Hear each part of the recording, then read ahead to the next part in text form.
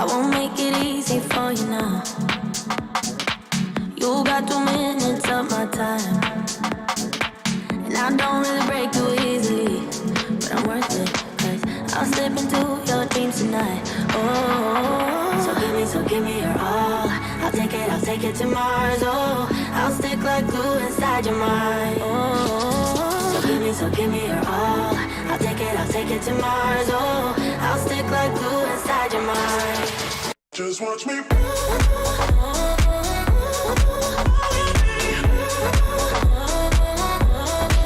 Just watch me.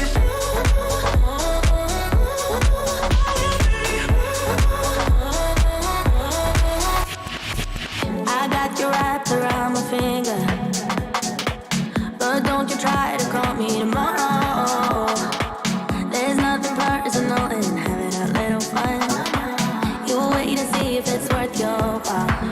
Oh. So give me your all. I'll take it to Mars. Oh, I'll stick like glue inside your mind. Just watch me. Give me your all. I'll take it to Mars. Oh, I'll stick like glue inside your mind. Just watch me.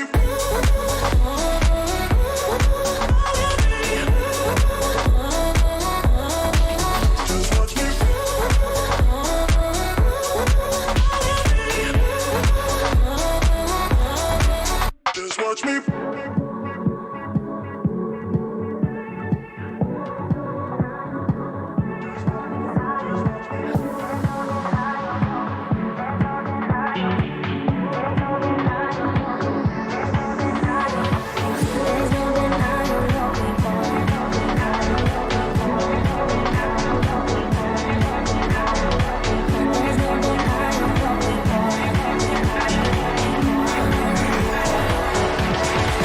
Just watch me.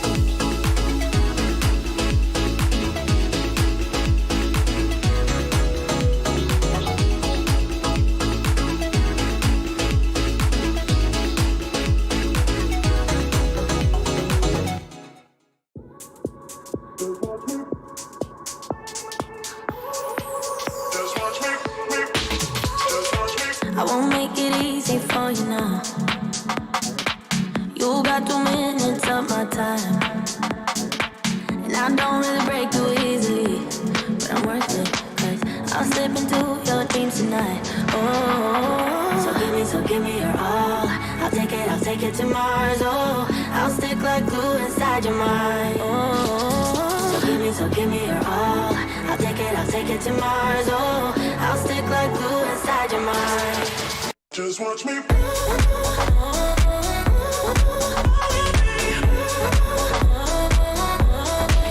Just watch me.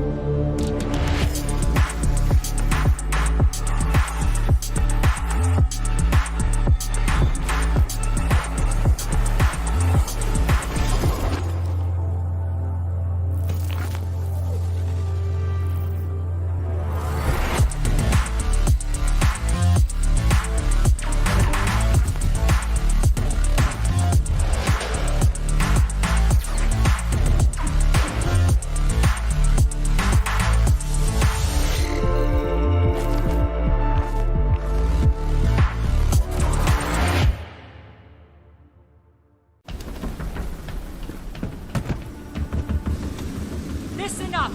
Night Haven Ordnance was stolen. Target anyone using our gear and put them down. Now load it up, let's go! Are you deaf, soldier? I said move! Sorry, Callie. Orders are to keep you grounded. And whose orders might that be? Mine.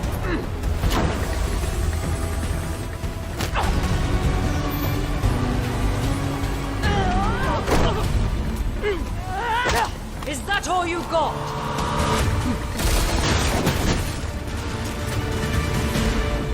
Damn it! I didn't kill Yahata! Someone stole Night Haven Ordnance and is selling it, jeopardizing our operation. We know, but that doesn't mean you get to start a war over it. This is Rainbow's operation now. Not sure your butter knife will cut it, darling. You'll be up against very loud guns. We have a squad for that. Red Hammer.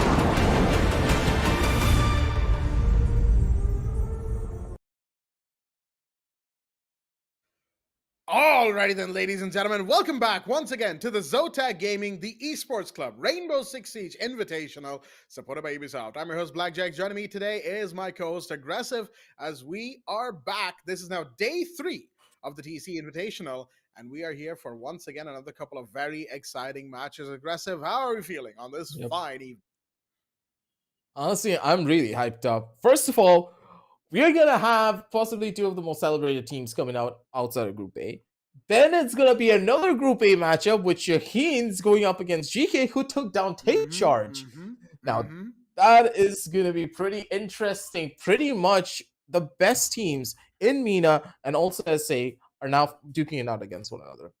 I don't think we can get a better storyline that, because when it comes down to this massive prize pool, both of these regions, they are fighting tooth and nail to try and get their hands on top of it. But of course, when you consider the entire tournament, there is a lot in stake, because you need to first qualify over onto playoffs before you can even get a chance to touch this prize pool. It's gonna be a tough Oh, one, but I yes. do believe that after what happened in day one, Group A, they had a little bit of time to just practice and get their groove back in. Exactly, and we'll touch on that in just a moment. But of course, let's remind our viewers exactly what they're fighting for here. 5,000 US dollars to first place, which is half of the total prize pool. 10,000 USD is what's at stake here. 2.5 to second place, 1.5 to third, and 1,000 to fourth spot. 1,000 is good. 5,000 is, well, five times better, obviously. But yeah, with all that said, like you mentioned, aggressive, this group A is going forwards from here, I feel like, and going to be an absolute bloodbath, right? Because the match that you and I are going to be casting, which will be going live in just a short moment, folks, is going to be Take Charge Esports versus Triple Esports. Now, Triple, they beat they beat Shaheens, and Take Charge unfortunately lost to GK earlier. So we'll have to see how these two teams fight and present themselves here and now. But before that, once again, let's remind our viewers what the format of this fine tournament is. As you can see, group stage with two groups, mixed mix of South Asian and MENA teams is going to be where we start off. That's where we are right now. Two teams from each group. The top two will make up four teams total. And that, of course, will be where the playoffs happen in a double elimination bracket. Four teams fighting it out. And finally, they will end up in the grand finals, the best of five to decide it all. And oh boy, howdy, that grand finals, after all this journey, it is going to be an absolute worthwhile watch for all of our viewers at home, I feel like. Yep, that's it. You gotta hit that like and hit the subscribe down below if you don't want to miss out on any of that action, because you have to be certain that here in the Invitational, the competition is just gonna be top notch, and all of these teams, they need to break through their limits to even have a chance of reaching towards the grand finals, because the competition is just that high. Now with the MENA coming in as well, the teams from their region is just astounding to watch. The way that we have seen Dovtukin just completely take over a match with his one taps, or players from GK just bodying the members from Take Charge previously. I was pleasantly surprised, because each and every team from this region just has something to give. They have a lot to show. And for our region, we need to match that pace. We need to get to that exact same level to just try and take them down even. And hopefully today we're going to be seeing exactly that. As you can see, the two groups are on your screens. Each and every one of these groups, they had their ups and downs. The highs and lows have been there, but slowly but surely we're getting into place. You have to remember that each of these teams, they get only 3 matches to play, and that's it. After those 3 matches, unless you're able to get maybe at the bare minimum of 1 or 2 points at the very end, you don't really have a solid chance. You need to guarantee at the bare minimum of 1 point out of all of these best of threes. Otherwise, you're kind of digging yourself into a ditch where you cannot make any mistakes moving on forward. And that's the thing. We'll look at the group standings to sort of further the point that you were making there, Aggressive. There you have it, folks. Group standings in front of our love reviewers now. And as you can see, slowly the spots are starting to take shape. We're going to be looking at Group A, the left side of your screens today. GK Sports and Triple, they won their first matches. Both will have 2 points respectively. And Take Charge, unfortunately, losing that first game, but they still have 1 point. Now you might be wondering, why do they have that first point? Because they took one map. In this BO3, obviously to win, you want to win 2 maps. That's 2 points. So each map is a point. So winning a map, Yep. even if you're 1-2 down, that's 1 point. It was a bit of a roundabout way to explain it, but you get what I'm saying here. Unfortunately, Shaheens, no maps won for them in their loss, so they will be at the bottom of the table right now. They have another chance tonight, and I feel like if they unfortunately should lose tonight's game, if they do, then they will be out of the running because they won't even have a Yep. single point, and this some sort of very big luck-based scenario would have to be in play for that. There might be tiebreaker rules, there might not be. We'll have to see about that, folks. But let's look at the schedule, exactly what matches are happening and when. And there you have it. In some very short moment, we're going to be going into that first game, Triple Esports versus Take Charge Esports, and the second game that will also be another absolutely fantastic one is going to be GK taking on Shaheens. And with that said, let's have a look at the teams here. Looking at Triple, first of all, we need to talk about the highlight players from these two teams. Oh yeah, oh yeah. Guards and Dovtukin. They look exactly the same, but they play completely different. They And actually kind of do. they're Yeah. both really talented. They have that Oh, genetic yeah. talent under their belt. From what we heard from production, apparently both of them are brothers. They look like twins, so I wouldn't be Oh, okay. surprised. And they're both extremely cracked out when it Oh comes yeah, down to their that they are. playstyle. Dovtukin is just insane when it comes down to those entries. The way he one taps people, it's just incredible. You can't put it into words, and I'm pretty sure on our Instagram we've already posted a couple of their highlights. You can check out all the links down below in the description to follow us there. But god damn, does this guy know how to make an entrance and how to get the presence of his raw power on the server. Everyone else is there to give the support. We all know how beautiful John can be when it comes down to his first initial frags. But from what we have seen from Triple in their past couple of matches up against the Shaheens, they have a tendency of being a little bit too over aggressive, and they want to peek out and take those hyper aggressive moves early on so can either get some information off or maybe find that first couple of frags to just set a pace on their defensive side. Now, how is this going to work out going up against Take Charge, though, is a real question, because initially when they were going up against the Shaheens, the main issue was the Shaheens, they were not always prepared for their hyper aggressive peaks coming in all of a sudden, but slowly but surely the members of Triple constantly switched up their playstyle. They took engagements that they knew were favorable, and then they started getting those first initial couple of picks. But for Take Charge, that's not gonna work out in the same way now, is it, Jack? Because if they can read into your playstyles, if they know where you like to go in for those spawn peaks or like to go in for those aggressive engagements, you're in a spot where you are not going to be able to treat them that often. If two players peek the exact same spawn peak angle and they're expecting you, there's no way you're going to be able to get out of that alive. So I want to see something new coming in from Triple, and I'm really hoping that Take Charge, they did their homework as well here.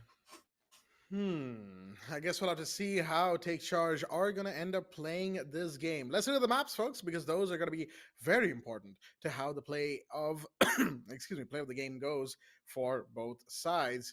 Here you have the maps coming in slowly but surely as they are banned, of course. Chalet, Cafe, Bank, Border. Unfortunate, my heart cries in agony, but it is what it is. Bank, we would have loved to have seen. Border, we would have loved to have seen. Skyscraper also gone.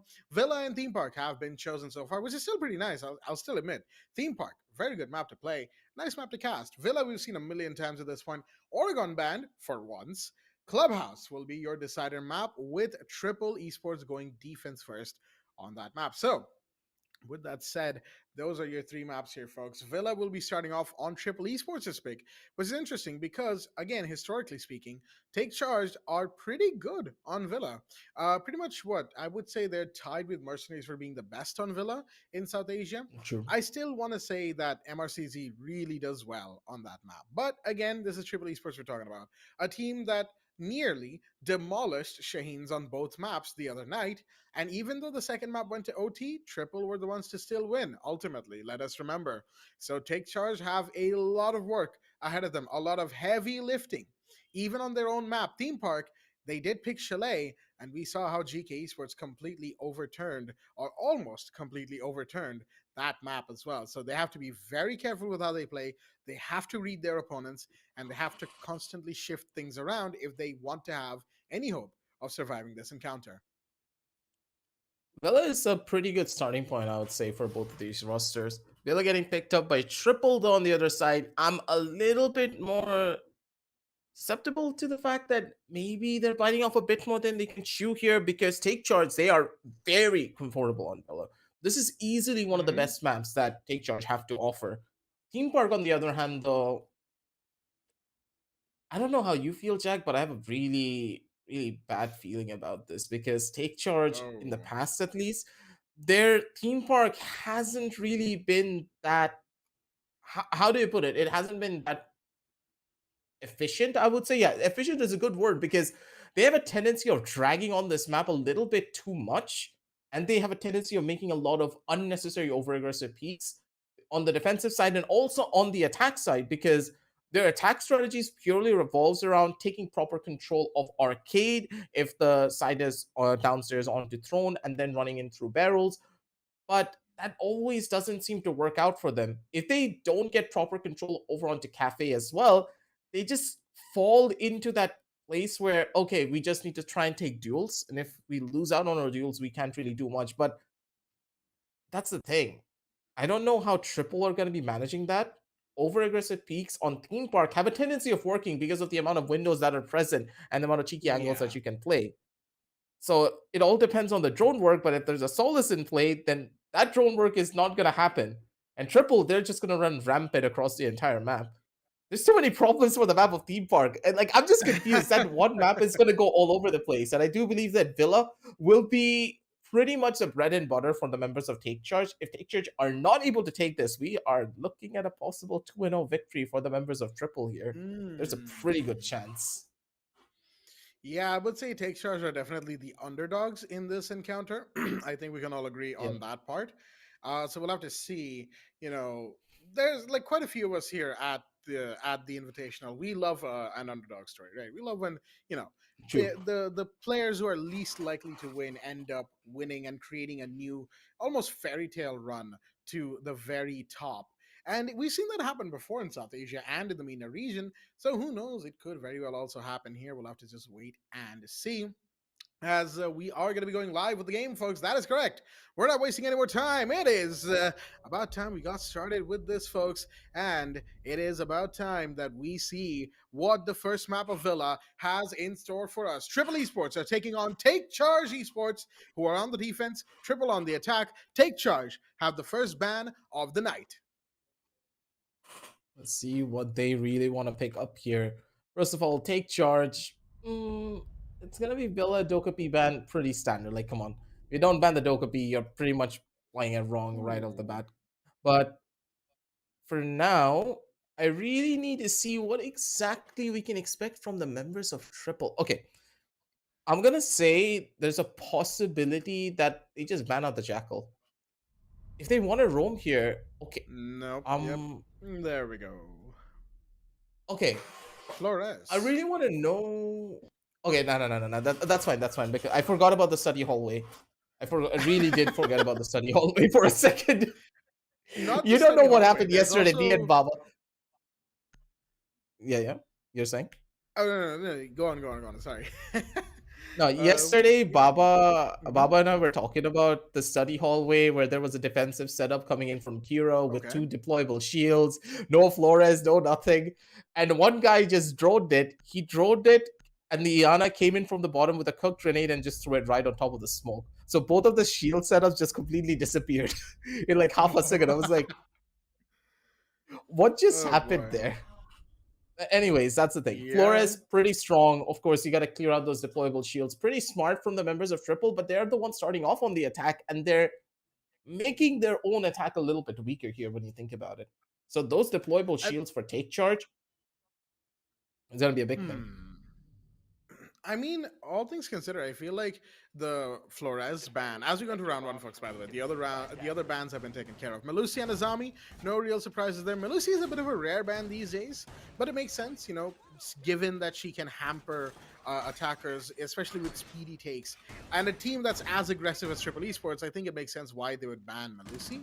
And as far as Azami goes, I think we've seen Take Charge ban that operator a lot because of the sheer amount of portable hard cover she can. Well, I say hard, soft cover that she can throw up at any given point in the game is just insane. And that sort of utility just doesn't really fly. And Take Charge don't want to deal with that on their attack. They're thinking about the long game here. Now, going back to that Yeah. Flores ban, right? It's not just the study hallway, mind you.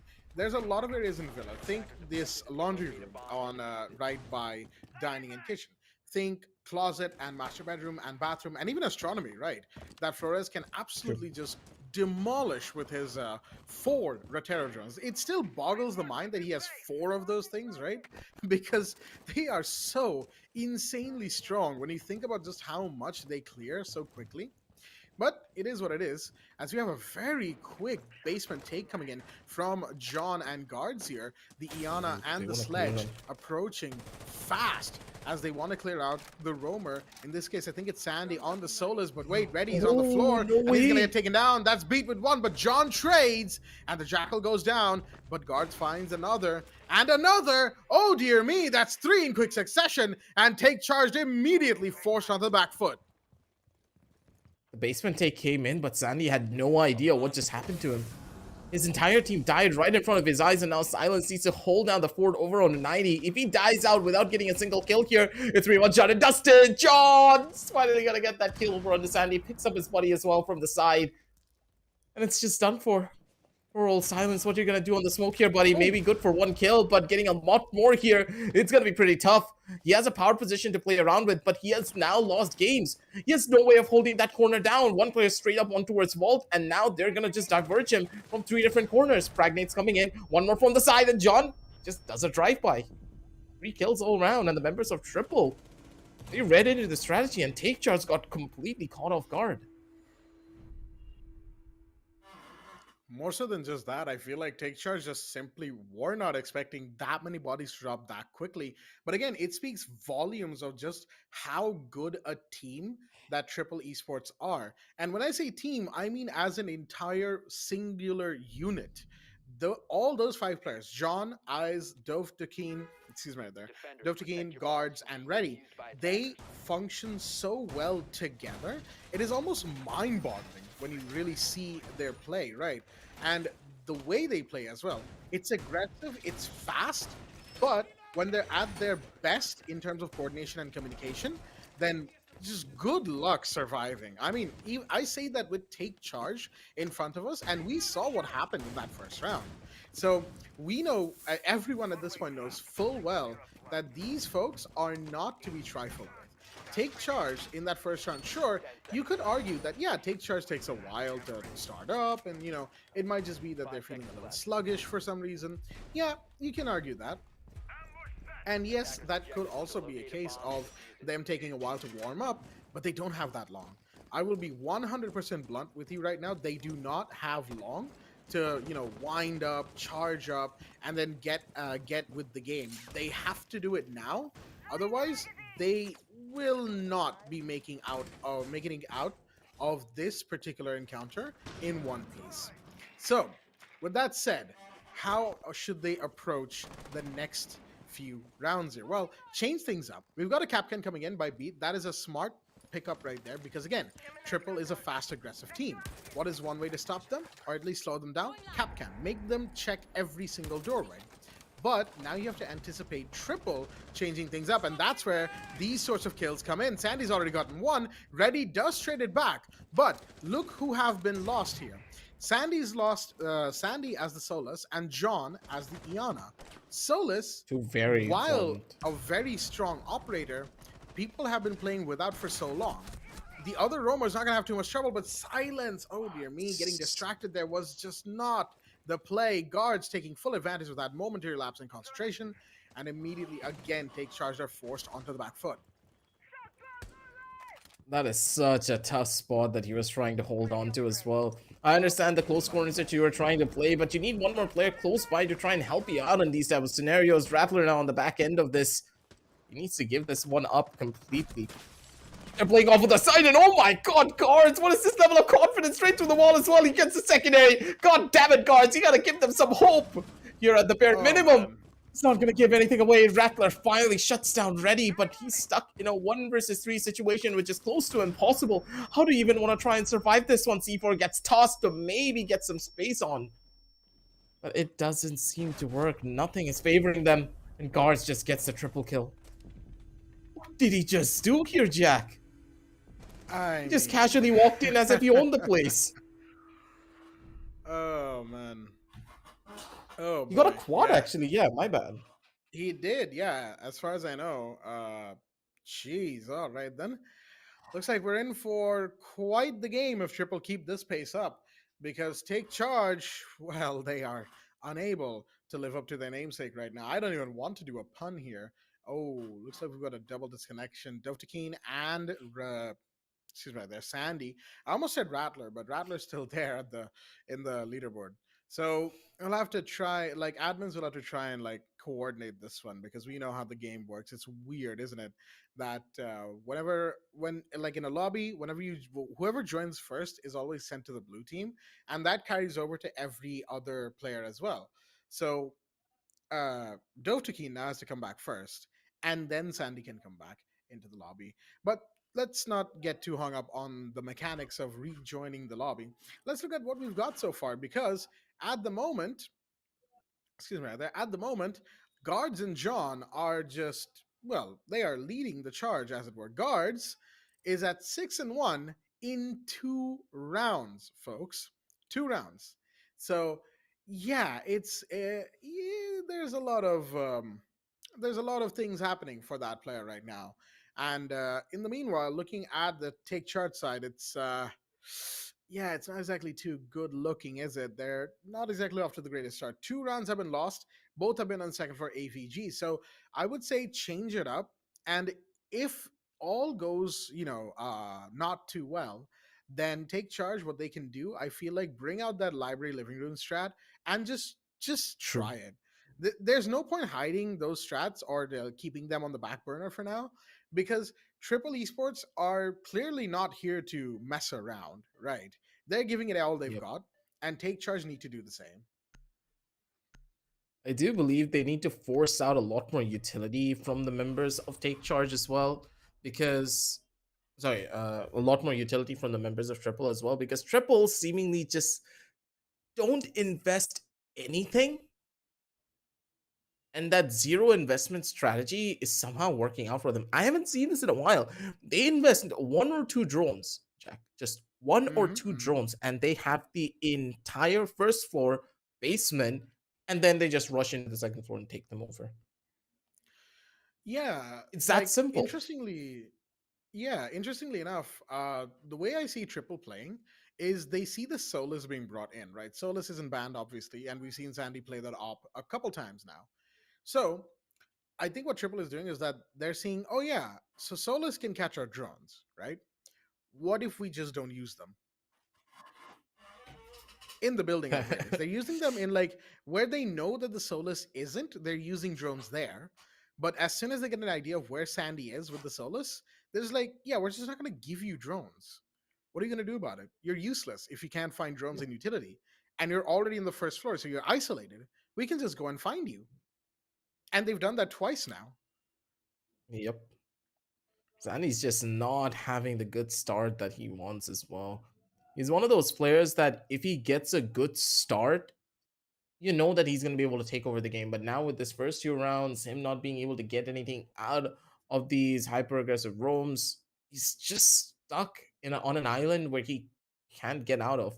He has no way of trying to Mm. even find any form of salvation. And I do believe if you want Sandy to succeed on this Solus, you might need to just give him a bit more of resources to play around with. Maybe a deployable shield over onto the corner so he can just run around a little bit more.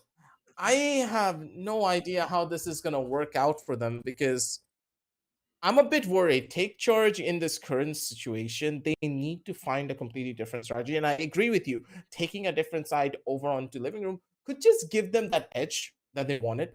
But at the same time, how well will this strategy even work? The lobby is going to be rehosted here, ladies and gentlemen. There were a couple of technical difficulties from the players. He couldn't rejoin. So we're going to be fixing all of that. But moving on back to that point, I do believe that Take Charge, they're taking things a little bit too by the book, and it's not working up against the members of Triple. They need to think outside of the box if they want to take out a team that seemingly have even stronger fundamentals than the members of Take Charge. Yeah, that's the interesting part, right? That Take Charge is a team that is very much known for their fundamentals, right? They're very very strong. At least for our South Asian region, they have always been very strong, and that's because they're very much about the fundamentals of Siege. They play around every Yep. single aspect of Rainbow Six that we can think of, and yet at the same time, they unfortunately can't quite seem to keep up that same pace against True. against Triple or GK for that matter. I mean, Chalet with the GK match, that was a great instance of how Take Charge can just absolutely turn a game on its head. Beautiful stuff, but they needed to do it before as well on Clubhouse because Clubhouse was just a wash, unfortunately, folks. And even now here, the beginning isn't exactly great. 2-0 down, and we're only in 2 rounds. And mind you, the first 2 rounds happened in like record time or something like that. It barely felt like they'd started when boom, you're seeing the victory screen for Triple Esports. So Take Charge really need to pull themselves up again, and they need to try and read into what's happening and how they can, reevaluate the situation, reassess. We've got this rehost going. They've got some time to figure things out and to try and come up with an improvised strategy, bring out the more niche stuff that they can do. Again, hiding strats and saving them for later, not really worth it right now. They need to try and do other things here. And as soon as they do, they will do better. But we'll have to just wait and see. That's the real caveat of this. How long is it going to take for the members of Take Charge to finally adapt and learn to what the members of Triple are trying to employ? With this technical pause, of course, and the rehost coming in, it's gonna give Take Charge some time to just get the group back in, understand the strategies, talk it through between each other. Like, what exactly is happening here? How can we improve? How can we adapt? How can we learn from what we have done in the past? And I do believe that Sandy being completely alone and isolated is one of the first things they need to try and fix. He needs some help, or he needs to play in an angle, or he needs to play in an area where he can just scurry his way back into the site instead of playing really far away as that roamer. If your roams are not working, if they're clearing you out this quickly, maybe playing on that roam on such an isolated area, it's not the play. You don't have backup, no one can help you. And if you're playing in such a fashion, you need to have someone hold maybe an angle or make a couple of bullet holes where he can at least watch your back so you can take one isolated gunfight straight up in front of you. And that's it. We know that Sandy's going to win an isolated 1v1 each and every time. But the thing is, whenever we look at Sandy's cab, he's looking back, he's looking in front of him, he's looking to his left, he's looking to his right. He's trying to hold three different angles at the same time. And that's never going to work. When your attention is divided, you are not winning the gunfight no matter what angle he comes out of, unless you're an absolute god. Sandy is that, but that's not going to be a consistent one. He's not taking a 50-50 gunfight win. He's taking what? A 20-80 or a 30-70% chance of winning his gunfight, which is just not a probable case here for the members of Take Charge. They need to try and first figure out where their pathing is for the first two initial sites. I'm pretty sure they're possibly going to take Kitchen here. I do believe that Kitchen is the much more optimum play instead of Living Yeah. Room, but Yeah, but again, that's the if they thing, take right? Living Room, that's a curveball. That's a curveball. Exactly right. Just for the sake of like throwing something new at these triple esports players, because I don't think living room library is much of a popular site anywhere in the world, right? So just to throw them off, just to get like loosen their footing a little bit, and then you go to like kitchen to really optimize out that whole strategy, that whole plan to get yourself into the game, and then you go back to that top floor site.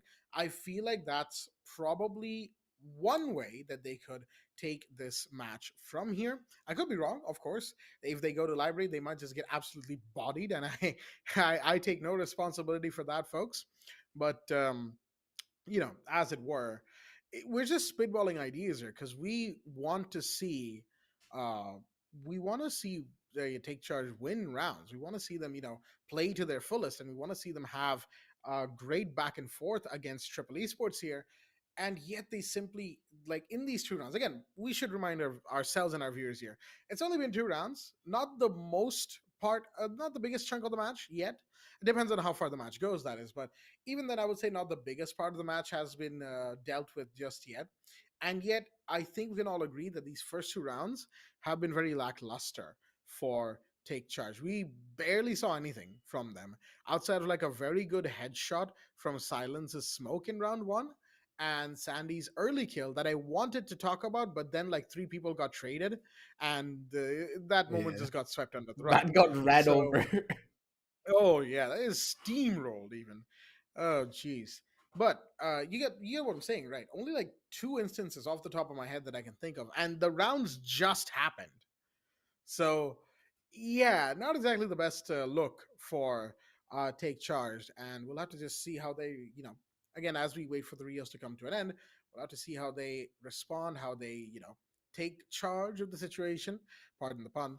But we've been doing that a lot, haven't we? Take charge, take charge. It's such a punnable name. It's one of those names, Love the name, mind you. Take charge. It's nice. It's strong, right? But also very punnable. So it's just fun to have You fun gotta with live that in the name. moment. Exactly, exactly.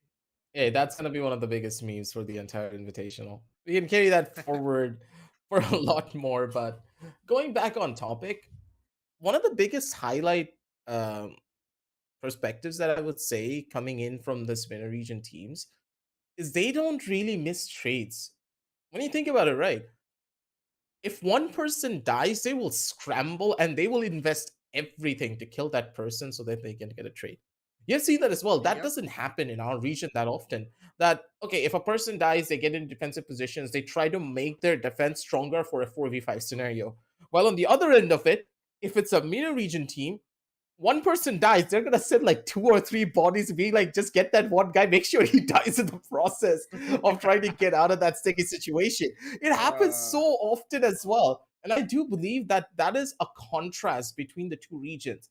One focuses completely on trades, one focuses much more on setups that really require highlight the 4v5 scenario, because that Siege is one of those games that if you're on the defensive side of the bare minimum, of course, it also works on the attack, that even if you're in a 4v5, if you have that man disadvantage, you can still make things work.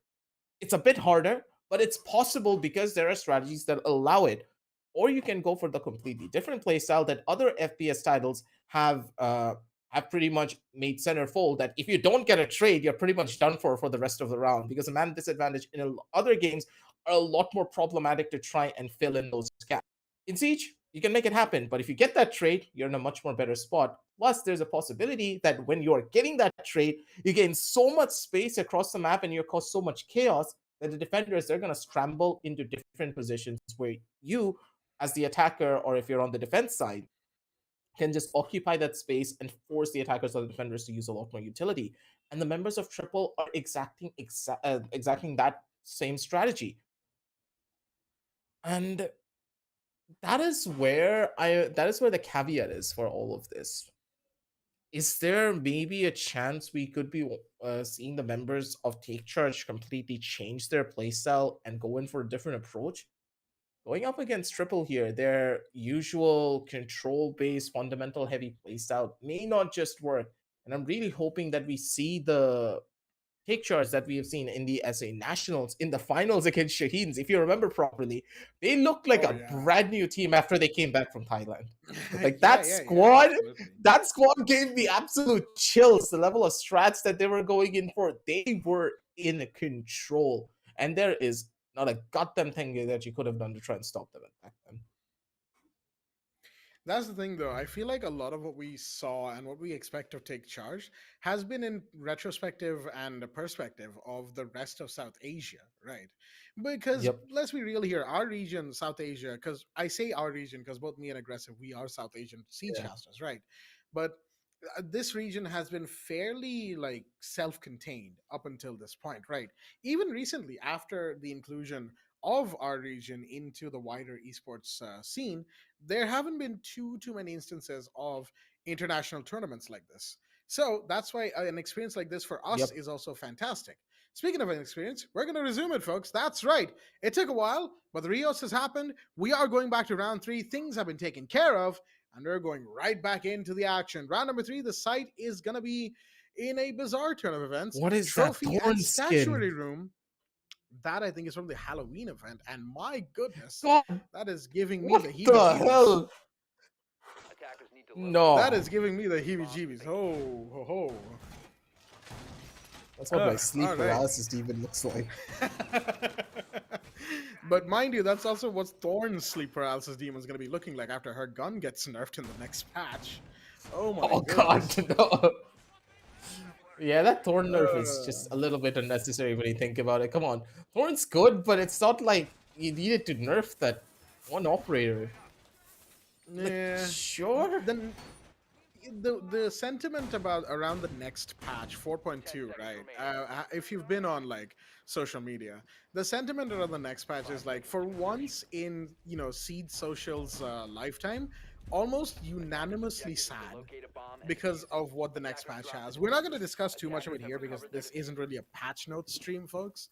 But if you want, you can go to like Ubisoft's blog post and you will be able to see what the patch notes are for the next balance patch. I say balance with air quotes this time. But for now, let's zoom back into the game. Thorn is in play, and that means those Razor Blooms will be working their butts off. Going forward from here, Jittery, gotta find that drone. Does do so. There's a Montaigne in play. Hold the phone. Guards has brought in They love the Walking Montaigne. Mountain. They do. And it's a plants their playstyle as well, right? So why not bring in the French Mountain? I don't know why the MENA region teams just absolutely love to play the Montaigne, just running in, getting information, getting space, and just making the defenders really uncomfortable. That's the thing, like that uncomfy place, that uncomfy look that the Montaigne gives you each and every time he stares into your soul is one of the main reasons why I do believe that the MENA region teams love to take him on. He gives so much space, he gives so much information, and he demands respect coming in from the defenders as well. But the real question is, how is this gonna work out? Rattler already going in for a little bit more of that aggressive play that we know him to go in for. He's to play it a bit slower on his side, and he needs to be very careful. That smoke will pretty much be the bread and butter here for this entire setup. If he's gonna die out, it's gonna be a tough one, and of course it's gonna be Rattler getting the first, and the bodies are just gonna keep on dropping. The trades are gonna be coming in, but not in the most favorable fashion. Easy takes down PAK, and that's the smoke already taken out of the equation, and that's a big kill, Jack. A massive one, because the smoke was not even able to use one canister to do pretty much anything here. Absolutely, and there goes Silence as well in the site, peeking out for just a second. John finds Jittery, and it's all down to the soulless Sandy, the roamer. Last one standing. One set of stairs. The Astro stairs is covered, but Sandy's already inside a bedroom. Shot. He gets one, but it's a post plant, and he's got to find the other two. There's one in games room. The other will join the games room player as well. Beautiful shot, but you got to be careful. There's one in Astro. Sandy, why are you running? When you're unaware of enemy positions, running blind like that will simply not work, my friend. Sandy. Come on, man. Expected a bit better there, but it is what it is. A third round goes to triple, and again, they looked very solid. Take Charge got a few more bodies this time, and Sandy almost pulled off that 1v3 post plant. But again, it speaks to a larger issue I feel like that Take Charge are having, is that they simply feel uncoordinated.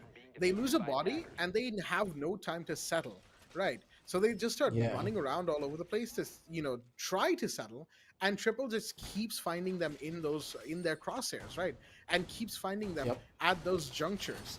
And it just simply does not work. Take Charge needs to be faster on the trigger and faster on the discipline if they want to have a chance at just weathering down the storm, batten down the hatches, and really heads on a swivel, I feel like.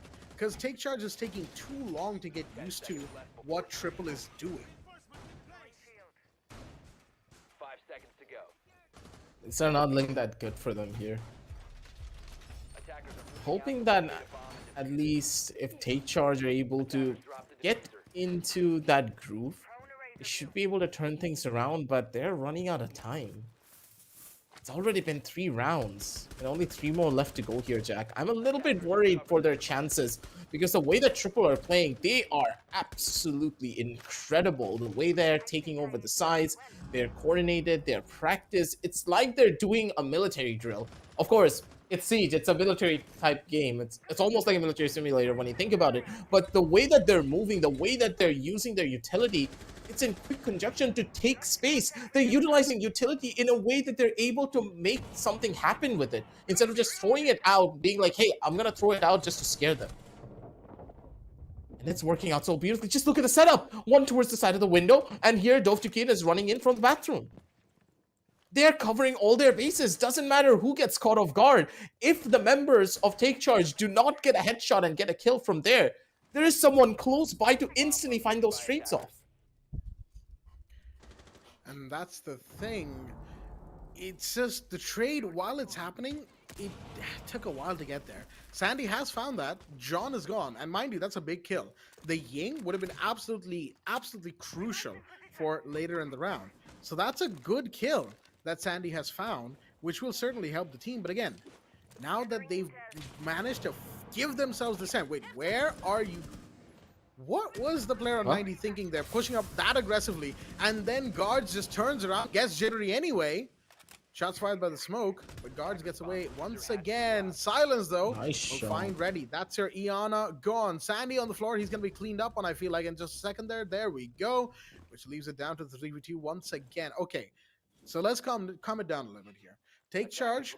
It feels like they now have at least a bit more of an idea about what to do against Triple. And that's great. They feel a bit more solid. Again, they're slowly waking up to what is happening and what they need to do. And I feel like that is absolutely essential here. Silence, beautiful push out of Vault there. Gets one, and the smoke from Rattler will find Dovtukin. Leaves Guards in a 1v2 right here. But I think I should remind all of our viewers, this is Guards we're talking about. One of the players from Triple. Dovtukin and Guards are the ones you want to watch out for. And Guards is still here with a Nomad, and this AK is a force to be reckoned with. Rattler's taking up an interesting position here. Prone peak punch on the wall, and he's just survived the bullets coming his way. Both players are actually prone right now. Shots are about to be fired as Guards is going to push out, but unaware of where Silence is in the vault. He's going to get, unfortunately, 4 Triple taken out. It took a while to get there, but Take Charge have finally put their first round on board. I would say better late than never, and yet they are, mind you, defense first, so they really need to make these next 2 rounds count. Yep. My God, even the Nomad skin. I was just about to say something and then I see that. Yeah, the Halloween. These Halloween skins are just... The cards for the Halloween skins are great. They are really, really great. I give props to the Siege's art team, that's for certain. But moving on back to the point, what we were trying to analyze from that last round. Strong anchors. The anchor positioning from Silence and Rattler, that is what I expect from the members of Take Charge. That is what their playstyle revolves around. 3 players go aggressive, they try to take duels, they try to take those trades. That's completely fine. But the last 2 players, they need to have proper crossfire setups inside of the site so they do not get overrun. That's the most important part. And finally, their setups are taking shape. They know what to expect, they know how to take down their opposition, and they're playing off of each other. That's the best part. The way that Guards ran into the site, even if he got that kill on the Silence, whose last known position was in Vault, you have to worry about Rattler, who's literally on the other side of a punch hole. He's waiting for Silence to die, or maybe get a trade off of Silence if he gets taken out from there. These are the type of crossfires that the members of Take Charge need to do a lot more consistently, because for now, it doesn't feel like it's working out in the way that you would have expected. Triple, they have been humbled. They know they need to switch up their strategies and first clear out Sandy before they want to do anything else here. Or they can completely ignore Sandy again and possibly give him a kill. They need to try and sway away from him as much as possible, because Sandy is now a pretty big marker for everyone to take over. Because if he is left to roam unchecked, the members of Triple, they are pretty much just shooting themselves on their own foot. Well, let's see how Triple responds to that round win. Well, they're going to respond by taking 1 down. John finds a big player, that is Silence, off the board, but Jittery trades it back immediately. And another, all right, Jittery's on the flow this time. He's found Ready as well. The Thatcher now off the board, but gets traded, and Dovtukin with a double now. taking down Beat along with Jittery. Huge drop right here. Sandy is really close to the bathroom, has to be very much on point on this bathroom door because the smoke is relying on that player, but falls away. The drone, I don't think, saw Sandy. Means he might be able to approach, gets one. Beautiful shot. Needs to get a couple more. Watch out, the breach is done, which means this rotate is a bit more dangerous right now. He's going to go through it nonetheless. But there's a player inside of Statuary already, and guards find Sandy while Sandy was just trying to use the gadget and figure out what's going on where. The diffuser has now been recovered. It was on the floor this entire time. Rattler's the last one standing. Smoke without any gas grenades, mind you. Just still find one. Yes, he does. And it's all up to guards now in the 1v1. Take charge, playing a bit better, playing a bit more on the hide and seek side of things. That's a plant. But is that a bait? Yes, it is. He falls out of the plant immediately. Shots fired. Oh, no, Kind of has an idea here about where this smoke. Oh Ah, my not gonna goodness, where happen. the sledge could have been. But guards is again too quick on the trigger. Gets the kill, sees the smoke, has the position locked, and finishes off the round. Once again, triple. They will take the 5th round, but this time aggressive. I feel like we Getting can all closer. comfortably say that yeah, it was basically a hair's length away from going to take charge. If it was anything other than an SMG-11, I think that he would have had a chance. Attackers need He had to a locate and solid chance of getting that one. He ran out of bullets right at the very end, I think, Rattler. That's why he needed to dip back in towards cover, but he couldn't. He didn't have the angle for it whatsoever. Tough spots to be in, and the members of Triple, they are holding down the fort as much as they possibly can. And that's for certain, because you are looking at Triple on the attack side, Jack. They're on attack and they're getting this much value. Can you imagine what's going to happen later? 10 seconds left. Oh boy. Finally, we do see the kitchen getting picked up. Attackers must locate and All right. What then. do you expect from that? This is where it's Gonna pretty have much going to to- be their bread and butter. Your Yep. call, Jack. attackers have located a bomb. I mean, again, it's hard to make a call about this. Things are just so one way or the other with this match, and it feels like there's no real middle ground. At the very least, none that Take Charge have found. Oh my goodness! Are you What? kidding me? Beat did not Nah. have time to react. He didn't have time to react. Nah. I did not see that orange shadow move an inch. And I don't know if it was droned out already. If it was, well, No, boy, it howdy. wasn't. It wasn't. It wasn't, right? It was a raw peak. And Dr. Mighty finds one. Silence gets a trade back, but Guards gets jittery in the meanwhile. Everyone's falling by the wayside. Sandy is still above. And this is a big flank right now. Gets one. Can't get the second, mind you, but it's still huge as it's left Silence in a 1v2. A doable thing here. And he's going to get the first kill. Triple to Silence. He's been in the site and working away as much as he possibly can. Going to make a quick scan here, Guards, just to make sure that there are no Val cams to give away his position. 1v1 Silence in this position needs to find that final kill. Diffuser is not in the IQ's hands. Shots are fired. Silence now knows that the IQ's in the site. We'll see them on the shield. One shot, just a tentative little peek out. But what will Guards do here? Diffuser is not with them. And Silence, in the meanwhile, has to try something here. Wait. Okay, that's an interesting amount of running that's going on, but that's I'm too much noise that Guards was confused. making. Yeah, it's confusing. I think Guards tried to like bait with sound cues, right? Left or right, and have Silence be confused about it.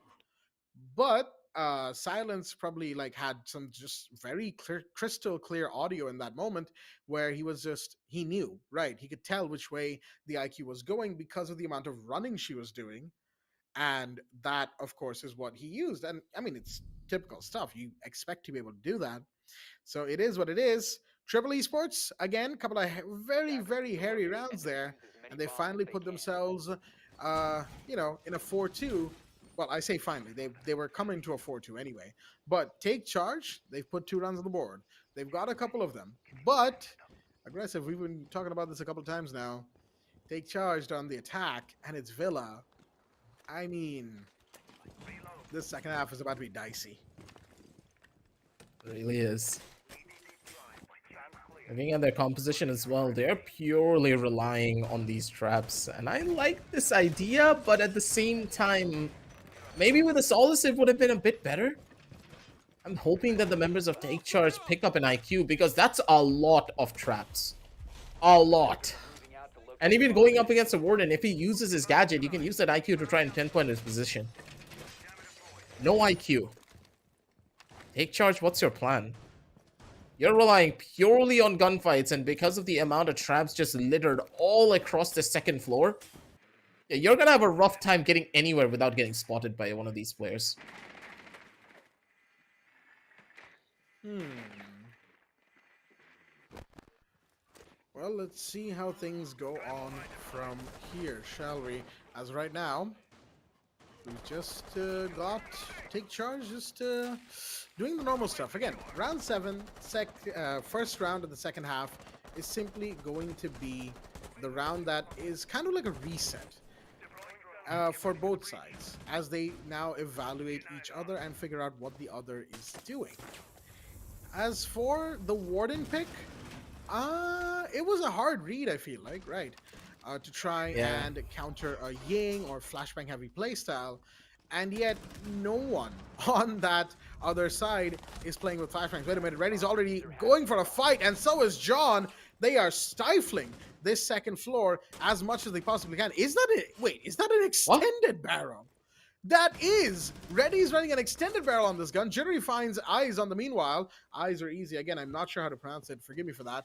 Silence on the window of Astro. Falls away. Needs to support his teammates, but no... yeah, taking a while to make that decision. All right. Jittery still needs to find that Warden. Silence taking damage. He's gone. And Reddy falls by the wayside. There's a Warden gone. There's John off the board. But beat dies to Dovetakin. As we now have another situation with Jittery in a 1vx. He's been in these so often. And it's Dovetakin and guards as well. Oh, dear me. I don't know how Jittery's going to handle this situation. It's going to be exceptionally difficult. But he's going to have to do whatever he can here. Because otherwise, well, you can see, you know, it'll be very difficult if they lose this round. Which, mind you, given that he's up against Dovetakin and guards, it's already not very likely. Even though for how good Jittery is, it can get dicey. C4 pre-toss from Dovetakin as well. Guards has their C4 as well, mind you. So that's 2 C4s that are already in play. Uncooked, yeah. Uncooked grenades. I was going to take care of that, but no, there's a Vulcan there as well. What are you going to do here? That's the other C4. Guards has used up their own. And now it's down to the last few seconds. 10 remaining. Jittery still stuck on this door. The Vulcan still not letting up with its flames everywhere. And here's the Vector. Dovetakin wants this kill. Won't get it, but guards will. The trade is there. Both covered for each other. And there you have it. Another round going to Triple Esports. Not against the two brothers. That's not gonna work. You know that their playstyles are just in sync, considering how much they have played with each other. Good crossfire setups. They already know what to expect. They heard the sound cues, and at that point, Guards is just chilling instead of study. He doesn't need to move.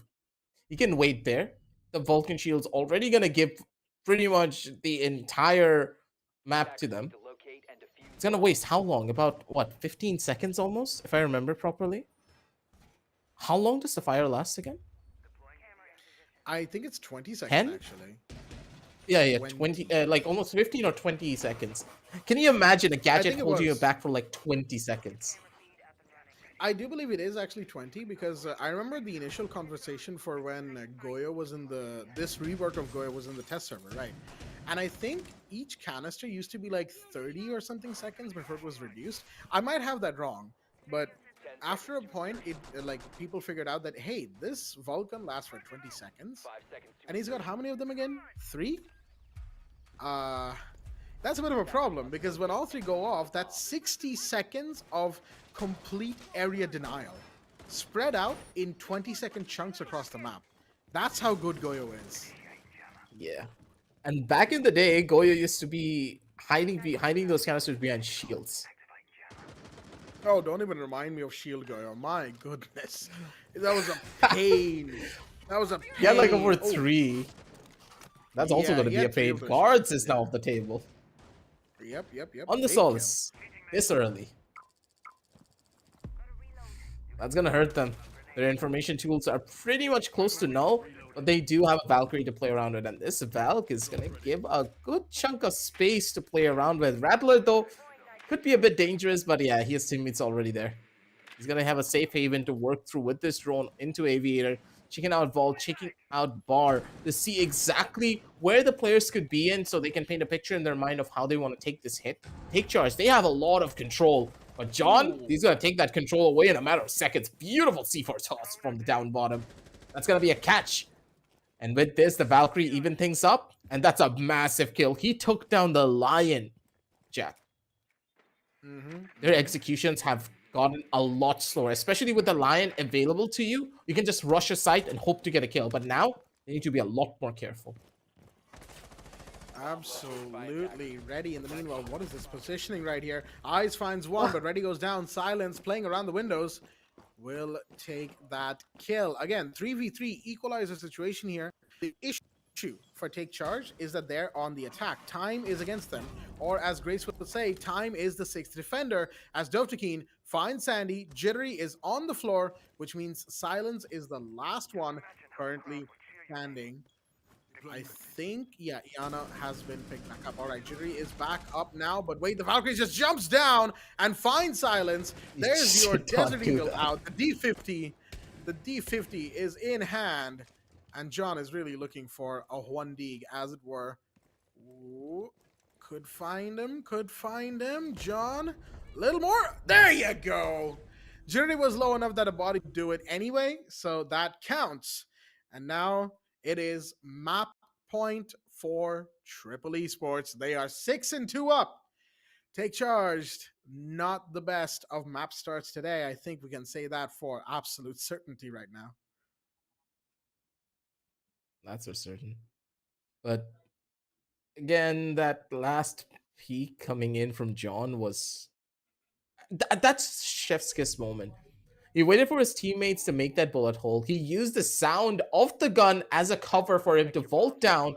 And hey, if someone is shooting a bullet hole straight up on the top side of a roof, you're going to look up, right? You're going to be like, hey, maybe I can catch this guy who's trying to shoot out a bullet hole over onto my teammate. The player that John killed looked up, John jumped down, and 2 seconds later, he's already dead. The level of coordination that the members of Triple are exercising to try and get any of these wins as well here, Jack, it's what's really the surprising part. They're not leaving none of their bases unchecked. They're so well versed, and they also feel as though they've practiced day in, day out to perfect this playstyle. It's working so beautifully. I'm pleasantly surprised. I expected Villa to be a lot more stronger from the members of Take Charge, but they're in a tough spot, and John! Oh boy. Already going ham. Balls of titanium on this man. Oh boy, Huh? That with a we got lesion. ourselves. We got ourselves quite the round here. They are definitely feeling themselves. You know, Triple Esports. I feel like they are 100% feeling themselves, and they are absolutely ready to just you know, take every single opportunity that they possibly can. And right now, let's see. Take Charge in the meanwhile. How will they approach the situation? There's a pulse to be worried about, of course. That's how many impacts is that? 4 of them, right? And in the meanwhile, Guards falls down by the wayside. Guards is not going to be able to do much there on that end. Pretty much stuck between a rock and a hard place to try and hold down the sideline. Silence is now going to be an absolute nuisance in this upside down rappel. Dovtakin, though, catches out Sandy. He was a bit too overly aggressive for his own good. Wait, no, he was not overly aggressive. He got him through the flooring. No way. Dude, what? I've never seen a smoke play like that. I have never seen that. We've seen, like, you know, attempts at this in the South Asian region, but no one has ever really committed. And just like how there's somebody in the bathtub. There's actually somebody in the bathtub. No. He walked away with 2. He walks away with 2. John, stop! Stop! You cannot just do that! He nearly got a third for his trouble. Silence shuts him down, but the pulse from below constantly feeding information with the combination of plays like that. Triple, there's a reason they're 6-2 up, folks. And that is it right there. No one would have even cleared that. Honestly, tell me, at the highest level of Siege, exactly. in the Invitationals, who expects that? I've seen that happen in Bronze. Not here at the highest level of play. That is a position that you just don't play, but that's the thing. You do something really stupid that is of the lower ranks. None of the higher rank players are going to expect it. No one even cleared him, man. I can't even blame them for it. Oh. He brought it out on a 6-2 scoreline. He didn't sit there for the entire game. And he did it right at the very end? Add insult to injury. Good God. Yep. Talk about dedication to your craft. Zotac falls in the meanwhile. Jittery now the last one standing, taking damage in the meanwhile as he does get one kill. Shot up, and Zotac comes around, finishes off that final player. Oh my, it's like how Take Charge had their game against GK. And let us remember, against GK, Take Charge were 1-7 down in Clubhouse. Tonight, they are 2-7 down against Triple Esports on their map pick. Triple Esports will take map number 1, 7-2, and in style, I do believe we can say. Well, that was a match that we can write home about, that's for certain. A lot of things to break down, a lot of strategies that we can talk about, but good God, what I did not expect was that last play from John, man. It's one thing to have a team that just completely disregards their own life to go in for a trade. But here comes a team that plays in the most awkwardest of positions to get those frags off on the board. I loved each and every second of it. Triple, they brought in something that we did not see they had back against the Shaheens. I thought that, okay, Triple, they're going to go for over-aggressive peaks. They're going to just hold for spawn peaks pretty much the entire game. Get that first frag before they run back in towards the side. No, that wasn't the case here. Good God, no. They waited for the members of Take Charge to make the first mistake, and then they played in the most unorthodox positions that you can think of to get frags on top of Take Charge, because Take Charge, they're used to a very specific type of playstyle. And that is what was their kryptonite here in this scenario. Because they were expecting one thing, the members of Triple did something completely different. And that playstyle change is quite unheard of, because a team can't often change their playstyles depending on a map or depending on the team that they are facing. It's difficult to do. But if Triple are able to do so, I don't know, man. It'll be really interesting as we head on over onto Theme Park, because this is the home pickup for Take Charge. But regardless of that scenario, I feel as though Triple still have an advantage there. Like, I have that feeling after what we've seen on the first map, not because of the scoreline, purely based on the playstyle that they have, that Theme Park could just be their own playground. I mean, yeah, there's a very good chance of it. And the way it's going, I just see Theme Park, I would say, is even more defender favored than Villa is. And to True. that extent, with the way that the rounds have gone, and if, let's say, Triple is like on the attack, right? Say Triple is about 90% as strong on Theme Park attack as they are on Villa. Like, say Villa, Triple, and there's like a 10% difference between those two in terms of strength. Even then, they can walk away with a win on Theme Park. Because here's the thing about Theme Park.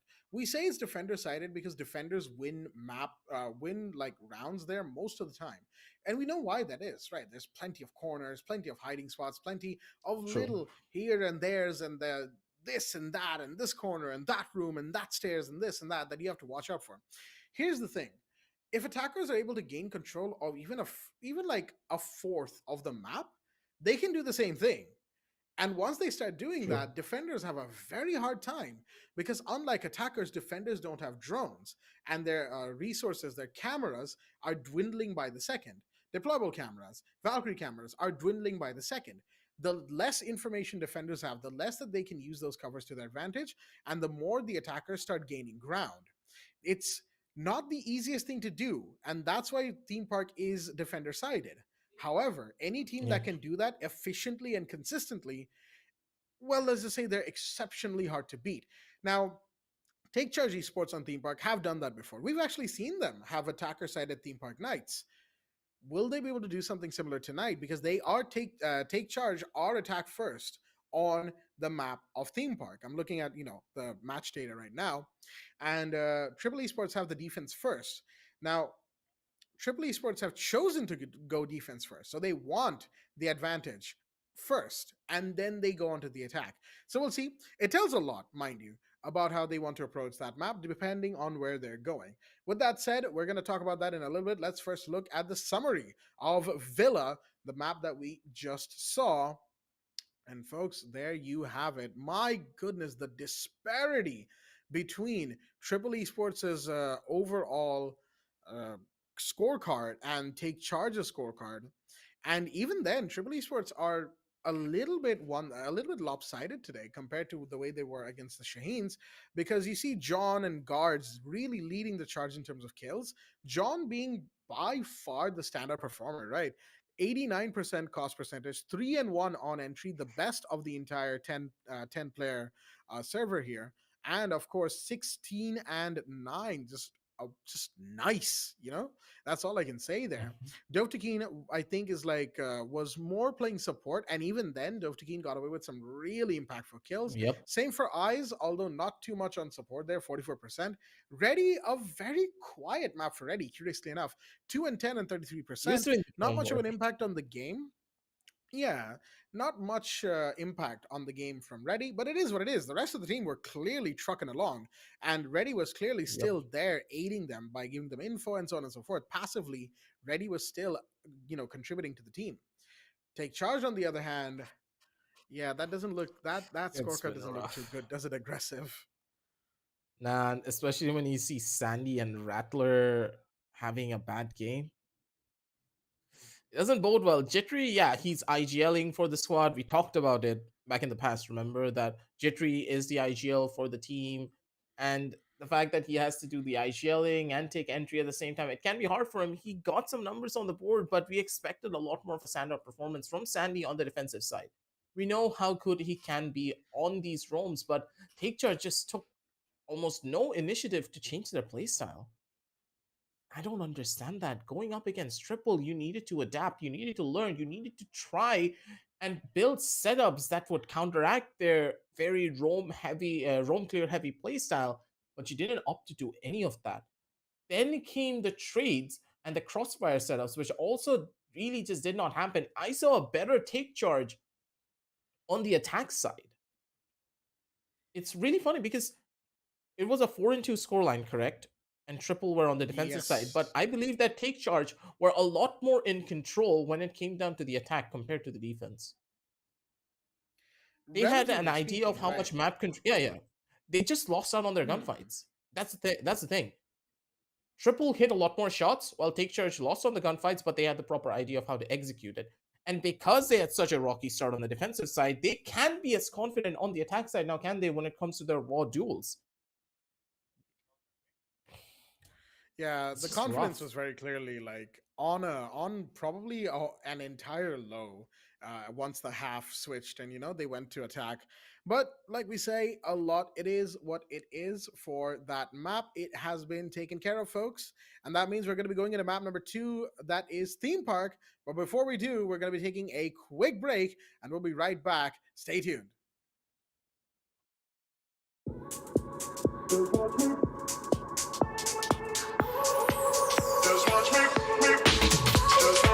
I won't make it easy for you now. You got 2 minutes of my time, and I don't really break too easily, but I'm worth it, 'cause I'll slip into your dreams tonight. Oh, so give me your all. I'll take it to Mars. Oh, I'll stick like glue inside your mind. Oh, so give me your all. I'll take it to Mars. Oh, I'll stick like glue inside your mind. Just watch me.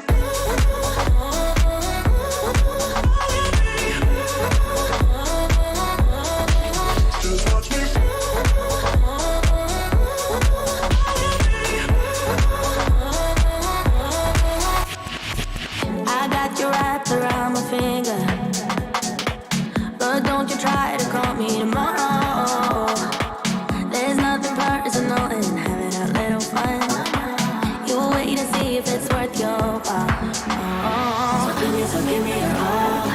take it to Mars. Oh, I'll stick like glue inside your mind. Just watch me. Give me, so give me a roll.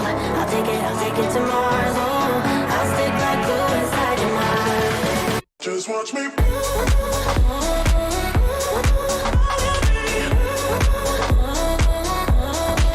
Just watch me.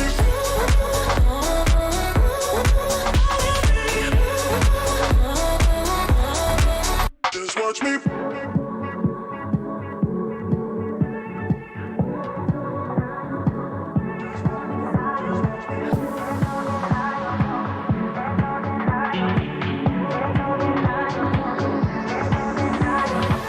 There's no denying what we want.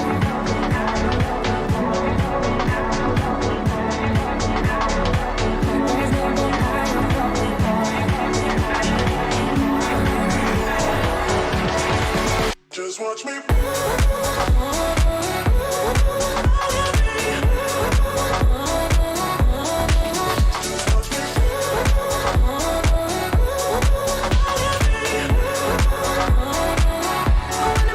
Just watch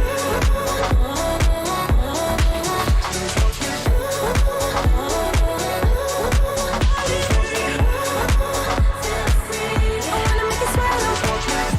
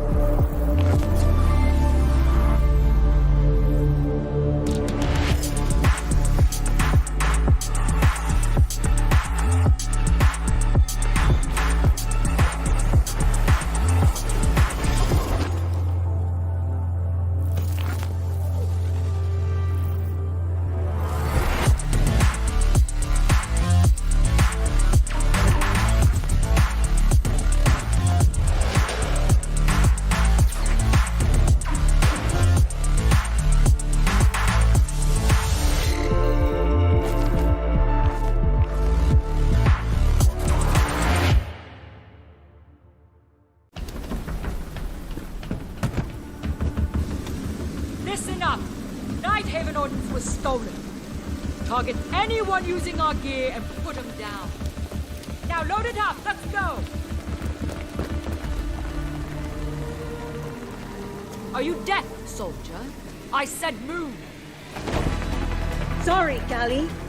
Orders are to keep you grounded. And whose orders might that be? Mine.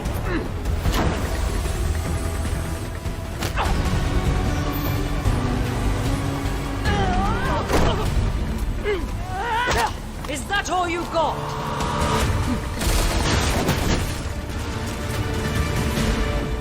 Damn it!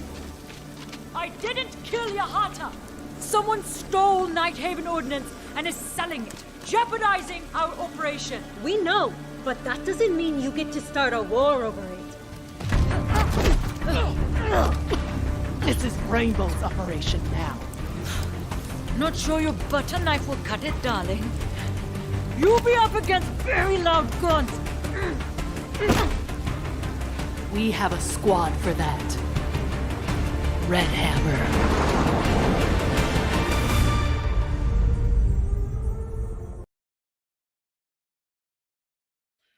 Alrighty then, ladies and gentlemen, welcome back once again to the Zotac Gaming, the Esports Club Rainbow Six Siege Invitational, supported by Ubisoft. We're Hills, Blackjack, and Aggressive, as we are back for the first game of day number 3, or some could call it the overall fifth game of the Invitational. I had to do a quick count, and yes, I think I am correct in saying that this is now the 5th game, and the Invitational is truly well underway. It is a BO3 between Triple Esports and Take Charge Esports, the two titans of the MENA and South Asian region, respectively. And we've already had one map be done and dusted. That was Villa, and that was Triple Esports' pick, which went 7-2 to their favor.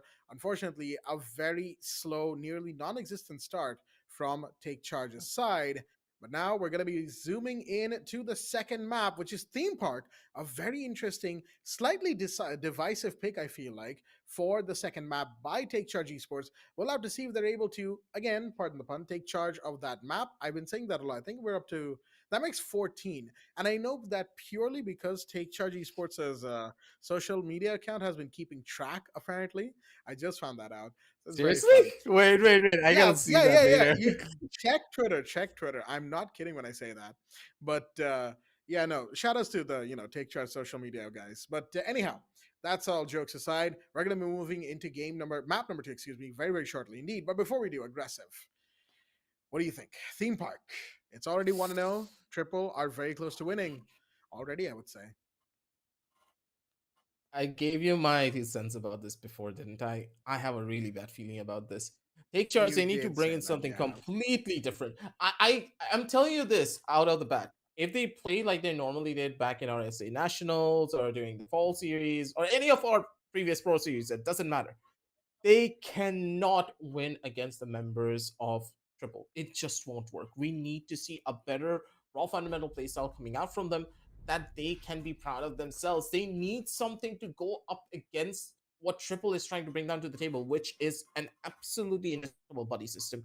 They need to try and isolate the fights. They need to make sure they get those traits, and they need to be much more confident in their gunfight capabilities, because currently, I don't know why the members of Take Charge, they are not backing each other up. This is not how they play. This is not the Take Charge that we know and love. What's happening to them? And if that is the exact same playstyle they're bringing here on the theme park, that's not going to work. A map that purely revolves on trades, Jack. There's no 2 cents about this. You cannot hide the fact that if your trades are not proper and if they're not goods, you are no way in hell getting multi-kills. It's not possible on this map because of how many nooks and corners there are.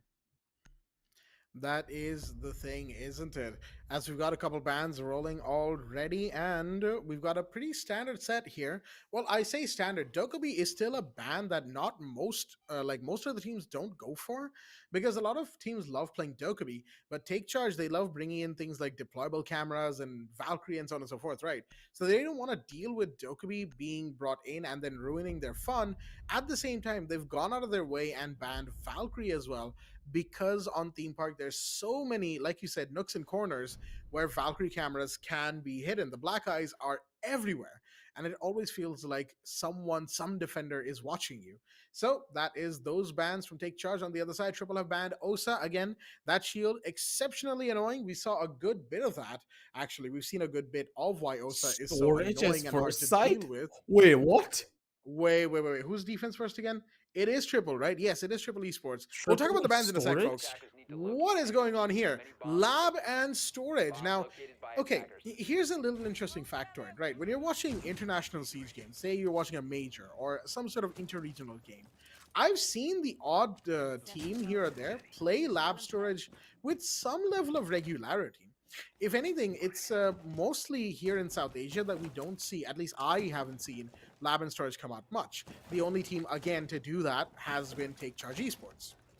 So it's not the most surprising thing, but what is surprising is that Triple will bring it out frame one. Not even round one, frame one. They picked it instantly. 5 seconds to insertion. So Take Charge are in for a doozy here. They will have figured out the site by now, and they've made a couple of 6-pick changes to their attacking roster. Meanwhile, we've got a Thorn, we've got a Mozzie, Mozzie Goyo, interesting, and two utility soakers in Castle and a Rooney, both of whom serve somewhat similar purposes of blocking off entry from certain points and requiring utility to clear out. But wait a minute, Beat's already down because John is out on the prowl already. No. Oh, Chitri! Gotta John, be careful! John. Good God! John, what is this, man? Nah, What is nah, happening? nah, Come nah. on, John, Yes, John. He's balls not. of steel. He's just playing. Balls He's of just playing. titanium. Just I'm playing at with the edge his of my food seat. right now. This Dude, Mozzie, okay, finally. finally he goes down. But think about it for a second. This Mozzie was on what, 20 HP and just quick peeking a lion with a 50-round drum mag? Are you kidding me? And he walks away with that kill. It takes 3 operators, 2 of them died, to put John down. And Take Charge, once again, are heavily on the back foot because they've lost their sledge. They can't do vertical anymore. They just breached into Armory, but guess what? That's not even the site. They lost 2 of their most important players before they got even close to the site.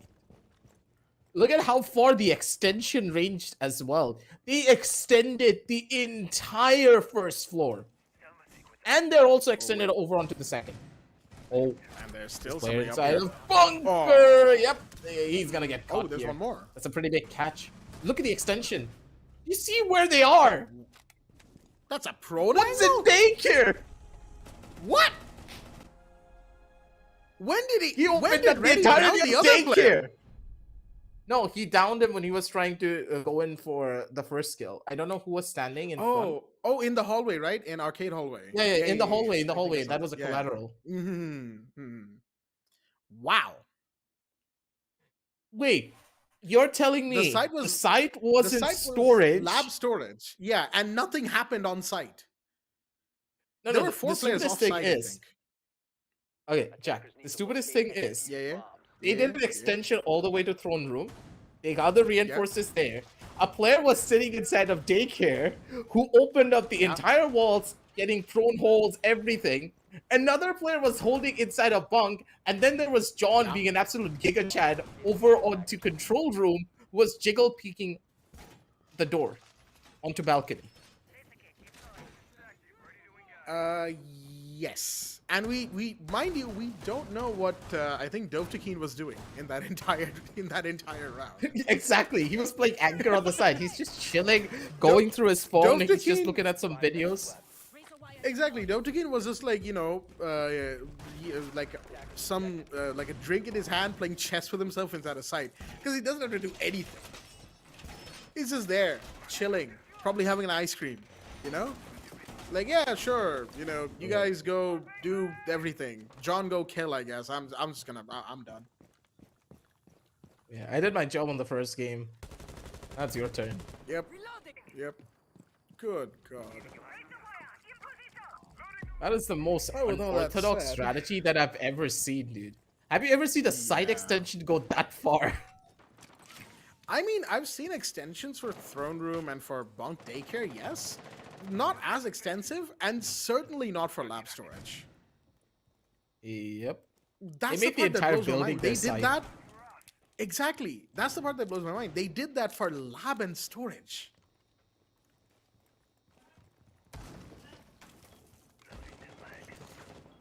All right, Just then. one of those things So, that you cannot make up. not at all. Now they've got Amira, and Rattler's gonna go down first. Zotac gets one. Oh, that's a trade, actually. Rattler just about managing the headshot before going down, which is a good thing because that's a smoke taken care of with no gas grenades remaining, as in to say, no gas grenades being used. As the E1D comes out, there is a Mozzie, and this time we've got a Wamai in play from Triple. Guards is bringing in that operator. And, oh, John's already on the floor and John. out of here. Beat gets that kill. John getting a bit too antsy on the bathroom side as Sandy gets guards. Okay. Whittling away at the take charge. Excuse me, at the defenses take charge right now. But, oh my goodness, this DMR is just so good. Eyes gets another. We've got, oh, that's a grenade, but ready. Jumps into a bathroom. Oh, that's a C4. Tossed out. Not gonna hit its mark, unfortunately. He's still gotta find a player or two. There goes Eyes in the meanwhile. And that leaves Ready as the last one standing inside a bathroom right now. Second floor office showers. And be pushing up potentially towards Cash to get a player or two. Silence is gonna make his way all the way towards initiation, but Jittery will be the one to get that kill. Coming up, the yellow stairs finds the player, gets the kill, and that will be take charge, taking the first round in this map. And I will say, a bit better from them. They played more forward positions, and they not more forward. Okay, that's the wrong thing to say, but they sort of seem to wait for Triple Esports to come to them, almost like they were doing a hard read, right? That, yeah, we know you're going to get antsy. We know if we don't show our face for too long, you're going to want to come and see us. And that's what they banked on for a majority of that round, and it worked. They read into Triple Esports' playstyle. But they did that in the last map as well, right? Round 4 on Villa. So, how will Triple Esports change themselves up here is the real question. Attackers have located a bomb. There's just confusion all around. The way that this entire matchup's being played. 1-1 on the scorecards, and Take Charge, finally, they're able to get the trade playstyle that we were hoping they would have. We were talking about this before this entire match even started, that, hey, unless they're able to find trades, it's going to be looking pretty bad. Ready actually used one of his impacts to try to take out a drone. I was going to say, yeah. Objective is to defuse the bomb. I mean, this man just doesn't want to give any info away. Oh, he's peeking out. They will invest anything in... Nah. He's gonna get punished for that. Please tell me he's gonna he should. Okay, the drone's about to see it. Rattler, yes, there you go. Legion's position given away. That will force No one can even get any player info from back. I mean, the drone's gone, right? So that's, it's a loss Exactly. that they simply have to deal with. Because, again, you trade that drone for getting that Legion out of there. Because, at the very least, Reddy will now fall back and, put those goo mines to use elsewhere. Because he's got 2 in his pocket. About to get 3 if you look at the bar that's building up. There you go. 3 goo mines now. John, instead, comes into Gong Room. Because, why not? And Triple Esports are still just in Take Charge's face. They're not going to let them get all that much area of control here. They simply should not allow them, but Reddy will start things off by, unfortunately, falling by the wayside, and Beat takes that first kill. Too many different corners here, Easy. You need to be careful about the fights that you're taking. The DMR not really bearing any fruit here for these particular corners. And with the ace now opening up the wall, they need to give it up completely all the way over onto Dragon Stairs. Jitby has a perfect position to play around with. And now the members of Triple, they are being pincered in positions that they really don't want to be in.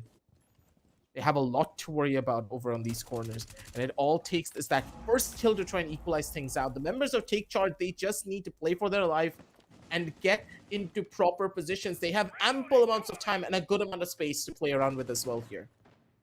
Don't rush it. Get information, play based upon that. Build your strategy slowly but surely. Use your time. Because again, you have enough of it. But with Dovtakin now changing his defensive positioning elsewhere, this could be bad.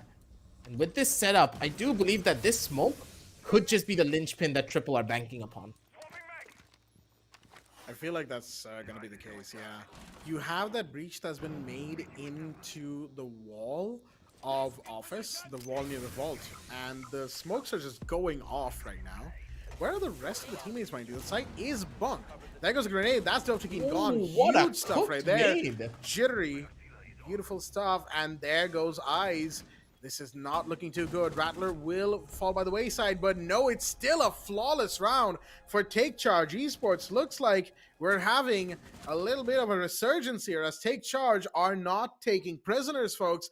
They are absolutely gunning for these players from the side of Triple Esports. Triple Esports in 2 rounds have lost the lead for the first time in this matchup. And I say round lead. I'm not even talking about map lead. Triple are still in the map lead. It's still 1-0 to them. So Take Charge has to fight out of their minds to win this map, and they still need to play another after that. So there's a lot to do for Take Charge Esports. But this is a good start. 2-1 on the attack on Theme Park. Good stuff from them. This is what they need more of. Again, at this matchup as well, a couple of switches from the members of Triple to maybe go in for a bit more of a traditional approach. Now picking up that bandit to maybe just deter the level of pushes that is coming in from them. They need to try and slow down the members of Take Charge by taking a little bit more of a forward approach, because it feels as though Take Charge, they're taking so much of the map for themselves that Triple, they're being pushed over into a corner that they just cannot get themselves out of. And I like this playstyle. This is a Take Charge that we know. This is the setups that they go for. They wait for the positioning that they need, and they did exactly what I expected them to do in the previous round. They waited for it. They had the advantage. They wanted to see exactly where the defenders were before they opted for a strategy, and that gave them a flawless round, Jack. A flawless round on the attack on this particular map is very difficult to do. They did that seamlessly. Looking back though, on this round in particular, now that there is a bandit in play, it's going to slow down their attack drastically, and I do believe that guards will be one of the biggest factors for them to hold on to this round. These mirror windows pretty much could be the make it or break it for them, because Take Charge, I'm pretty sure they're opting for a very heavy rush because they have a lot of info. Look at the line scans going off. They've already taken over upper arcade. They just need to work a little bit more to get themselves in towards the front side. Told you. That's guards. No, that's the first. That's a big drop. That's a big drop. Yeah, that is Sandy gone. The front, pretty much the frontline player for that rush, and they're all just falling by the wayside. What happened? They seem to have so much momentum, but never mind, I guess. They rushed it. They rushed it. They rushed it. Everyone just died. All right. Looks like They rushed yeah, it that way momentum. too quickly. Yeah, I mean, yeah, that's. I think we can just all agree on that, right? That. Yep.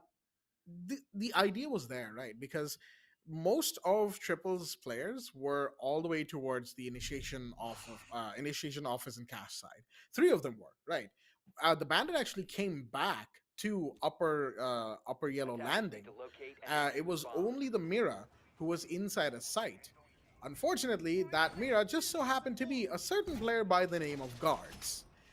You know, probably one of the best players in Triple. At the very least, joined for best player alongside Dovtakin. So, yeah, it was an uphill battle, regardless. Just a bit of a shame that Take Charge, when they had the right idea, still were not able to execute it where they honestly should have been able to. Now, let's look at the site that we've got. The site is Armory Throne. No real surprises there. Lab Storage was the one-trick pony strat that Triple had. It worked. It put them on that first round lead, but they need to pull things back a little bit. And even then, they've got this interesting pick that is the Vigil, who is one of the most lone wolf type of characters I've ever seen. Oryx I still get, you know, rotations and stuff like that, and quick movement.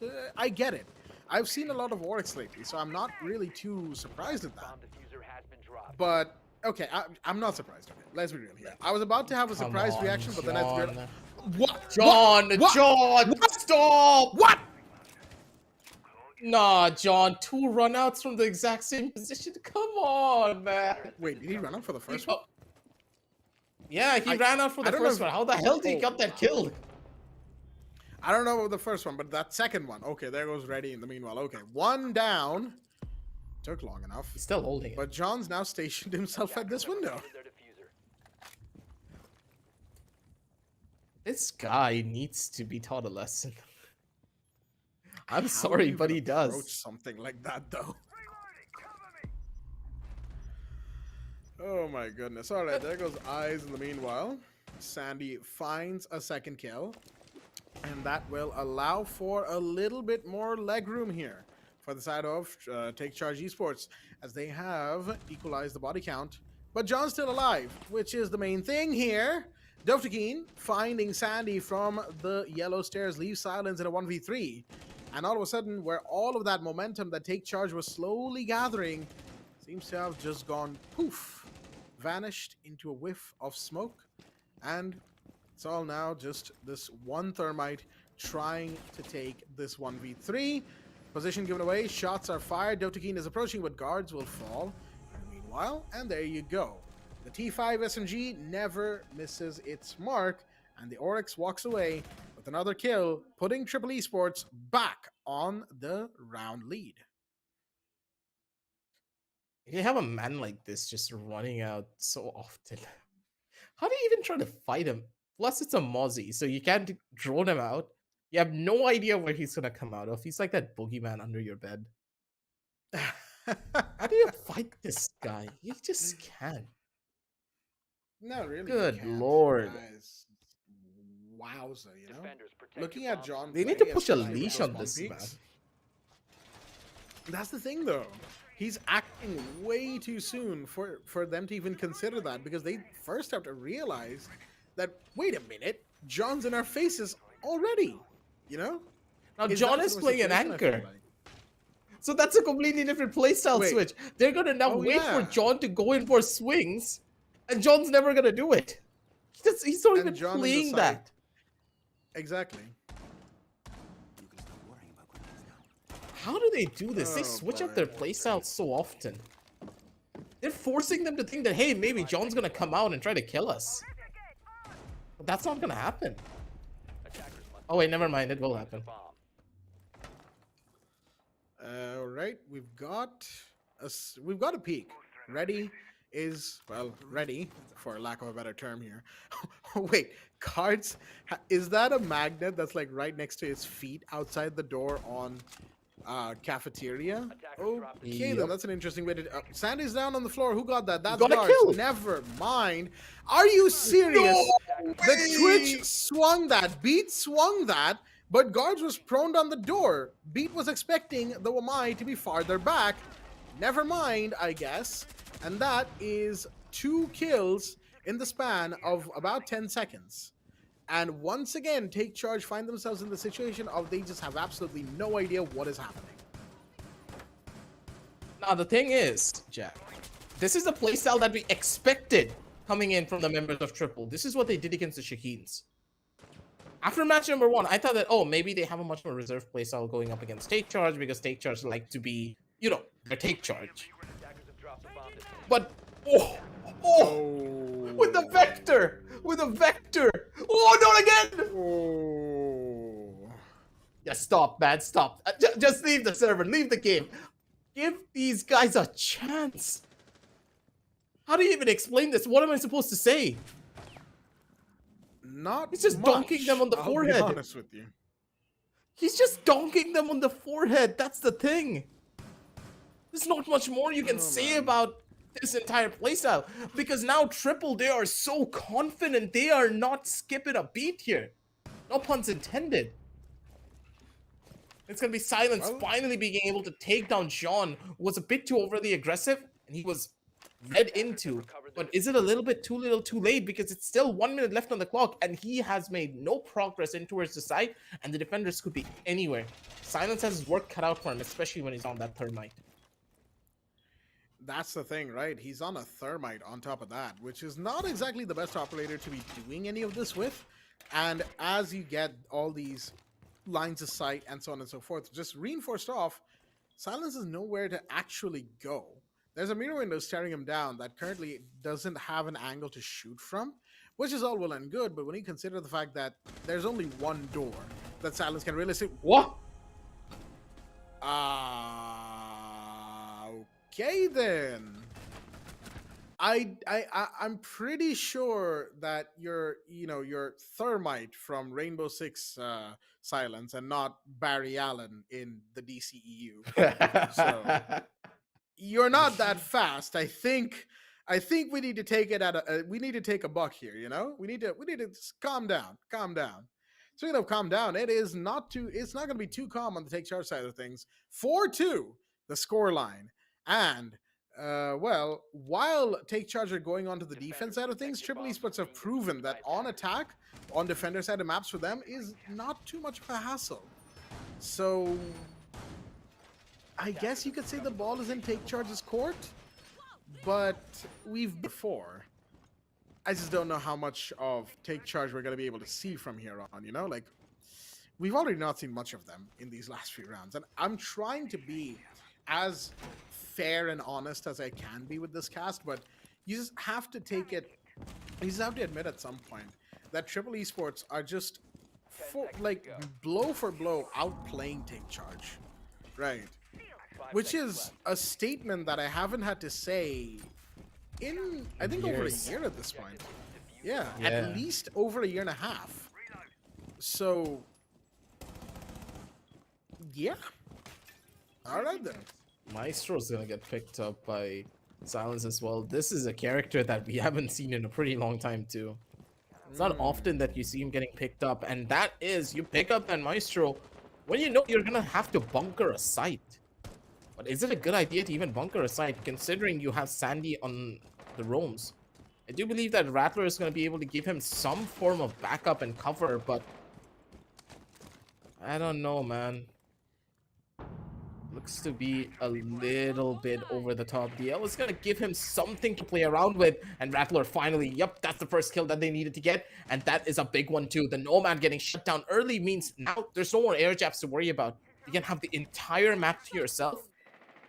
You don't have anything to give away your position. The Twitch is going to be a slight issue, I do believe, but both of the drones getting taken out. Now the Twitch is left with absolutely nothing. Well, with that, we've got the first defender down, and that's Rattler off the board, going 2-6 in 7 rounds so far. So not the best time for Rattler on the server at the moment. Eyes has been taken care of, as of course we just saw. That is your Nomad, so flank watch will be a little bit more difficult, but not the most, not the most impossible task in the world. The Nomad is a great help, but you can just have operators and, claymores that Ready has, the ace, and you can just have somebody watching it or have drones there. So there's ways to counter the loss of the Nomad. The loss of the Ella, in the meanwhile, you're not exactly getting that Scorpion back, the Scorpion gun, or the shotgun. I forgot what Rattler was actually running. But whichever it is, you're not getting that back. It was the Scorpion, right? Yeah. You're not getting the Scorpion back. You're not getting the Ella herself back. Those Gershmots will still be there. But how much are they going to be really able to take advantage of those? I don't really know.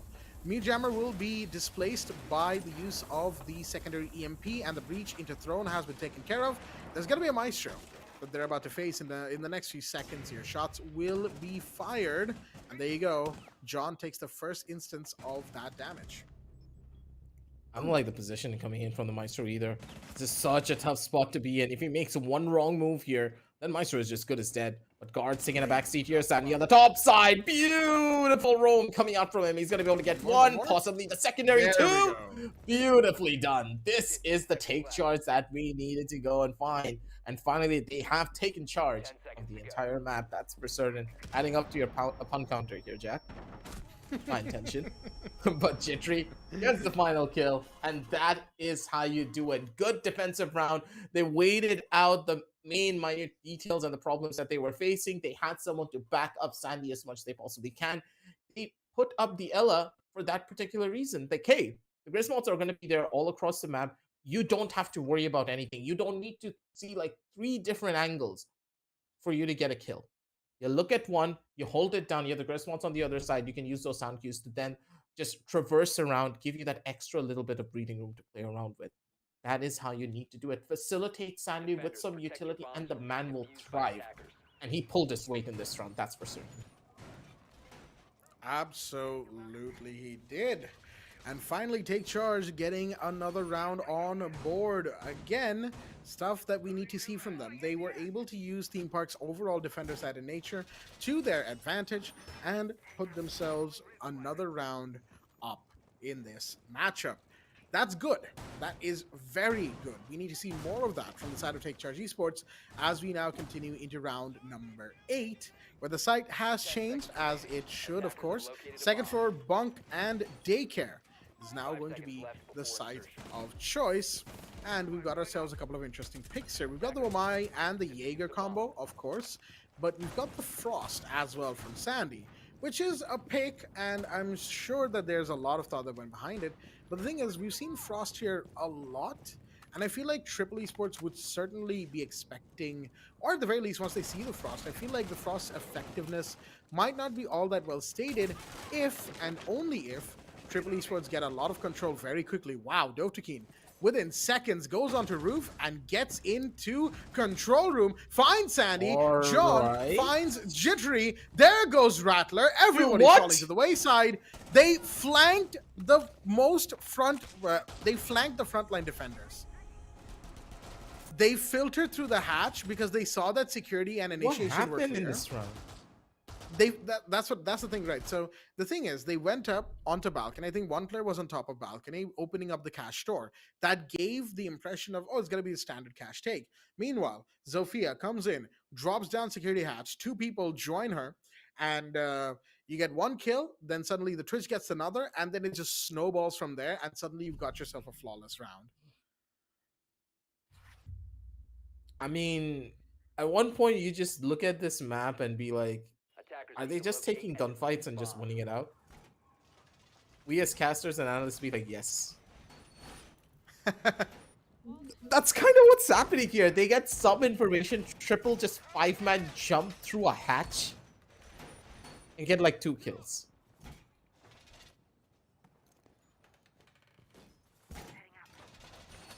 I guess that's how you do it sometimes, because the members of Take Charge, they got completely taken off guard and they were not mentally prepared for what Triple had in store for them. And that's a recurring theme now, isn't it? Seconds left before insertion. Take Charge, they have an idea in mind. They have a playstyle that they are expecting to come out from the members of Triple, especially after what happened in that last round. But Triple give like no 2 damns about what's happening to them. They're like, okay, this is the strategy that the members of Take Charge are trying to employ. Let's go in for something different. We switch out our playstyles into something that they cannot even expect, and that will be the primary issue. Beat, on the other hand, wants to be a little bit cheeky here with the spawn peaks, but that's the thing. The members of Take Charge, they're not willing to take that risk of going in for spawn peaks, while on the other side, Triple, when they were on the defensive at John, wanted to show exactly how amazing his aim could be for these kind of duels.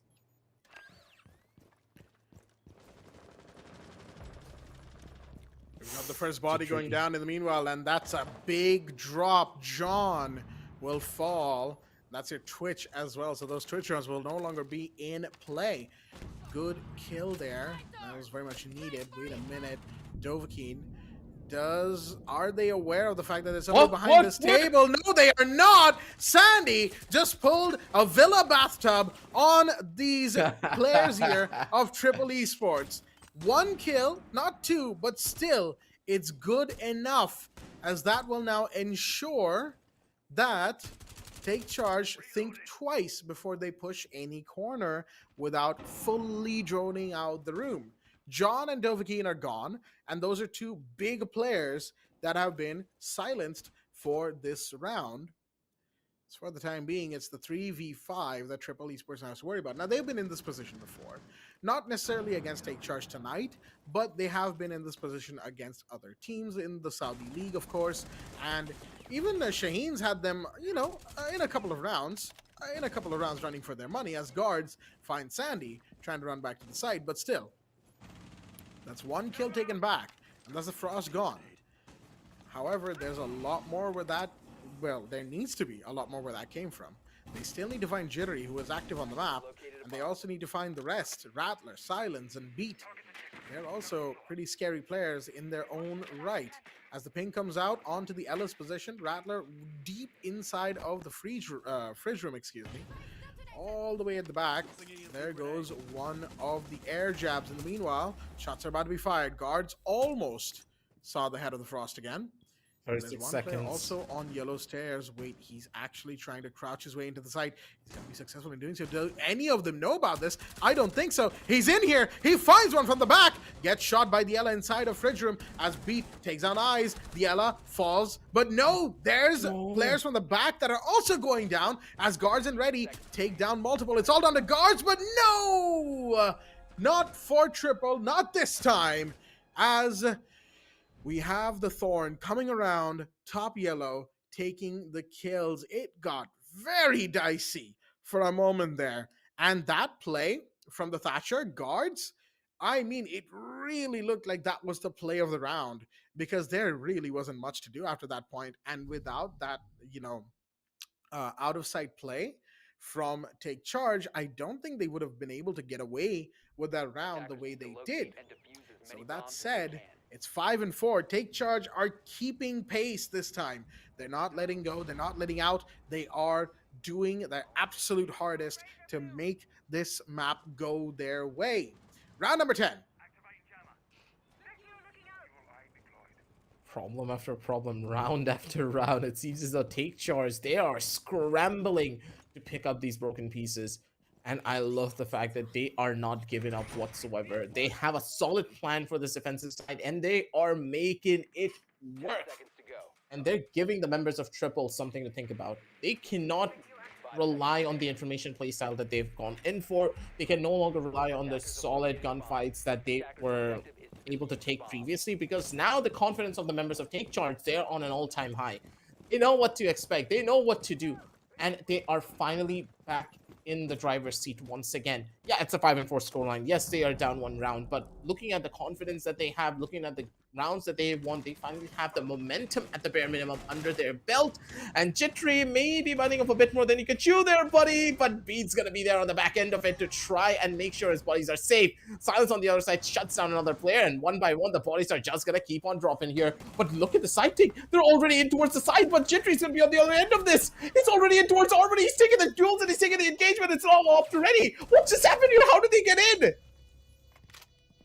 What? Did they just rush in from Throne? What? I don't know, actually. What did I just see? What? Did I see that? Did I see that correctly? There's no way that was a hipfire headshot, was it? Oh no, he knows the last place position as well. There's no way he gets out. Wait, no way! No. Ready! Okay. That They was rushed a in. post plan. They did. They just walked in the door, right? Because I don't see a breach. Yeah, they just walked in the door. Yeah, there's no breaches. And then a 1v4 on top of that. And a hipfire headshot. Oh my goodness. If there was ever a time to take a tactical timeout, yeah, it's now. It's 6-4. Triple Esports are on match and series point at the moment, and they've got a couple of rounds to get this done. Take Charge. The timeout is theirs to take because they absolutely need it. And Ready, I know we didn't quite, do the whole screaming hype that we normally do for a 1v4 like that, but that's because we were just trying to figure out what happened. What happened in that round? When did they get in? How? They ran it through the door. You can't make it up. They actually ran it through the door. I didn't see a single breach on Throne. You ran it through the biggest choke point in Theme Park. And then planted the diffuser in Armory. And then you pulled off a 1v3.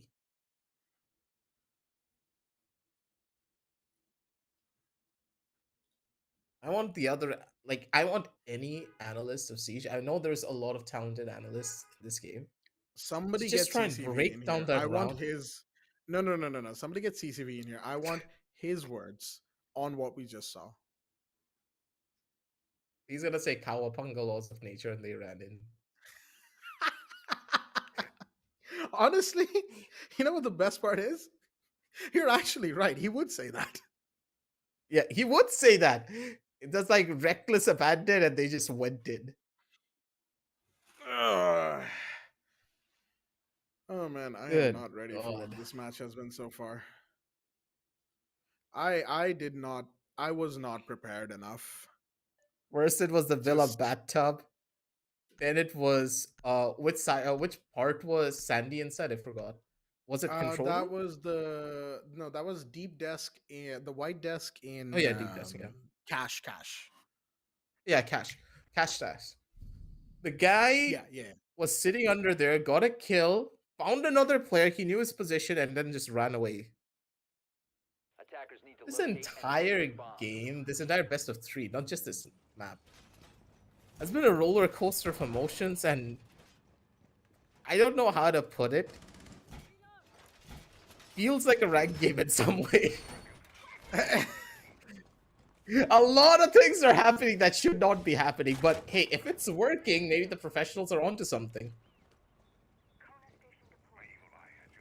Oh man, Attackers have located a bomb. this just is a. 10 seconds to I swear, sometimes I just feel like I'm watching like a team deathmatch of sorts, and I don't mean that in like a disrespect or anything like that. I absolutely mean that in the sense that these players are so chaotic. You know, they are Yep. so chaotic that it is insane. It's like they're not even prioritizing they're not even prioritizing the objective. They're not prioritizing getting the plant down. I mean, in that last round, in round 10, they did, right? Triple Esports did. But really, it was a byproduct of the fact that they just walked in. Meanwhile, they tried it again, I think, and Sandy has found one as a Gemini of guards will give away the position of that player. Grenades out, but that's not going to find anything, I think. And there goes Dovahkiin in the meanwhile. Not Dovahkiin, excuse me, Reddy. Dovahkiin was the first one to drop. And Reddy is now the second. There should be another kill if they play this correctly. And it's not going to be Take Charge Esports' kill. It's going to be Eyes to get one. Oh, that grenade. Why? Sandy just about escaping it and getting a kill. But wait, John got he just finds two like that. All right.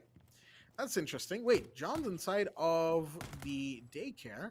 Shots are about to be fired. He's got a suppressor on this gun. That's an interesting place to be aiming towards. Both players are back in the side, mind you. I don't think John has any intel across the map because I don't think Triple Esports really put any intel gathering down to begin with, right? So Yeah. I'm not sure how John is going to play this. Candela, and I think that's going to be towards barrel room. Yes, that's to make sure nobody on barrel, if there is anyone there. There isn't, but if there had been someone there, then they would have been advised to not peek. John, he's taking every single corner as much as he possibly can. And right now, that's the best thing he can do here. Check all your corners. This is that map. This theme park is that map, you know? You check every corner. This is why it's And he's also so strong. he's also doing feints, you know? He's also doing feints here. Going in through one door, or at least showing that he is. Oh, Silence is blinded right now. But John is also, unfortunately, concussed out of his There's more mind. Candelas. There you go. That's in through the drone hole. The other one's about to go. No, it's not. No shots have been fired, curiously enough. Nobody has decided to peek this player just yet. Oh, no, he's going to run in. Does he know where the other is? No, he doesn't. What? What? He turns around! He turns around and he just 180'd that? Yep. All right, okay, it's a 1v1, and there's two LMGs in play. Oh, this is risky. Went to try and blind the attackers, defenders a little bit. John is now going for the plant. Impact out. That's not going to work. He's gonna hold stick it. and that means it's a post plant. The Ying has enough time to get up and start shooting. Walks out a split door, and Silence will now try to bait with the counter defuse. John knows this, and he played it perfectly. Walks away with a 1v2, and that's twice now that on Throne Room, Triple Esports have a 1vx clutch in the post plant. First time it was Oh my goodness, that's actually twice in a row, folks. And yeah, I like no, I get it aggressive.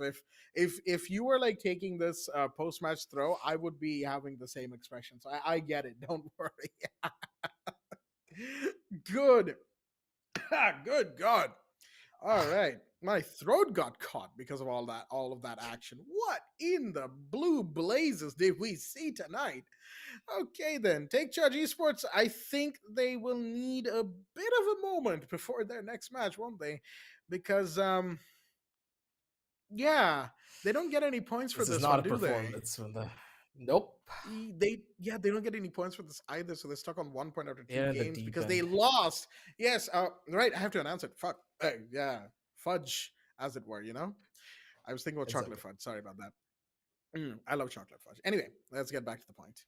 Right now, Take Charge Esports has lost the game, folks, unfortunately, as it is 0-2 in the favor of Triple Esports. They are the ones who walk away with 2 points. That makes it four now, the highest tally in the tournament so far. And that is also what will basically confirm them a spot in the top four, I feel like, at this point, right? Because they have Yep. Guaranteed almost. one more match after this, right? Yeah, they just need 1 more point in any case to fully guarantee it. I think like 5 points is the cutoff at this in this group stage. At least it feels like 5 points would be a logical cutoff. So with that said, folks, yeah, take charged. I don't really have much to say about that. So aggressive. Any like closing thoughts? We have a few other things obviously to go through, and we'll go through those as we get to Yeah, them. yeah. But any closing thoughts about the game, aggressive? Okay, so I do believe that, yeah, you were completely right. Triple are guaranteed a spot in the top four. But that second position is still up for grabs. Take Charge could possibly make it happen, but it does depend a lot more on the Shaheens. If the Shaheens win against GK, which will be pretty hard, mind you, GK already took down Take Yeah, Charge. If Shaheens are able to win up against GK, then there's a good possibility that Take Charge have a chance, and I mean a chance of pushing themselves onto that top four. But now the entirety of their tournament lifeline is in the hands of the Shaheens. If Shaheens lose, no chance. Or you can almost say goodbye to what the members of Take Charge want to do. They need to get 1 point. 1 point or get a 2-0. Don't give any to the members of GK. I don't know, man. I don't think that the members of Take Charge are gonna like those prospects because their tournament life is not completely out of their hands. They have nothing to play around with. the Seven best and thing two that they on can Villa, do. 7-4 on Theme Park. Yeah, exactly. And Ouch. here's the thing, though. For as much dismay as me and aggressive are showing for Take Charge's loss, I think we need to take a moment and really just hats off to the side of Triple Esports. Right? They played Yeah, amazing Siege tonight, and sure, some of it was goofy. Don't get absolutely us wrong. insane. But if Yeah, it works, right? At the end of the day, you look at the invitationals and the kind of goofy stuff that happens there. This is nothing compared to something like what happens at the at Invite. I mean, Invite's coming up in February. We're probably going to see some really really odd plays there. But anyhow, let's go into the match summary. Let's talk a bit more about this game, and then we'll like wrap things up in a short moment, folks. But I gotta hand it to them. Triple Esports played amazing stuff. Amazing Siege today, and just overall fantastic plays from them. Again, you can see gulf of a gulf wide gap between Triple and Take Charge right now. John, 12 and 9, 55%. Ready, 10 and 9, 64%. Guards, 8 and 10, 55%. And you might say, wait, these cost percentages, most of them are below 60% for Triple Esports. So they didn't have much they impact on didn't the use map, any even though they won. utility. Exactly. They literally in their attack, I can probably count on like in my hands how many times they used utility. It was like was three, maybe four times in like the 5 rounds of attack that they played. And I'm not saying 3-4 rounds worth of it. 3-4 times was like separate Yep. moments in each round. So there was barely any. They were just gunning for kills. And Take Charge, in the They meanwhile, you can drone see their and cost got kills. percentages. Exactly. But look at Take Charge, right? The difference is very much clear to see. Take Charge relied on the util a lot more. there's 3 instances of 60% plus, even Jittery having a 73% cost percentage in his overall statistics of theme park. Now that should be very clear of the difference between these two teams as we go into Yep. the players product. Excuse me for a moment there. My throat keeps getting caught today. I think it's because of all the craziness I've seen so far. But I think it's no Yep. surprises here that John is the one who will be our player He spotlight deserves it, for dude. this match. Basically, the MVP, right? And yeah, absolutely deserved for John right there. A 1.45 rating across 2 maps, not easy to maintain. A 28 to 18 ratio, pretty high up there. Cost percentage of 70 and 66 headshot percentage. 66 headshot percentage out of 28 And he was kills. going in for no. The thing is, he was going in for spawn peaks, and he got that 66%. Normally, when you're going in for spawn peaks, it's not that easy to line up that headshot because the attackers could be coming in from anywhere, right? You normally go in for body shot kills. You want to get that element of surprise, finish them off, and run back in. The man still got headshots while peeking in, and he was fade away peeking corners. He was jiggling corners. Bolo peeked someone, shot them down, ran back, did the exact same thing again against an LMG, which was firing on him Oh man, constantly.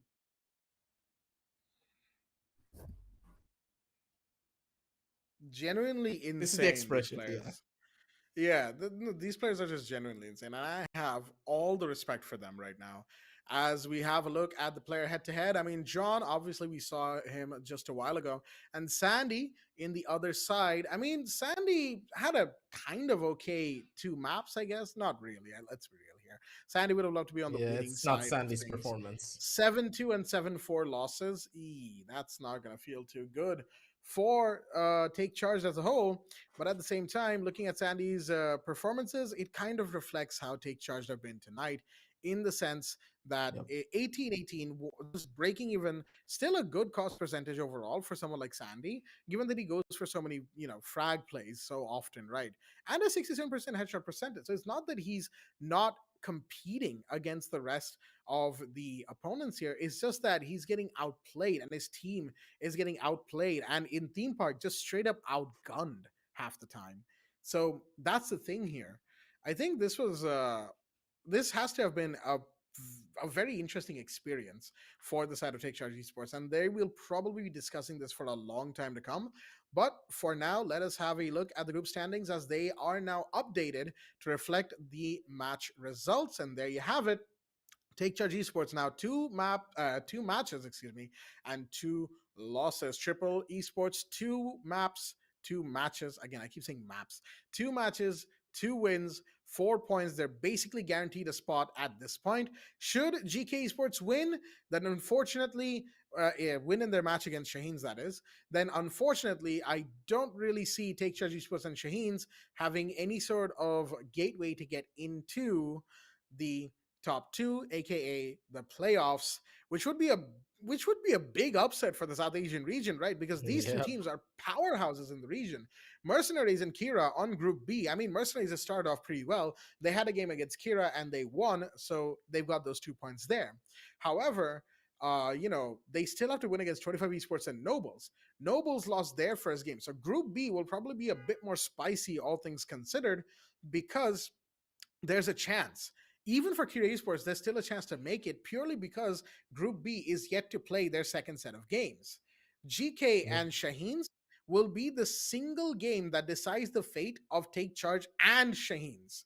Shaheens, It exactly. is It's Yeah, really it is spicy really quickly. dire straits. Yeah, it's dire straits for the South Asians in Group A. But as for the MENA region players, I mean, they're going to be celebrating Triple Esports, that is, already are going to be celebrating GK. We'll have to see how they perform. Their game against the Shaheens will be coming up, folks, in just a while. And that game is going to be another amazing game. If it's half as exciting as this game, then yeah, I feel like everyone is in for a fantastic night of Rainbow Six Esports. But with all that said, folks, we're gonna have to wrap it up here for the first game of for the first game of Take Charge Esports and Triple Esports, and we'll be back after a short break with the second game of the night. Don't go anywhere. Shaheens versus GK will be coming very soon. Stay tuned. Just watch me. Just watch me. I won't make it easy for you now. You got 2 minutes of my time, and I don't really break too easily, but I'm worth it, cause I'll slip into your dreams tonight. Oh, so give me your all. I'll take it to Mars. Oh, I'll stick like glue inside your mind. Oh, so give me your all. I'll take it to Mars. Oh, I'll stick like glue inside your mind. Just watch me.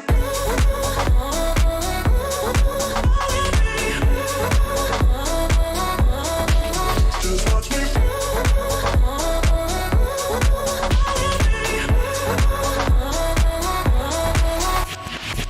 I got you wrapped around my finger, but don't you try to call me tomorrow. There's nothing personal in having a little fun. You wait and see if it's worth your while. Oh, so give me your all. I'll take it to Mars. Oh, I'll stick like glue inside your mind. Just watch me. Give me your all. I'll take it to Mars. Oh, I'll stick like glue inside your mind. Just watch me.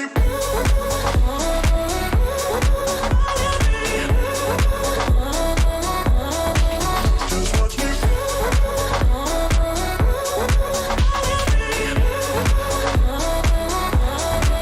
Just watch me.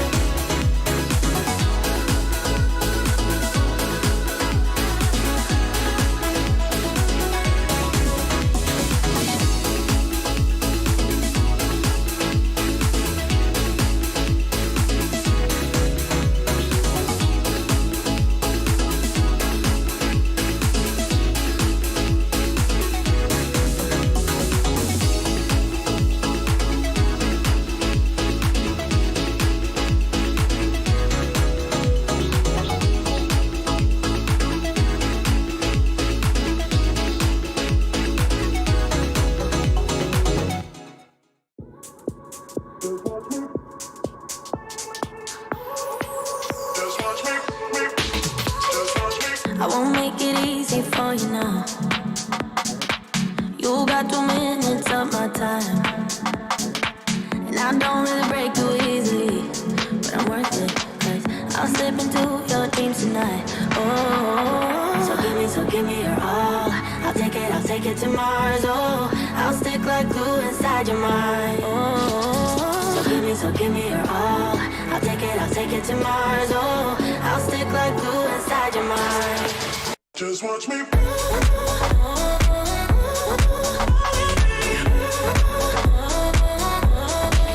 Just watch me.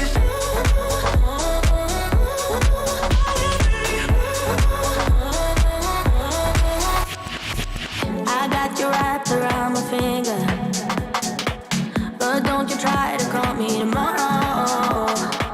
There's nothing personal in having a little fun. You wait and see if it's worth your while. Oh, so give me your all. I'll take it to Mars. Oh, I'll stick like glue inside your mind. Just watch me. Give me your all. I'll take it to Mars. Oh, I'll stick like glue inside your mind. Just watch me.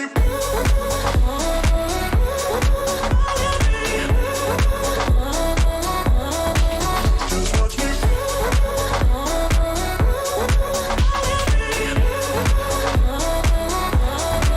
Just watch me.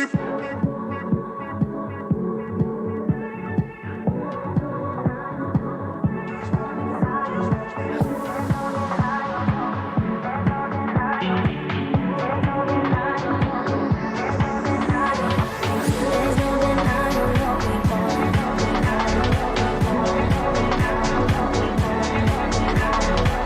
There's no denying what we want. Just watch me.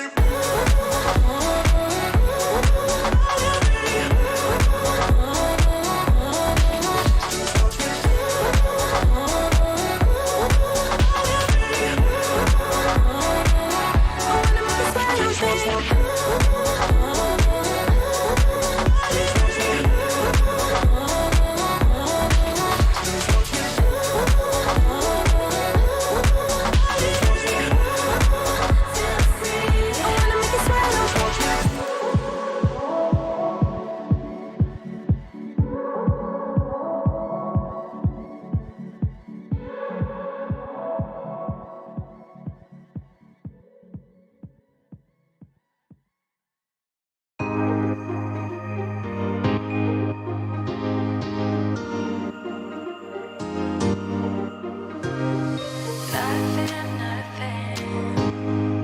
We don't talk about nothing no more.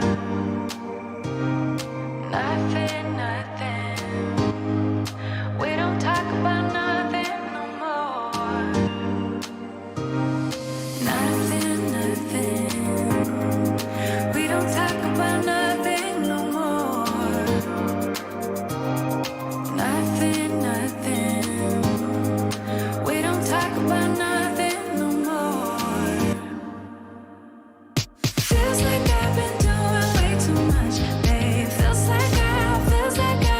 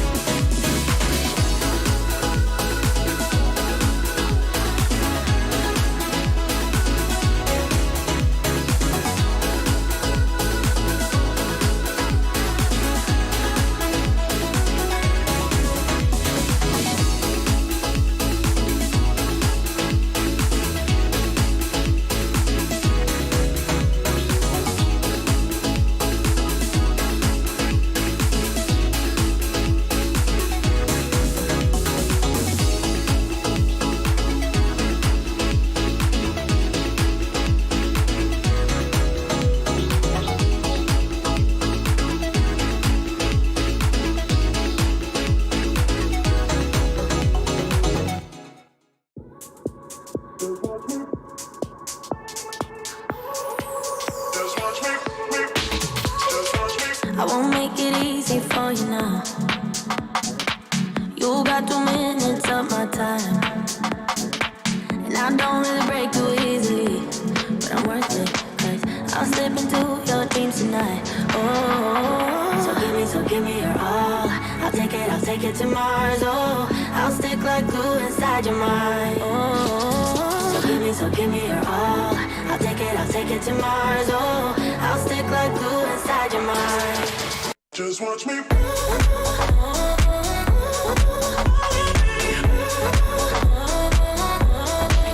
Just watch me.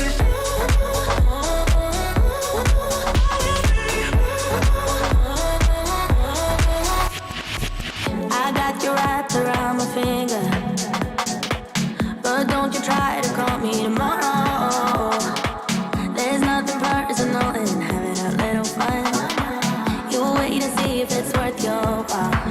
Oh, so give me your all. I'll take it to Mars. Oh, I'll stick like glue inside your mind. Just watch me. Give me your all. I'll take it to Mars. Oh, I'll stick like glue inside your mind. Just watch me.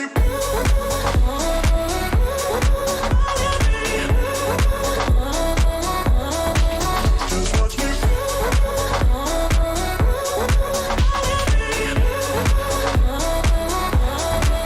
Just watch me.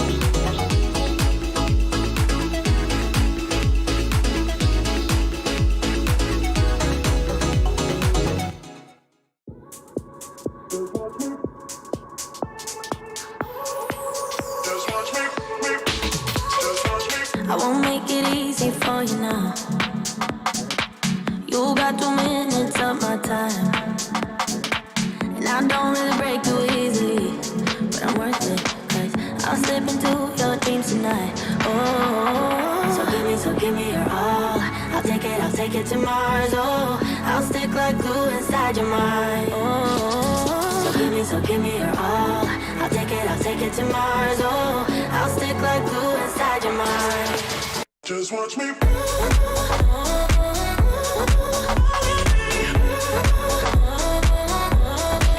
Just watch me.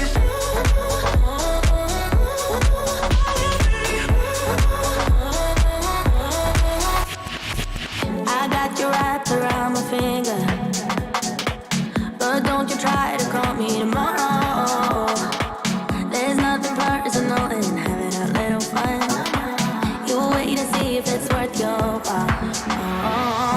So give me your all. I'll take it to Mars. Oh, I'll stick like glue inside your mind. Just watch me. Give me your all. I'll take it to Mars. Oh, I'll stick like glue inside your mind. Just watch me.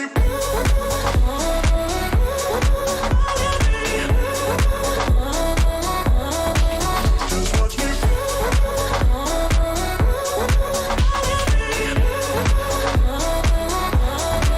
Just watch me.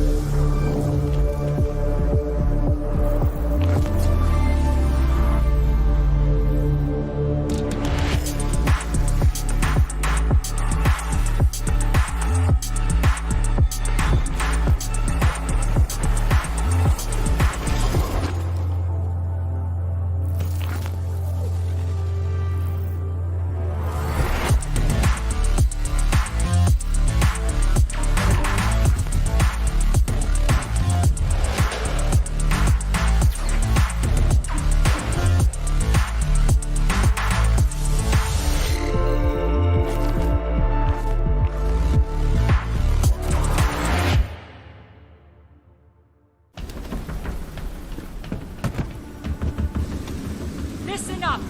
Nighthaven Ordnance was stolen. Target anyone using our gear and put them down. Now load it up, let's go! Are you deaf, soldier? I said move! Sorry, Callie. Orders are to keep you grounded. And whose orders might that be? Mine.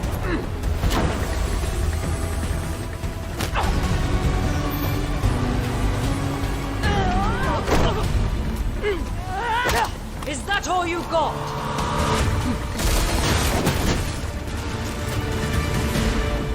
Damn it! I didn't kill Yahata! Someone stole Nighthaven Ordnance and is selling it, jeopardizing our operation. We know, but that doesn't mean you get to start a war over it. This is Rainbow's operation now. Not sure your butter knife will cut it, darling. You'll be up against very loud guns. We have a squad for that. Red Hammer.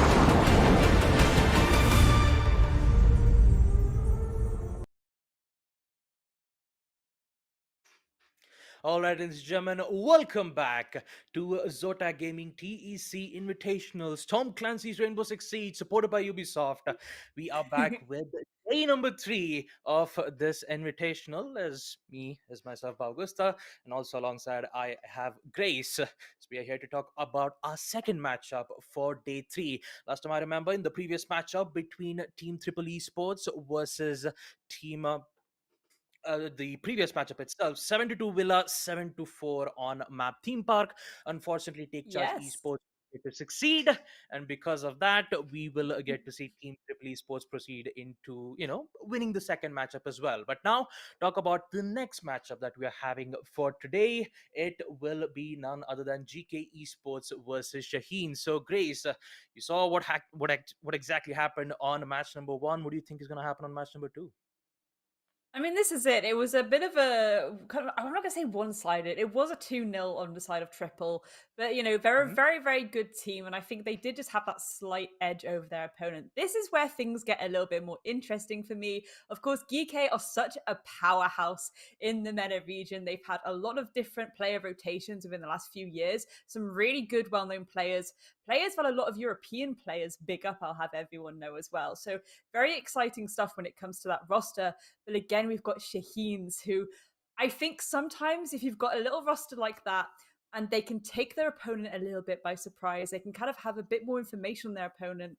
That's where the magic can really happen. So I'm personally really excited for this one. I want to see what Shaheen can bring to the table here, if they'll get GK a little bit on the ropes here.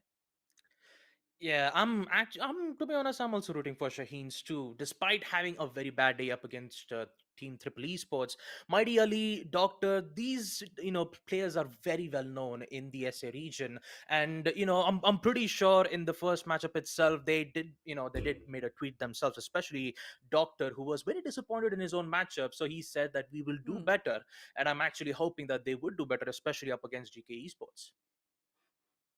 This is where things are going to be spicy as well, because it is, you say, if people are a little bit disappointed in their performances, that's where they do then put in that background work a lot more. The counter stratting starts to come out, the analysis starts to get a lot more intense, the scrims get a lot harder.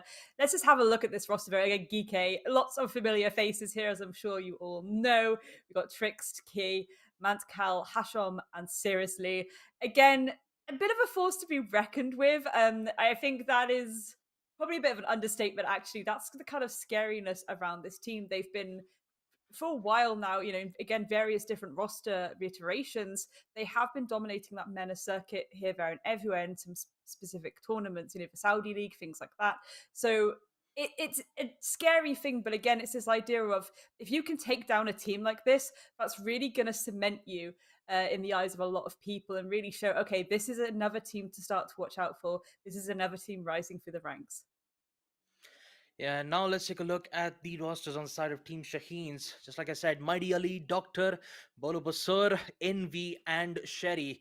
They will be facing off against the top teams in the MENA region, just like we saw in the previous roster from GK Esports. Now, we saw how dangerous Seriously is on that specific matchup, like we saw up against Team Take Charge.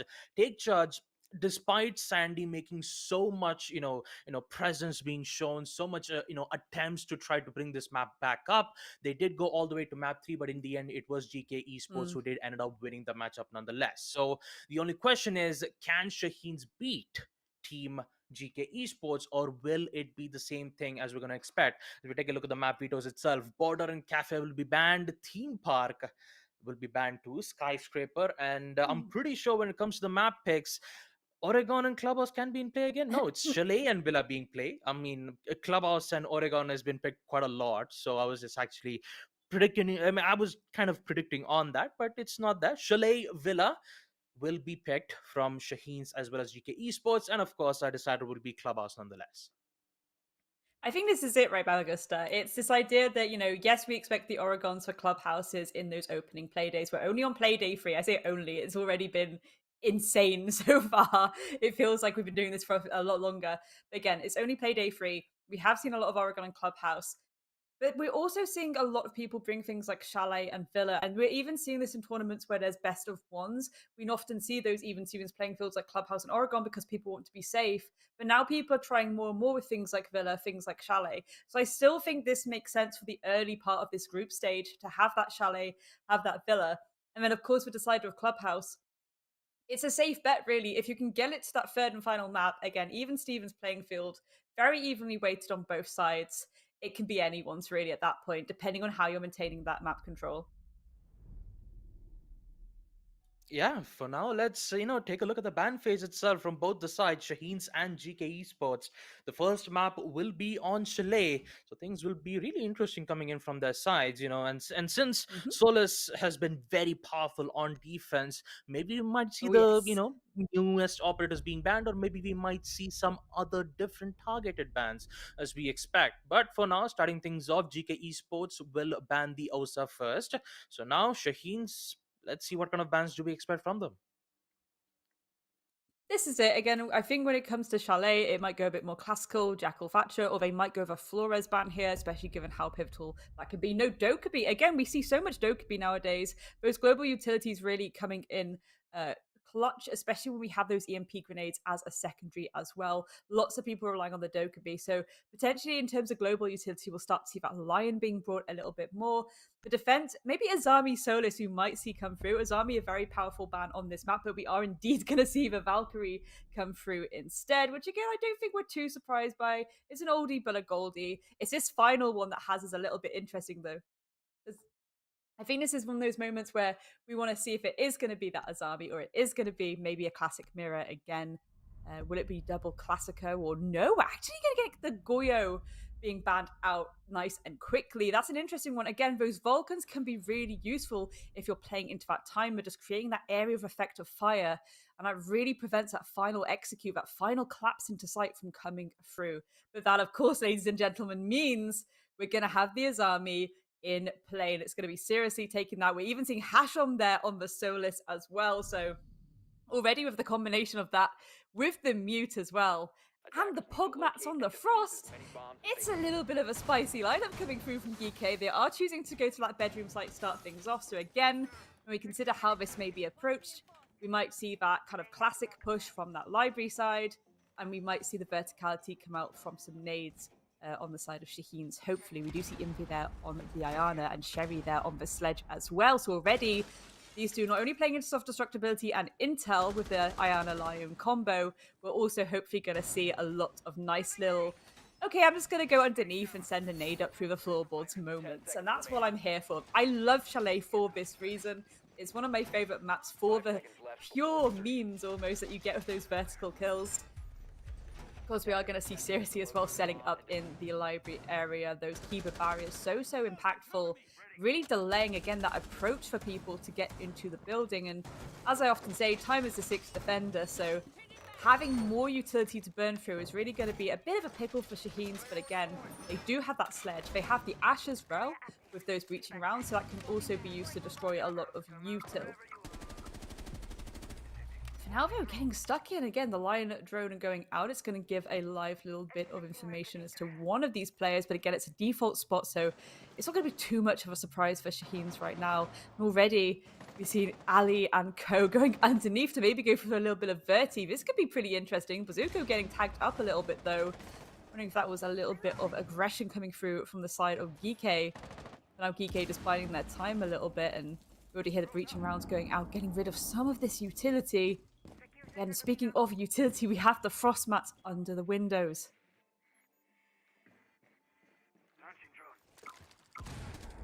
Do you feel like it's going to be an interesting one already? Again, the Lion drone going out is going to give a lot of, well, I was going to say information, but even no information is still information. It means that people are in these static positions. That's going to give Envy the perfect opportunity to go for a nade. I know you're standing still. I'll get my free BK. Taking on Doctor though in retaliation. Nice little shot of the SMG-11. And here we go. Mighty Ali falling down too. Already looking a little bit dicey for Shaheens. They are trying to go a little bit fast and furious with it. But now they have GEEKAY on their toes because they have to be mindful of this verticality. They have to be mindful that potential more nades could come out. But the keeper barriers are going to give an additional bit of defense to the side of GEEKAY right now. And I mean, speaking of GEEKAY, look at that beautiful C4 coming through. Envy being yeeted and deleted from the server. Sherivo retaliates back. Beautiful stuff there. A 3 versus 2. A minute to work with too. So again, Shaheens, they really did try and get stuck in pretty early if you think about it. And again, this is where it's a bit of a pickle for them because they still, yes, have a lot of time to work with, but they're on the tiniest bits of health. Look at this, Sherry with the verticality, seriously getting tagged up before finally is finished off. Whittling this back down to a 2 versus 2. That's made it a lot more safer for Shaheens right now. They have 40 seconds to work with. Some nades going out, but Menkal's going to take down Bazooka, and there we go! Key with the final kill to finish things off. That's how you do it.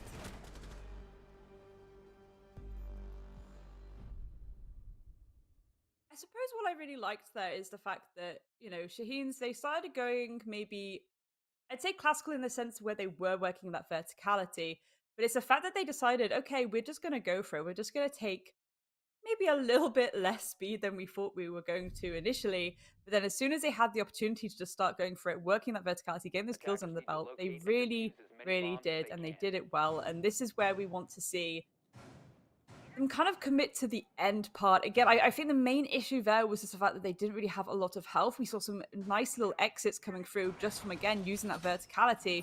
But GEEKAY, with the, not only the play advantage to begin with, but then the health advantage as well, it's very, very dangerous to be in that kind of situation. So your heart does have to kind of go out a little bit there to GEEKAY.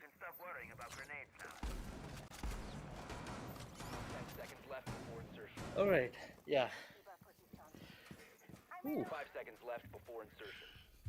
Yeah, I'm sorry about that, but yeah, talk about round number 2. Yeah, GEEKAY Esports actually starting things off for a run out, but this time Hashom will just gladly fall back without facing any issues. But I'm thinking that round number 1, XKE getting 3 kills is interesting. Talk about Shaheens. I'm guessing that they have a good start, Grace. Well, they went in for the verticality, Balagusta, and it was perfect. The kind of chalet that I love to see. I love the verticality on this map, and they went ham with it. We saw some beautiful shots through the floor and some nade kills too. More of that, please, Shaheens. But unfortunately, GEEKAY secured it at the end.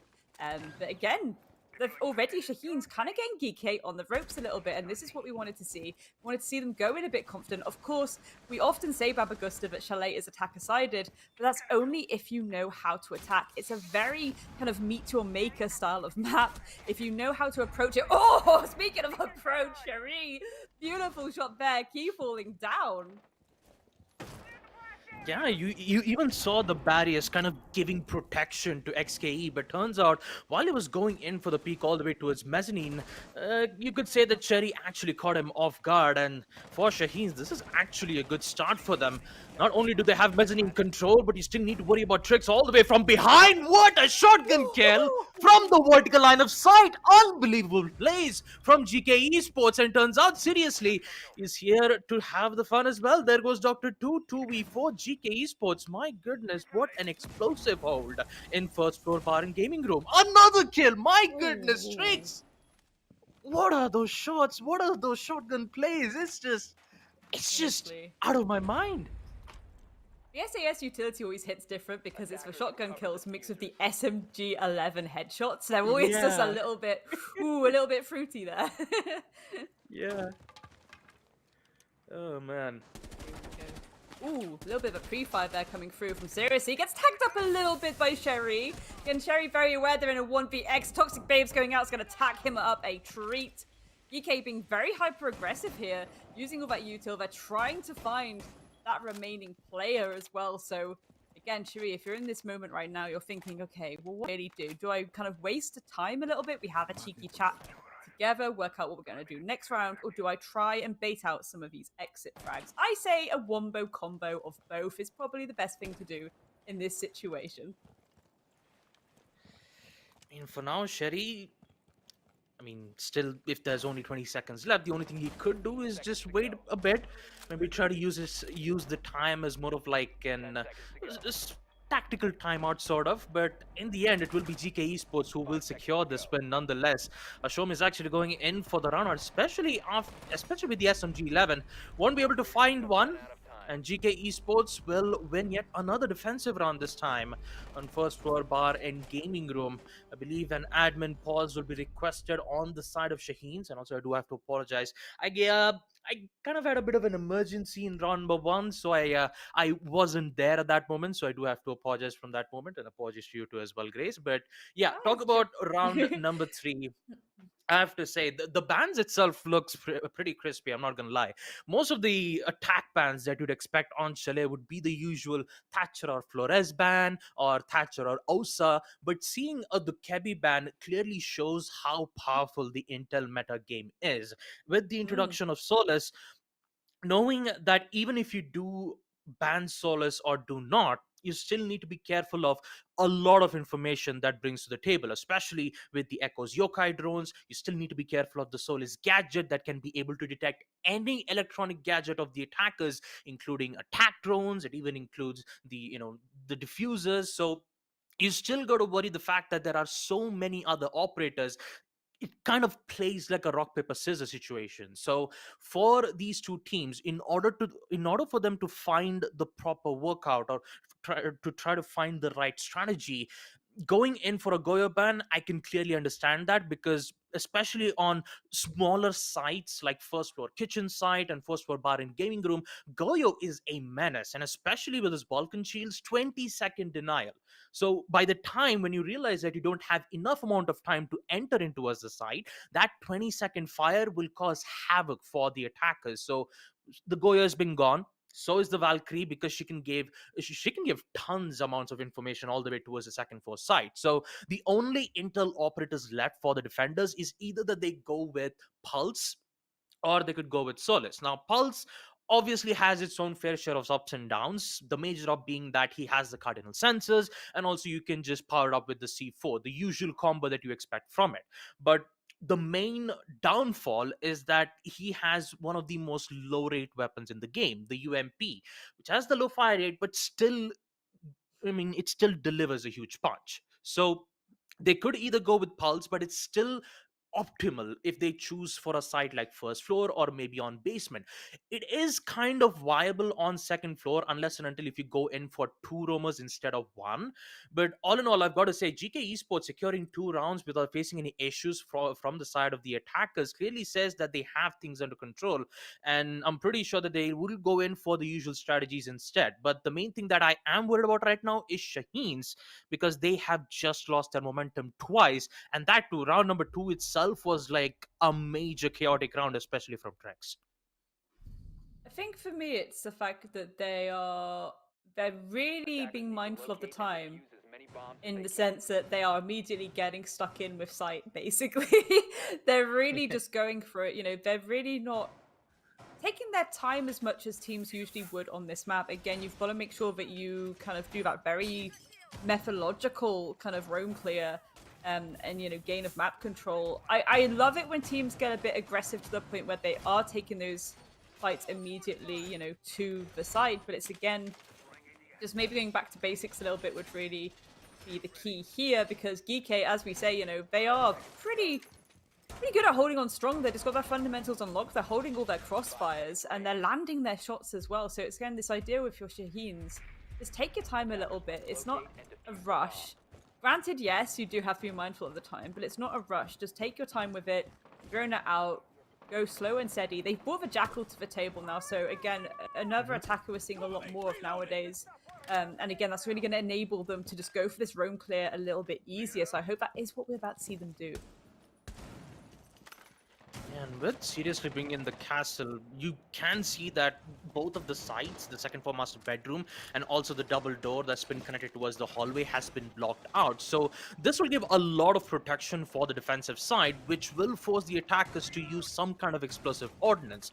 And the only, a player that can use the explosive ordnance has to be either Sherry or from Ace's Summer Breach charges. So unless and until, Shaheens could figure out a way to break that particular line of sight and and gain entry on that second floor, it's going to take a lot of time for Shaheens to even break the second floor side itself. A lot of damage been taken around from Trex all the way from master bedroom, but he still wants to contest this particular angle. Not quite sure if it's a good idea, but we've seen a lot of miracles being made from Trex. So for Shaheens, they really have to be careful about this one dangerous player. Not just one, you still need to be careful of seriously too.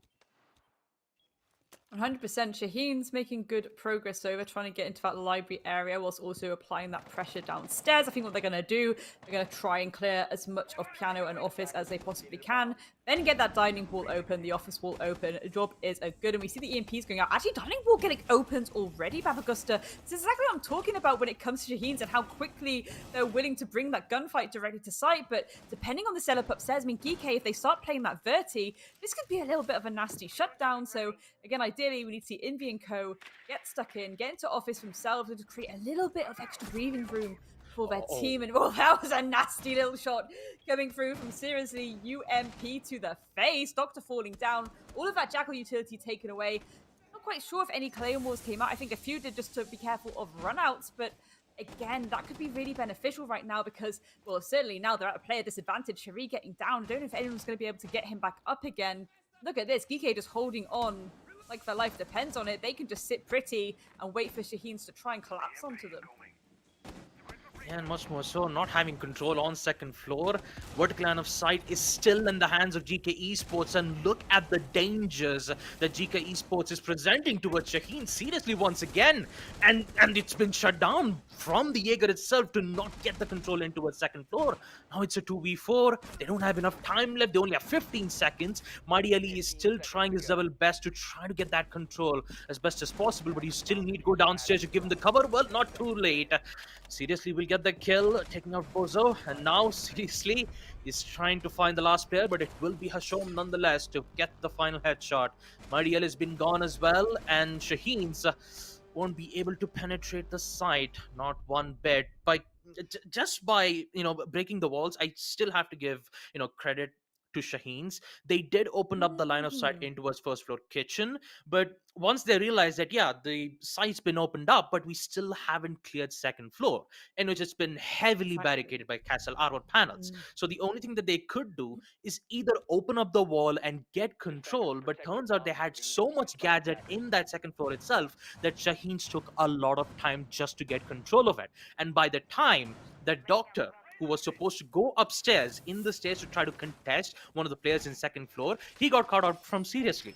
And because of that, GEEKAY Esports didn't have to worry about the Jackal coming to a second floor to contest those angles and going for those trades.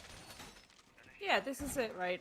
Because even if you do have the castle barricade on piano, that's when you'd kind of be like, okay, we need to open up office wall, we need to open up dining wall as well. You have that double entry there, so you have, again, protection against that verticality if you're going for the collapse. It also applies that pressure to the top floor, so people are too scared to rotate down, or maybe you'll see people even rotate up because they'll think, surely they're not executing right now, surely they won't go for it. But again, what could have been nice about it also is if Shaheens had a little bit of smoke utility in their pocket just to kind of cover a little bit, because again, GEEKAY, some of the angles that they were holding, a little bit nasty to contest. And speaking of nasty angles to contest, ooh, this could be a little bit spicy. K just holding on to this window angle. Our Shaheen's going to jump in nonetheless. Looks like I'm going to rappel up to Solar though, so that's going to apply a little bit of extra pressure to K here, but again, just the dirty, nasty angles that GEEKAY are willing to bring.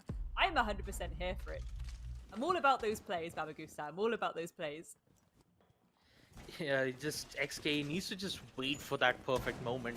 But for now, Shaheens are too keen to, be careful about it. Or is it not? Hashom finds 2 kills. Wait a minute. I think I spoke way too soon. Envy and Mighty Ali has been gone out just from the P90. And I believe that is Hashom just doing a lot of work for GEEKAY Esports. Once again, we see Shaheens be at a major disadvantage. They have no other choice but to move forward. And Hashom, the player who's currently been stuck, will finally be shut down from Sherry, but at the cost of losing 2 of the players, and GEEKAY Esports still being alive with only Hashom being eliminated. XK is actually thinking of going in for a C4 toss. Will that connect? No, it does not. Gone way too far, but Trix is here to take out the player. Oh, another shot from the SMG-11. XKE is just going bonkers right now. Bowser goes down too, and it's just Sherry left in a 1v4, currently in towards First Pro Kitchen. Nowhere to run, no way to hide. He is cornered on all positions, and just like that, it is XKE who will get the final shot nonetheless. GK Esports, my god, they are on fire right now, ladies and gentlemen. 4-0. 4 back-to-back defensive round wins, and for Shaheens, they are clueless.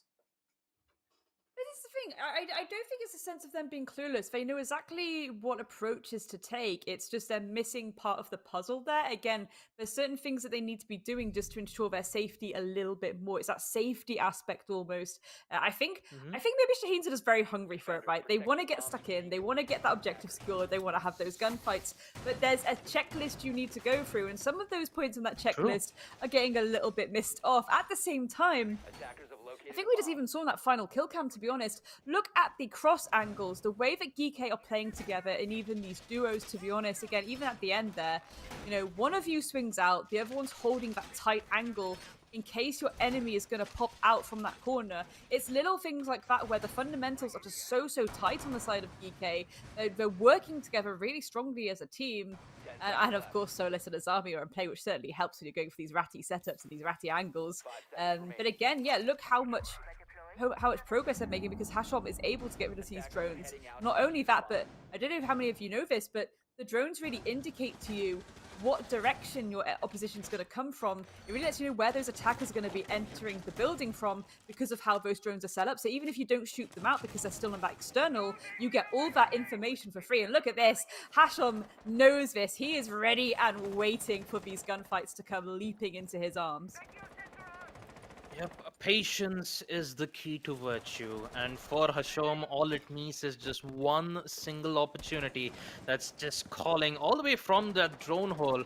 We also got to be careful from the ace. Ooh, an impact nade just to deal some minor damage, but for Hashom, he has to get away from that position. It's a very risky, position to be in, because if both the, trophy and Solarium Stairs gets compromised, it's best for the defenders to fall back and hold that line of fire elsewhere. So for Shaheens, trying to get those important choke hold points is an important one, and turns out Sherry will actually get one. This is looking good, but turns out Mankel is here for the trade once again. This is what I like a lot about GK Esports. The trade game that I see from them is just absolutely perfect. If one of them goes down, another comes by with the trade, and once again it's always that back-to-back 4v4 kills, and this time we see Shaheens currently at a disadvantage because of it. Yeah, it's exactly, I completely agree. It's like, I think we've both really weird. It's the duo plays for Crossfires that always enables more trades, and again, just having the Whammy here really does allow you to keep tossing out those magnets as long as possible. The cheeky nade going out as well, just to create potentially another longer line of sight. And again, start to really apply the pressure to the remaining players of Shaheens. Looks like Sherry's going for a little bit of a sneak attack, potentially. Only time will tell, though. Buying their time a little bit. They do have a minute to work with, and it is a 1 versus 4. Not sure why I make that a 2 versus 4, because seriously, is this going to pop up? The nade team kill! No, that's so unfortunate. Mighty Ali getting the dub, but it's a team killed by his teammates. The Toxic Babes go out. Poor Bazooka is left in a 1 versus 3. But look, really, the pressure being applied by GEEKAY, there's a little bit, the rest of them is holding his angles, and this is what we're talking about when it comes to GEEKAY. The fundamentals, the patience, the crossfires are just on lock. Even if you've got someone jiggle peeking at the end there, the rest of them are just chilling. They're sitting pretty, they're holding their angles, they're waiting for their one. And it's just really, really high quality stuff from GEEKAY. And especially, seriously, like, that was nasty coming in from him. Exactly knowing that he would go in for a nade throw. Sherry, by the time he realized he was throwing a nade, Vomai just said, nope, you're not going to destroy the deployable shield, but instead, you're going to team kill your own teammate instead. Well, what are the odds of that happening? My goodness, GK Esports are just playing out of their minds right now. 5-0. Shaheens, they still don't have any response, despite having a good progress, especially in the early rounds. I just, you always, by the time you saw them gain control on Solarium and in towards Trophy, once they started to remove Hashom For a moment there, I thought Shaheens almost had that ground control. But the main problem has to be those trade games. GK Esports always wins in trade games, and because of that, Shaheens are losing majority of their gunfights. And this is very concerning coming in from their end because they haven't secured a single round on attack, and we're about to end the first half of map Chalet itself. It's 5-0. Shaheens are yet to secure an attack round, and this is going to be very bad, especially when it comes to their morale boost. You know what's even scarier? The fact that GEEKAY, as we pointed out, are just holding their angles so tightly and so patiently and so well. They brought 3 shields to this round, Babagusta. That is not going to be nice to go up against. The utility to deal with that, again, yes, you've got the Ash, you've got some nades, but well, that's 2 nades at least gone. Bazooka getting deleted from the server by Hashom, seriously looking to get hungry on their own as well. But Hashom, there we go, Doctor falling down. 3 versus 5 already, and not even a minute has gone. It is not looking great for this 6th round for Shaheens.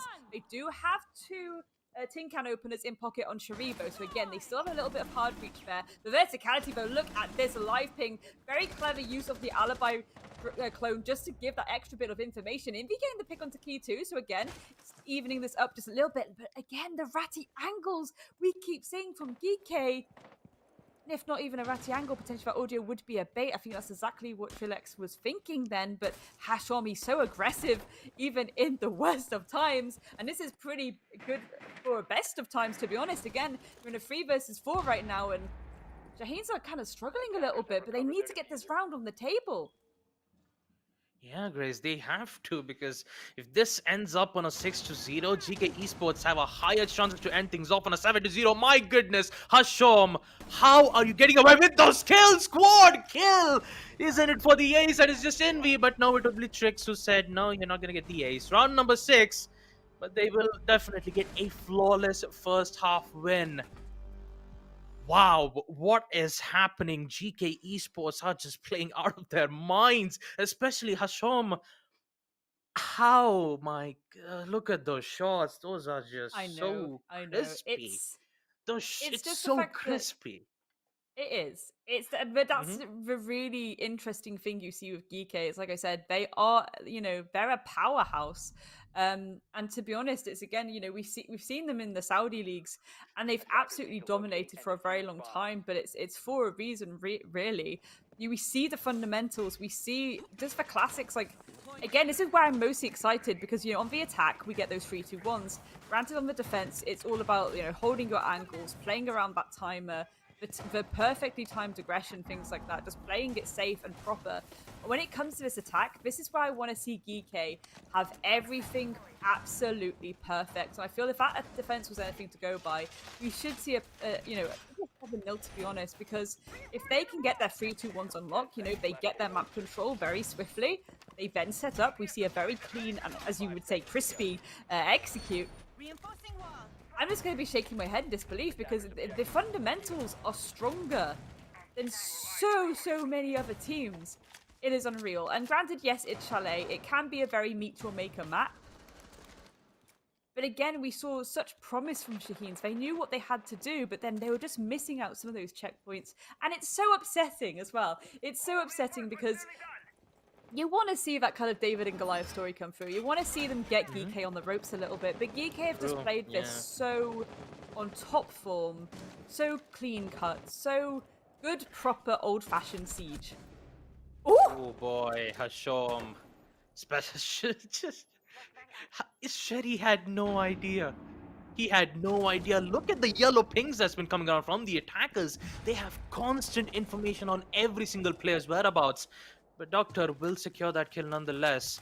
The damage has been done, but at least they will at least try to recover some of the rounds in order for them to ensure not to have a flawless round win. But the information, the information that GK Esports is having right now, and Shaheens not being able to bring out these, not being able to bring that specific operator on defense, Solace, might bring definitely might bite them in the back because they're having such great control on the choke points. They're already inside the side. We're already in the mid rounds where you can see the pressure's been building up for Shaheens. Information will be given once again. They know exactly that one of the players is playing in towards the piano side, but Doctor is still here.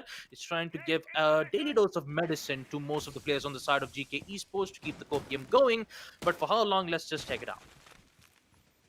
It's an interesting thing because I just noticed at that point then there were at least 2 of Shaheen's prone on the floor, and it's like, is this a way of kind of, again, hair of the dog that bit you? It's this idea of like, okay, we'll go for the ratty angles too. Ooh, Indy getting tagged up a little bit there. As Felix is just waiting, hungry for a kind of opening kill here, just to give a bit of breathing room. A few more picks under their belt before they can go for this final collapse, and very okay getting picked up a lot, but Envy really severely damaged right now. They have to be careful, of course, that classic pressure from Piano. But we're going to see a very aggressive collapse potentially come through right now from GK. But again, what utility they have in pocket? One smoke on K could really benefit them right now, in my opinion. But the Evil Eyes are still on the board, Babagusta, and they can do a lot of damage. I think if K gets in the way of one of them, it could be quite nasty. But there we go. Envy falls down.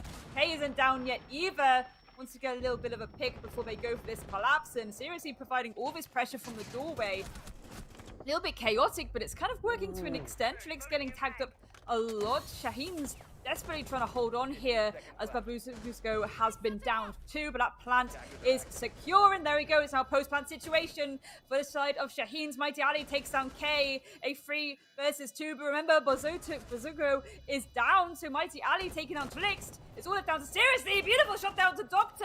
Can he clutch this out? Will this be a 7-0? No, it won't, because Mighty Ali can come through. And now the Shaheens getting their first but so important round on the board. Defenders disable the diffuser. Too close for comfort. My God, Mighty Ali just arrived in the nick of time to survive and ensure that Shaheens has a chance to bring this back on defense, which means that we will continue the round nonetheless. Round number 8, Shaheens.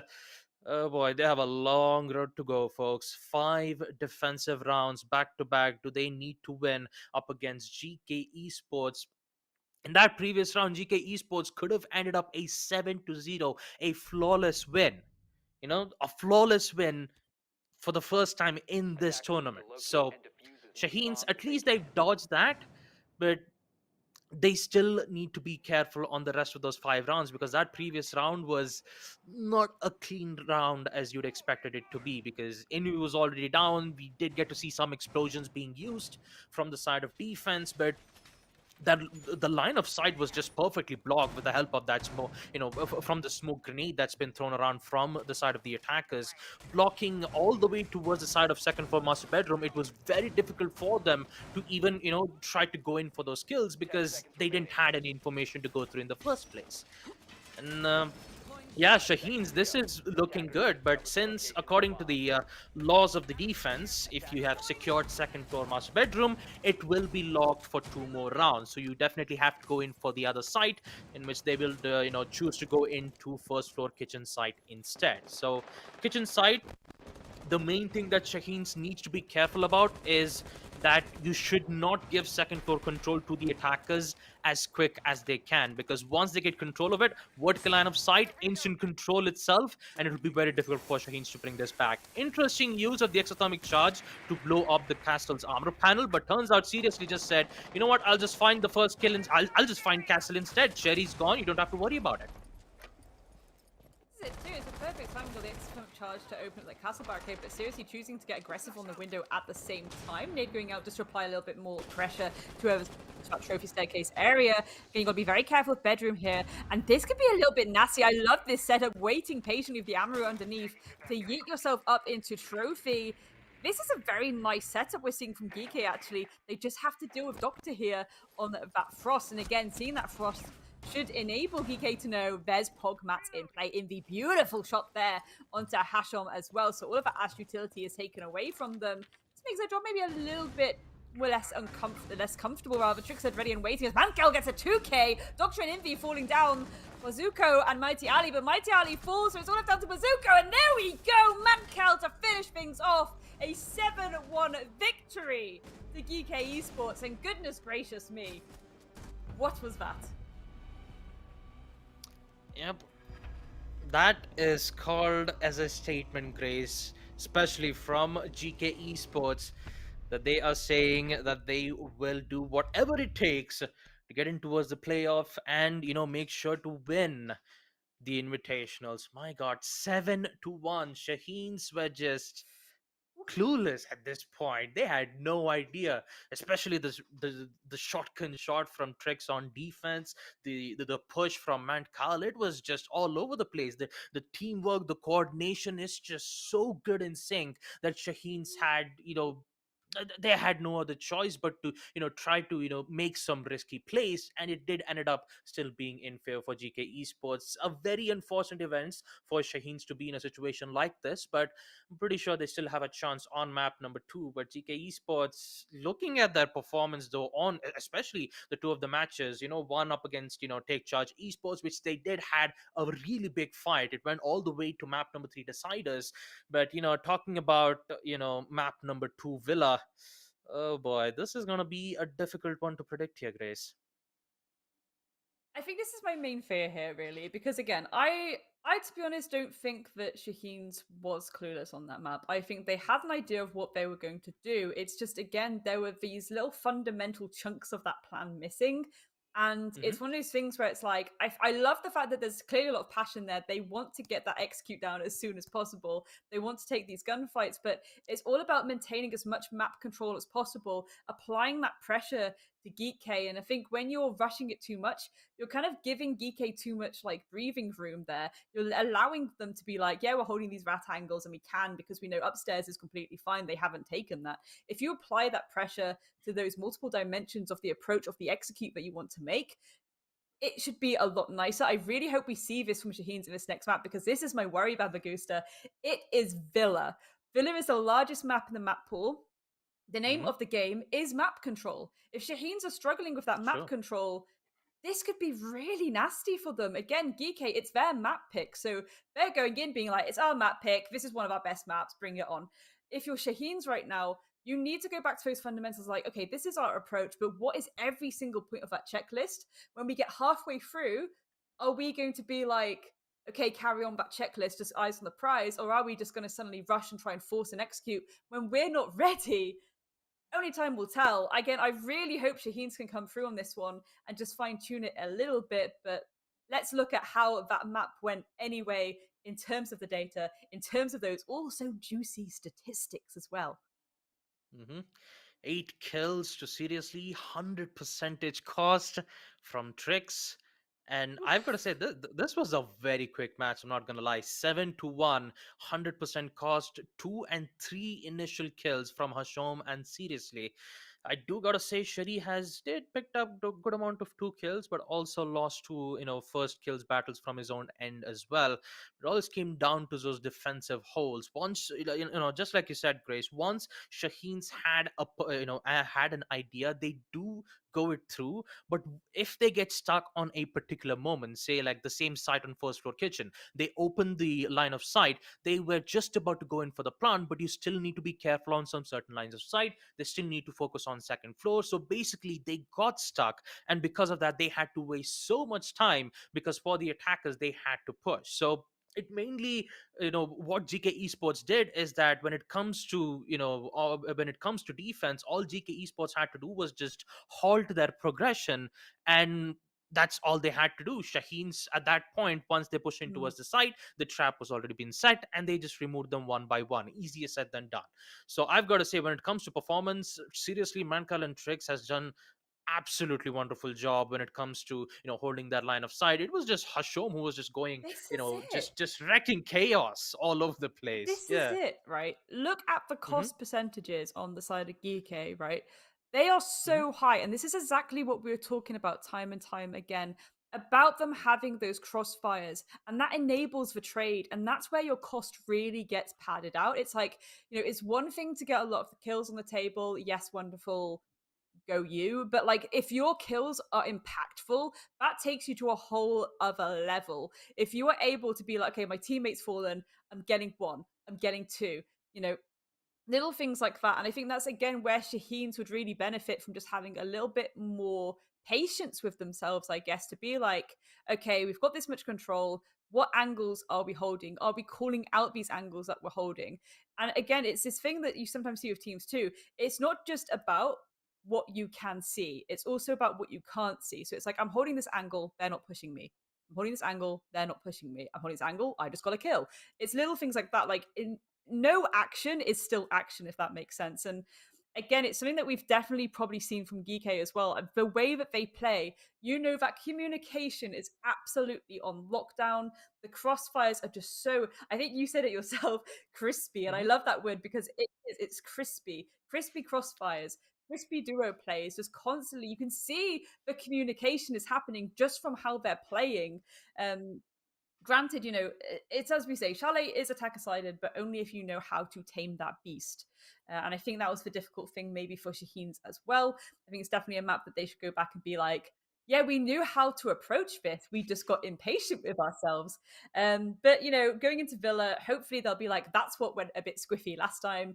Let's get that on lock before we go into the giant death match that is in Villa. But we will be going to a quick little break. Just for a second. Do not go anywhere. We will be right back with the lovely matchup of Shaheens versus GEEKAY on Villa.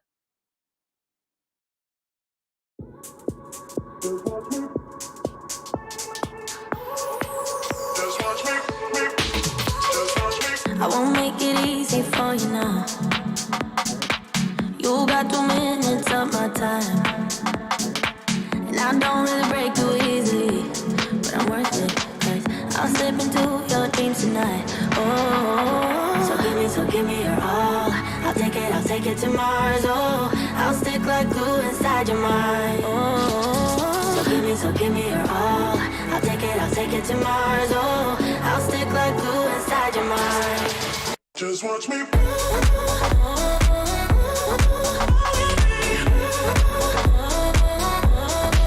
Just watch me.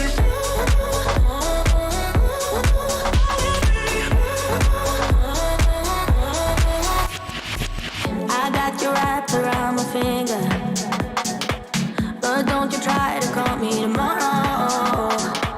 There's nothing personal in having a little fun. You wait and see if it's worth your while. Oh, so give me your all. I'll take it to Mars. Oh, I'll stick like glue inside your mind. Just watch me. Give me your all. I'll take it to Mars. Oh, I'll stick like glue inside your mind. Just watch me.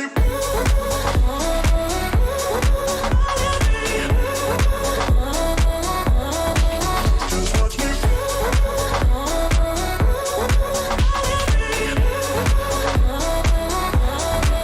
Just watch me.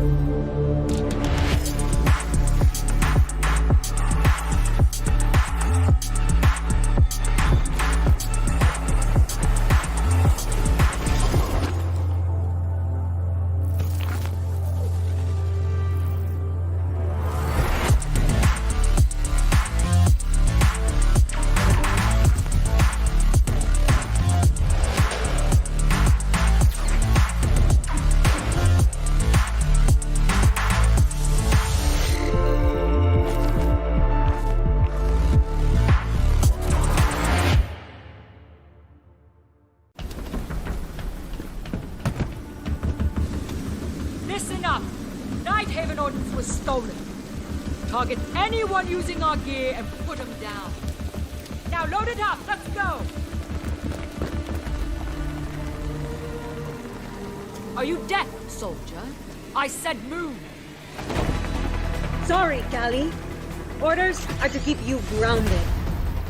And whose orders might that be? Mine.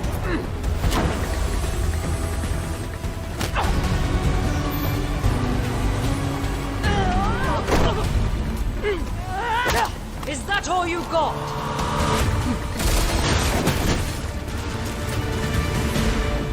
Damn it! I didn't kill Yahata! Someone stole Nighthaven Ordnance and is selling it, jeopardizing our operation. We know, but that doesn't mean you get to start a war over it. This is Rainbow's operation now. Not sure your butter knife will cut it, darling. You'll be up against very loud guns. We have a squad for that. Red Hammer.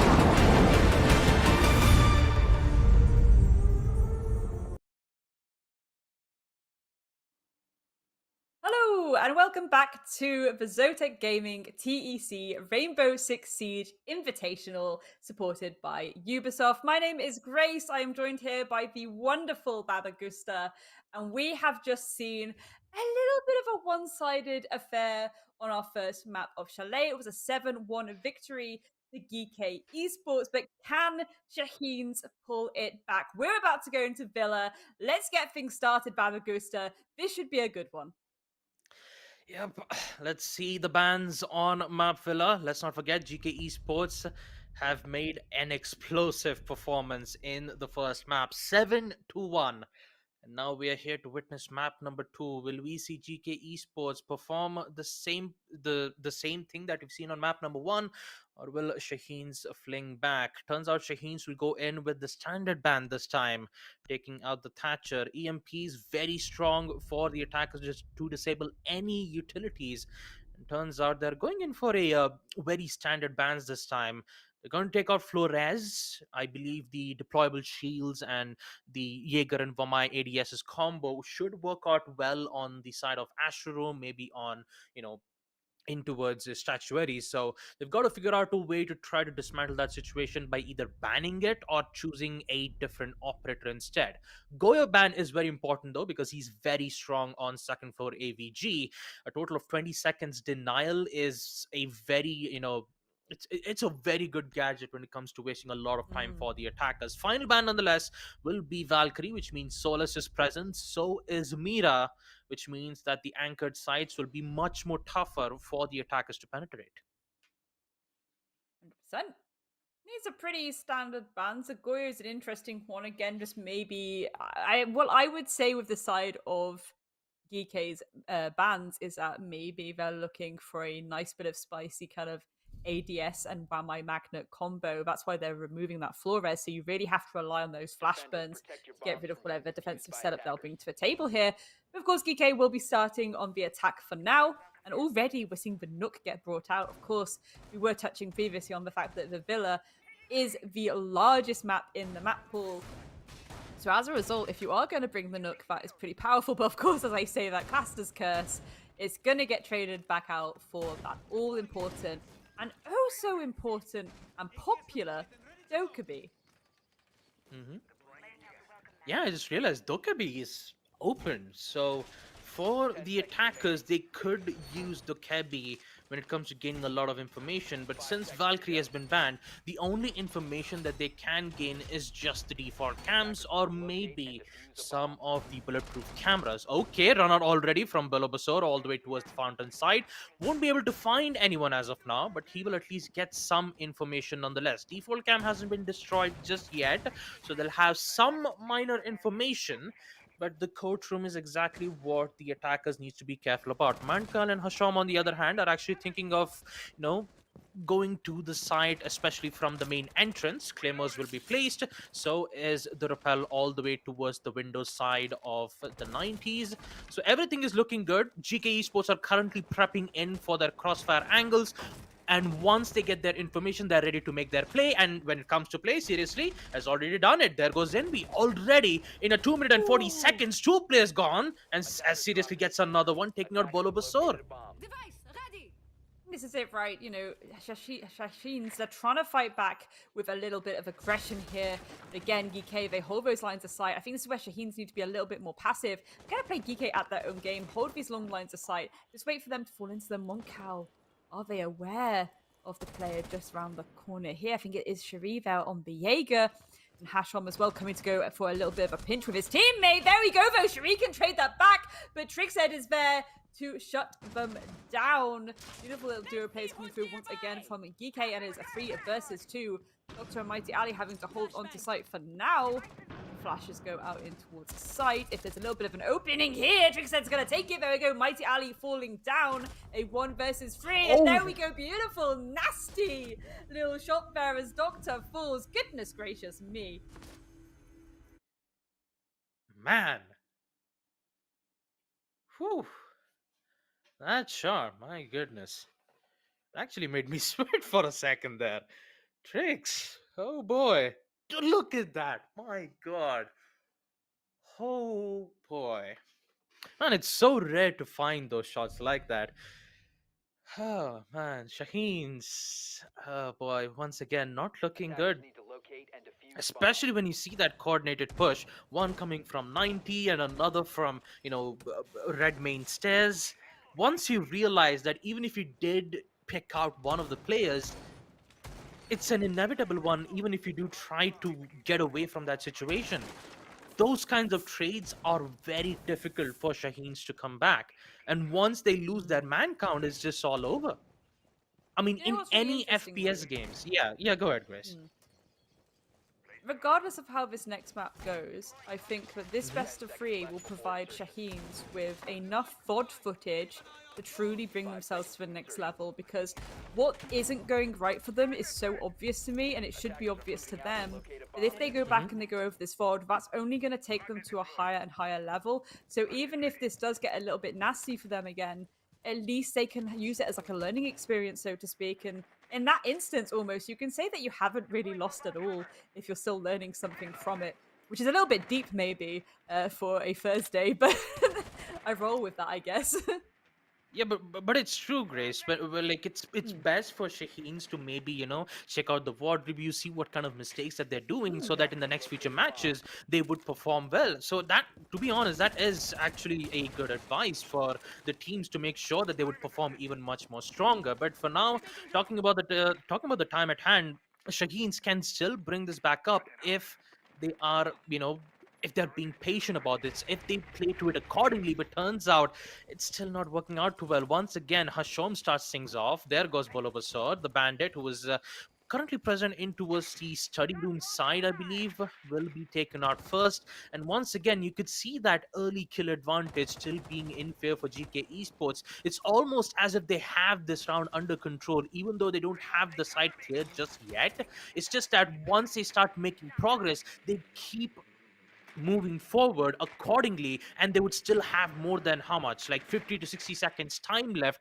and still they'll be able to have a lot more time when it comes to securing the round as well too. So now it's a minute and 30 seconds. They're taking their sweet time. Information, a lot has been given already from the attack drones. Grenades been tossed around from the statue side. Hashom will also do the same thing too, this time in the statue door. Push will be made, damages will be done to Sherry and Envy, but Shaheens are just playing this very passively. Now this is a good sign coming in from them.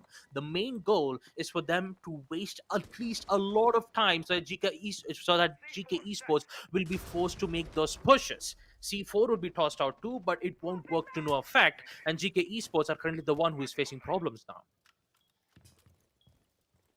I just can't get over the quality that GEEKAY are bringing to the table thus far in this tournament. It's really insane. Hashom, beautiful shot down to Sherry as well. A little bit of a dicey one there for Doctor. They're going to pull back. They've applied a bit of pressure there, so maybe a bit of a time delay can go through as Envy gets to pick there onto Hashom. So pushing down GEEKAY a little bit. Can they get another one on the table? Yes, they can. Envy, there you go. K falling down.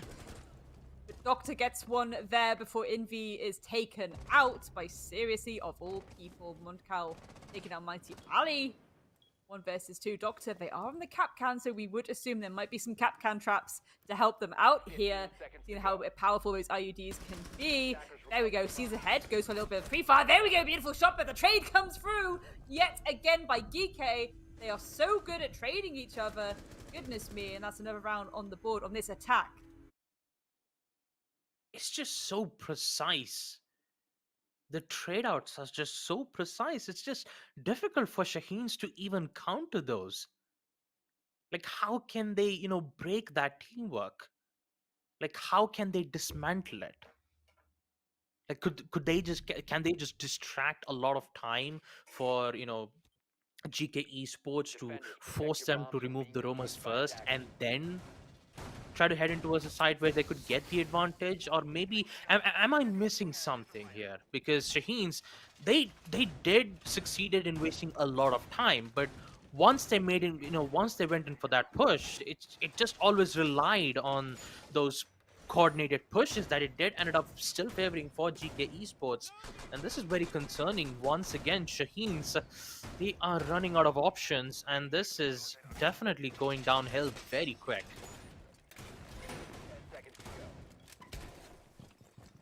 I think it's interesting we saw the kind of slight adaptation a second ago where the captain did come out, and I'm wondering if that was more because they were worried about these rushes coming towards them, but I doubt that. They are going a bit more standard here now, though. But again, look at how much defensive utility you have there. You have the Azami, you've got the shield and the smoke, you've got those toxic babes to delay the push and the timer, and those mute jammers to take away information too. It's a classic kind of, batten down the hatches, so to speak, setup. And I really want to see that for Shaheens here on their defense. Just hold your angles, hold your crossfires, stick to the fundamentals, and again, maybe a few cheeky C4s at best as well. It is a nice sight for doing that. You can always go underneath if you need to, but seriously, goodness me, Mighty Ali getting caught out downstairs. No immediate trade because of that. Again, the positioning is not really favorable for a trade. We do see Cherie here, though. Potentially they can come and cause a little bit of a ruckus if they can get in towards Piano and Art. But there we go. Seriously is just hungry for it. Hunting down the players of Shaheen. And this Verti can start to come through the Skeleton Key, making some holes, making some lines of sight, making those all-important opportunities. Goodness me, exactly the vertical play from GEEKAY. We saw it last time. It's just really on point. Yeah, info is king, and GK Esports are just nailing it out of the park when it comes to finding those information. Doctor is still trying to figure out a way to try to salvage the situation out, but getting one, but triple.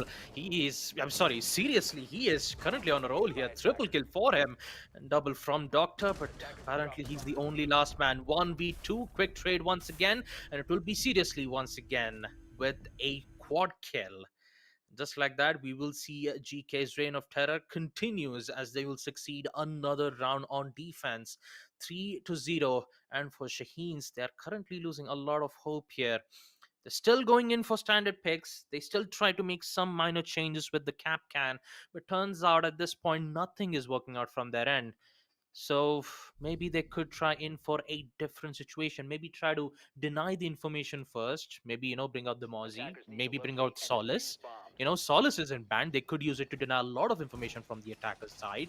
And maybe play some roam games. Have 2 roamers instead of 1. Try to challenge those trades instead of losing 1. And try not to get caught, out in the open. They have to be really careful in situations like this, because the one thing's for sure, Shaheens, they have to be careful of those attack drones. They are hidden in such a way that Shaheens have no idea where those attack drones have been placed, and because of that, they already have the upper hand when it comes to getting those early kills. So if you neutralize those attack drones first, maybe they would have some chance to survive in the early rounds at least.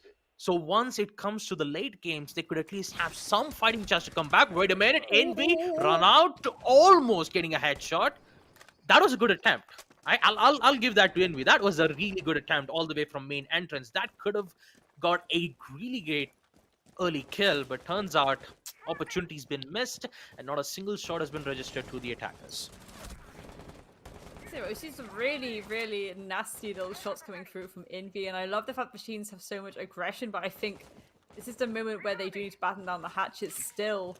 And GEEKAY are just doing a really good job of kind of catching them off guard where they can. That could have been Whopper for InVivo. Again, being on the dock, they can heal themselves back up to full health. GEEKAY are going to be aware of this extended presence there of Sherry as well.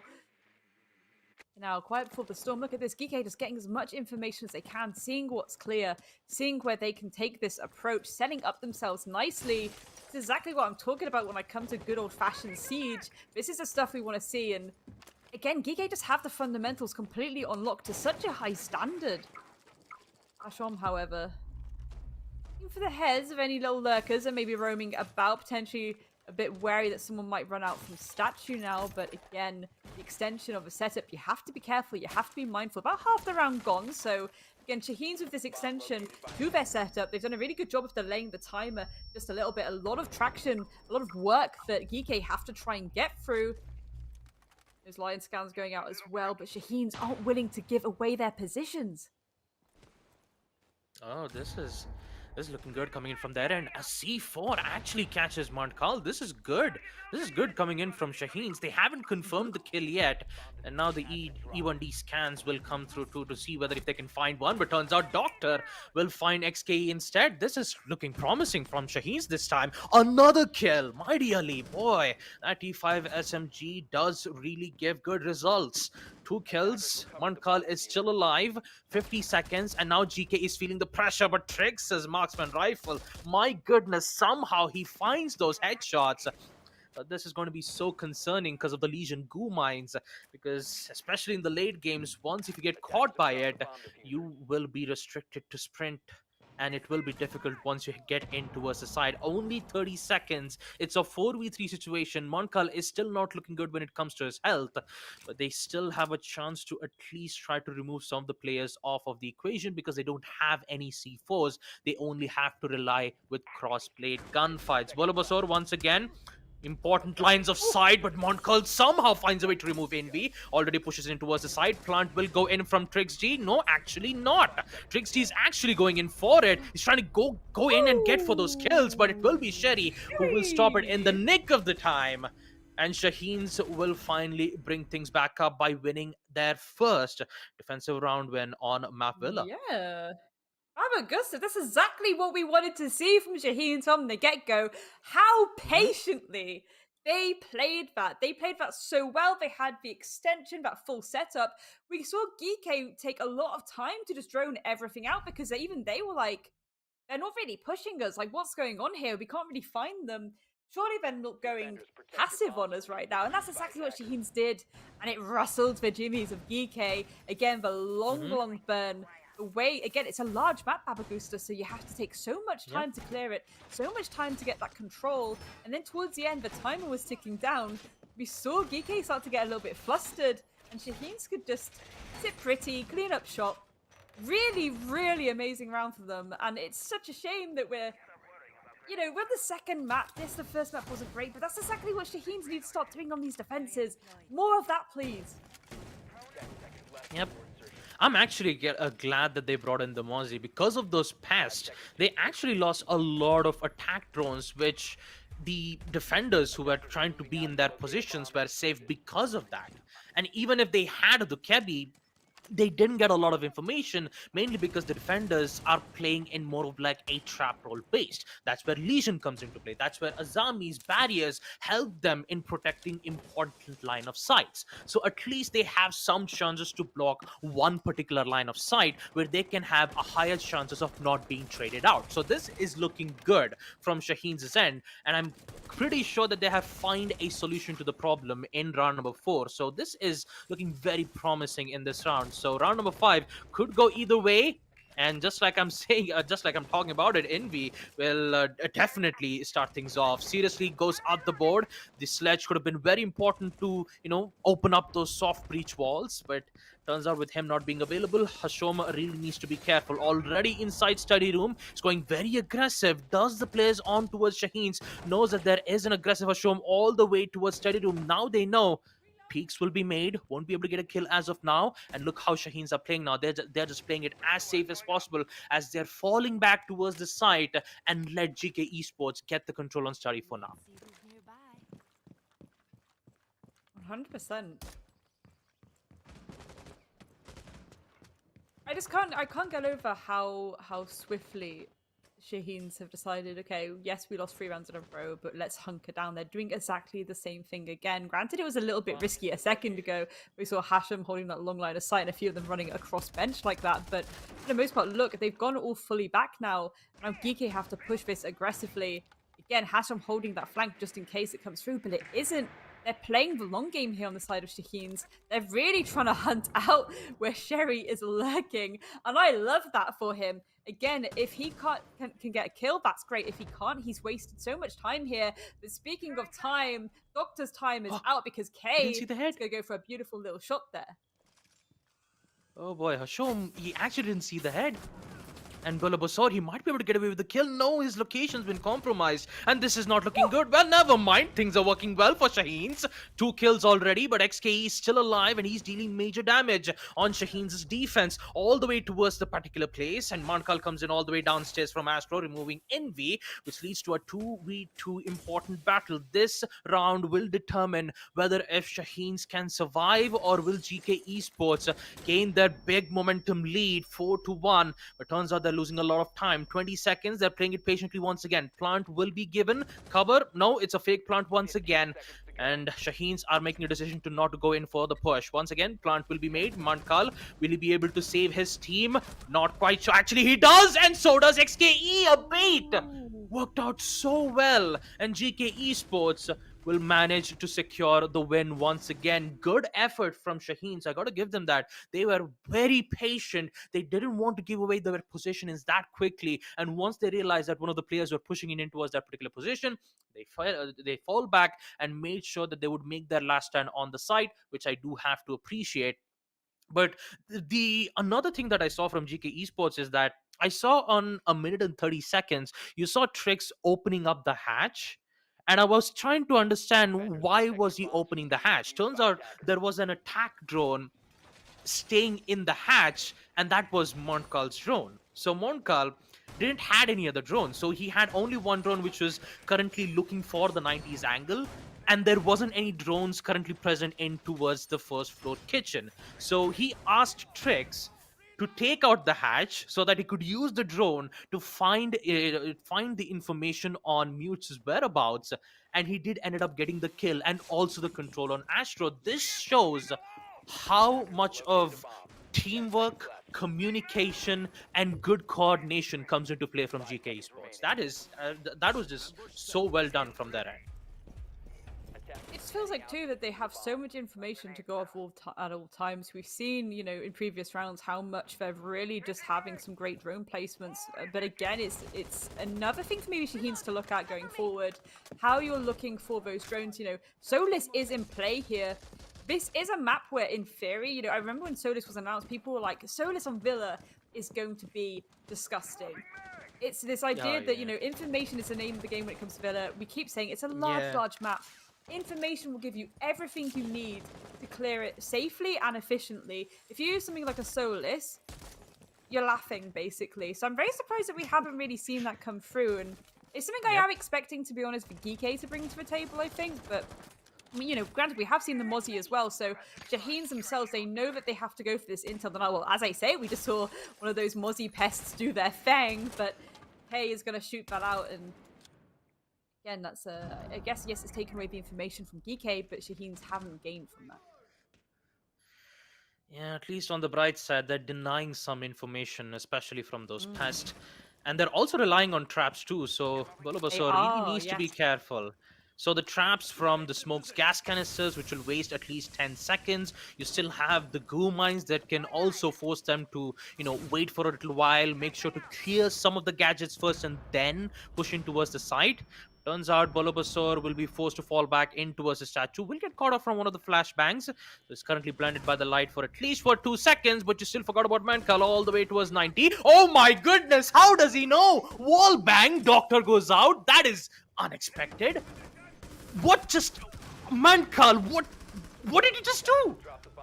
Just like that, we just see 2 players out of the board, but somehow we will see Shaheens fling back by removing both Montcal and XKE. C4 goes in with a bang. There goes Hashom too as well. And you could say that Shaheens have got this under control, but this is still a 2v3 and still a difficult situation for Shaheens to be in. So we see kind of Key going on some drones, trying to work out if there's any info to give them. But I'm assuming that the rest of them are just watching point of views. It could be that there's very limited drones to go off right now. Key feeding that information where they can. Vo, and there a beautiful shot by Bulbasaur. Seriously taking down Mighty Ali in retaliation. But again, you're in a 1v2 right now. This is where you need to isolate into those 1 versus 1. Look for the heads of the players. Bait them to take those 1 versus 1s too. Will Shaheens take the bait or will they hold these crossfires? It looks like they're going to try and hold the crossfires, which is exactly how they should be playing it. Trying to bait seriously on their own too. The default cam actually distracting a little bit so Envy can go for the swing around the corner. Gorgeous stuff there. Yep, gorgeous That's stuff. really well played and there. Really well played. Yeah, just really well done. But look at this, Montcal. Like how? Just how does he know that? Wall bang removes the doctor in just a simple wall bang. I just cannot believe that just happened there from GK Esports. But all aside, I've got to say, Shaheens, they did defend it well and in towards the side. The traps was just really well put. And now, round number 7, role swap will commence. And so is GK going in on defense, which means that right now we still haven't seen Solace. And I'm pretty sure that Evil Love is nowhere to be seen, or maybe we might see from either Hashom or from Ankel's end. If they pick Solace, that is. But all in all, I'm pretty sure that they're going in for projectile denials, or maybe they could go a similar strategy like we saw from Shaheens, and which was like going in for traps instead. Yeah, I mean, this is it. When we saw those bans, it was like, yeah, this feels like a bit of a utility denial play. But given the fact that, Solus is in play, as we've discussed, Solus is so powerful in Villa, maybe we'll see a bit of Solus action too. Are they going to worry too much about wall denial here? There's the Legion coming through there on Trelixt, but again, it's this idea of like, that's really good for that final collapse, denying that final execute. You've already got the Toxic Babes in pocket on the smoke there.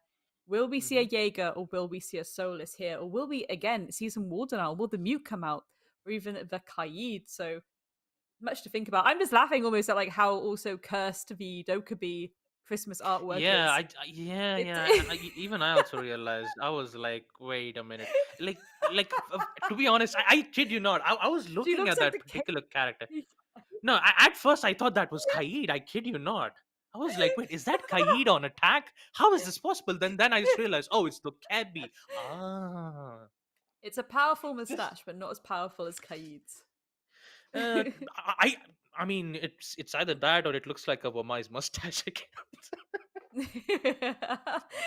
Like a Wamai's mustache is just playing around. Perfect disguise, Yeah, perfect.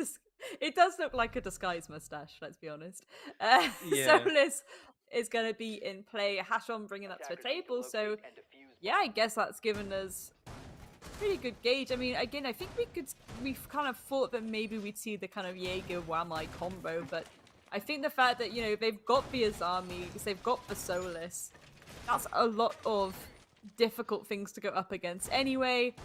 There's then also the Toxic Babes and those Goose for that final collapse. I think we just saw one get thrown down in Zombie, and even one thrown maybe towards bench or top of Red as well. So a few Goos kind of placed out just to prevent that approach. Again, I think they're setting up a lot for this approach from the kind of statue trophy push. So we're probably going to see an extension on the roam game, and looking at where the drones are being positioned too, that really does give us an indication that's where Shaheens are going to push from too. So that's a really good read there by GEEKAY, but it realistically was going to be one or the other, wasn't it? Of course, they do have the Solus on board, so that makes their job a lot easier at finding some of these drones. We have Hashram downstairs on a little bit of a Roma-Rooney.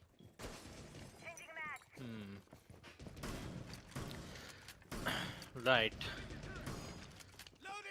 Currently some vertical line of sights from XKE.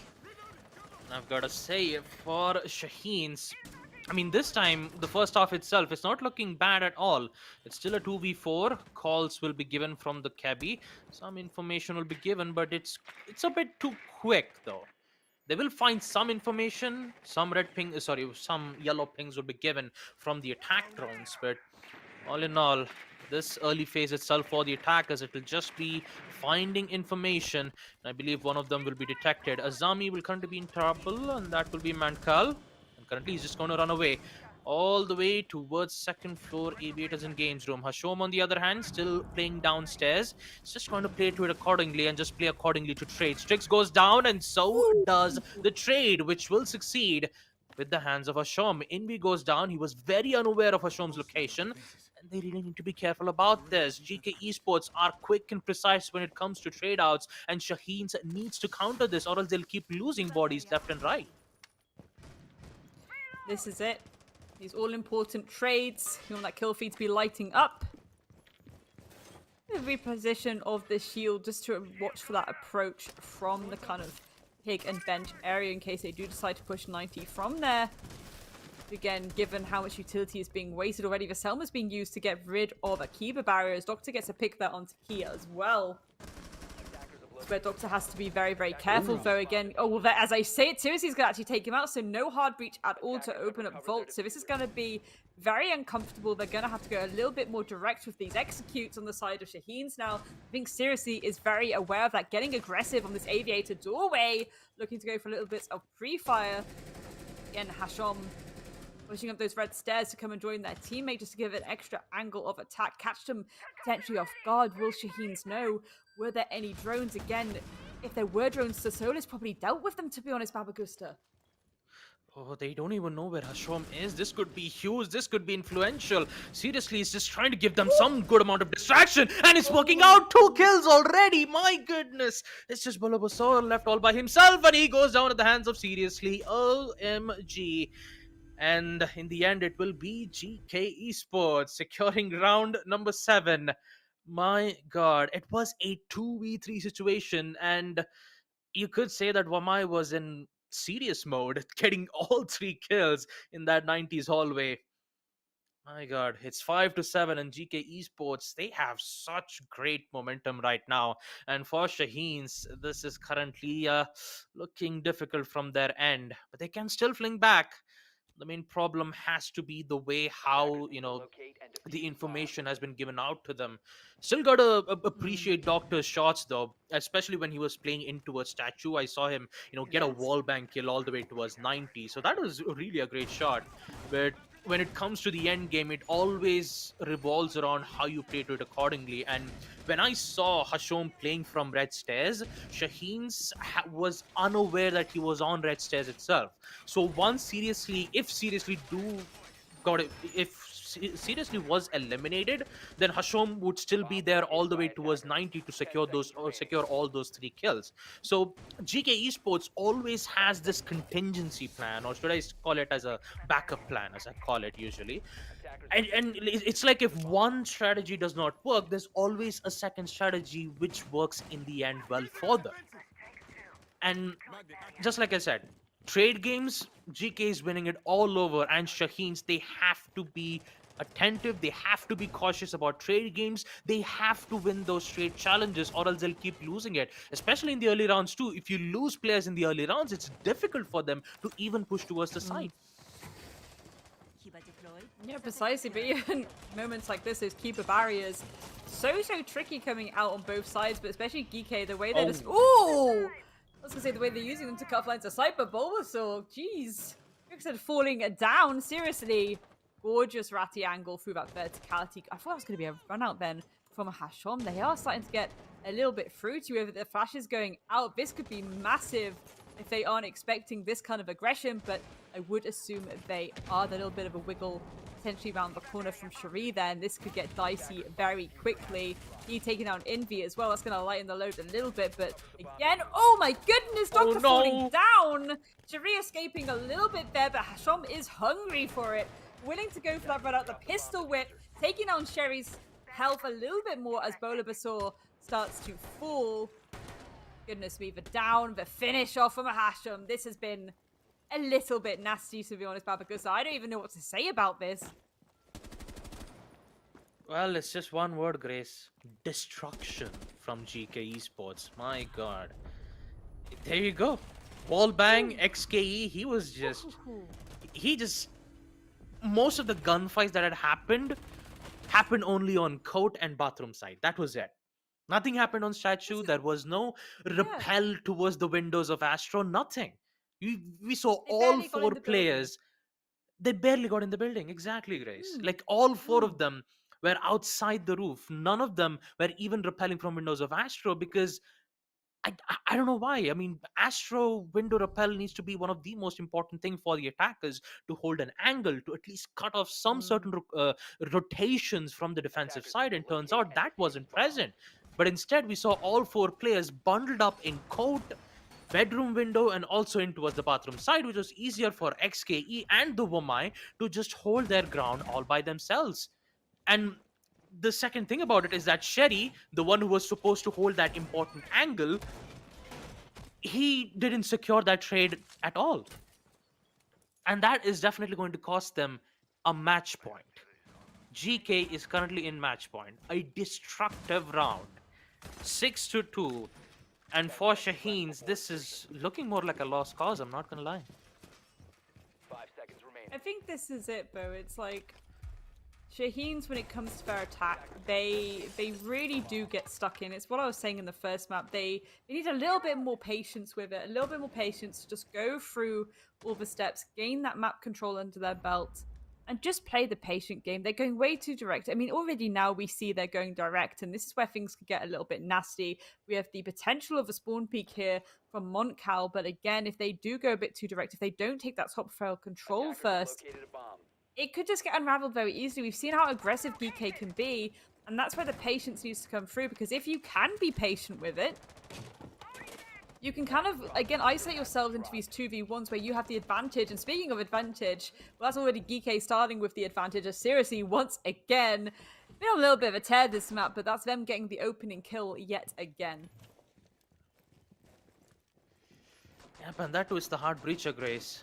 Doctor, the hard breacher gone. They don't have any other hard breach capabilities to open up any reinforcement walls. So basically, opening up is opening up any walls, maybe especially in towards pantry, is a no-go. So the only thing that they can do is just open up lines of sight, a vertical line of sight, but that is not going to happen because Asrom is still there. He was about to go for a triple kill, but instantly will be refract from Sherry nonetheless. But the damage has been done. 2v4, and Montcal will be taking a lot of damage. Hip fire to confirm the kill. There goes Sherry, and now it's all down to Mighty Ali. Will secure one all the way towards the Astro side, but can he find the last player though? Actually, he still needs to find 3 more players to secure this. C4 will be tossed, won't be able to find the kill, but it will be Montcal in the end to secure the final kill. And just like that, ladies and gentlemen, we will see GK Esports securing map number 2, Villa. It will be theirs, and they are here to make a statement, folks. 2-0. Shaheens, I'm not gonna lie, they you could say that they just got destroyed, man. This is, my god, powerful performance, great teamwork, coordination was top notch, communication was just so good, it was so fluent. And when it comes to those individual plays that we've seen from Shaheens, there were some good memorable moments from Doctor, from Mighty Ali, but in the end, when it comes to being victorious, it was GK Esports who did, thrive in that victory nonetheless. Congratulations to them as they will secure yet another win in the group stages, 2 wins, and high likeliest chances to be selected in the playoffs itself, Grace. Yeah, this is it, especially when you go and look at those round differentials, because even when you have, 2 teams on the same amount of points, you get that step further just by having that higher round differential. So that's Mhm. certainly going to pad it out a little bit for GK. Let's just have a recap at how all of that went. So we started on Chalet, which was Shashin's map pick, but unfortunately, yeah, GK beat them 7-1 there, and then GK finishing things off on Villa, their map pick, with a 7-2 victory. I mean, sadly, we didn't end up on that third and final map, and again, the round differential does indicate that that was a bit of a beatdown on the side of GK. But I will say, controversial opinion, Shaheens are exactly the kind of team that a lot of coaches would love to get their hands on, because you see it's almost like you see this really good clay, basically. They're so moldable. We see the talent is there. It's just when it comes to the fundamentals, they need beaten around a little bit just to get that look down. The patience, things like that, their 3-2-1s, their timing, their crossfires. GK are on a whole another level because of that. It's the fundamentals that make them really, really strong, as well as the disgustingly powerful mechanical skill we were seeing from some of those players. But it's these little things where you're like, okay, yes, that was a bit rough for you.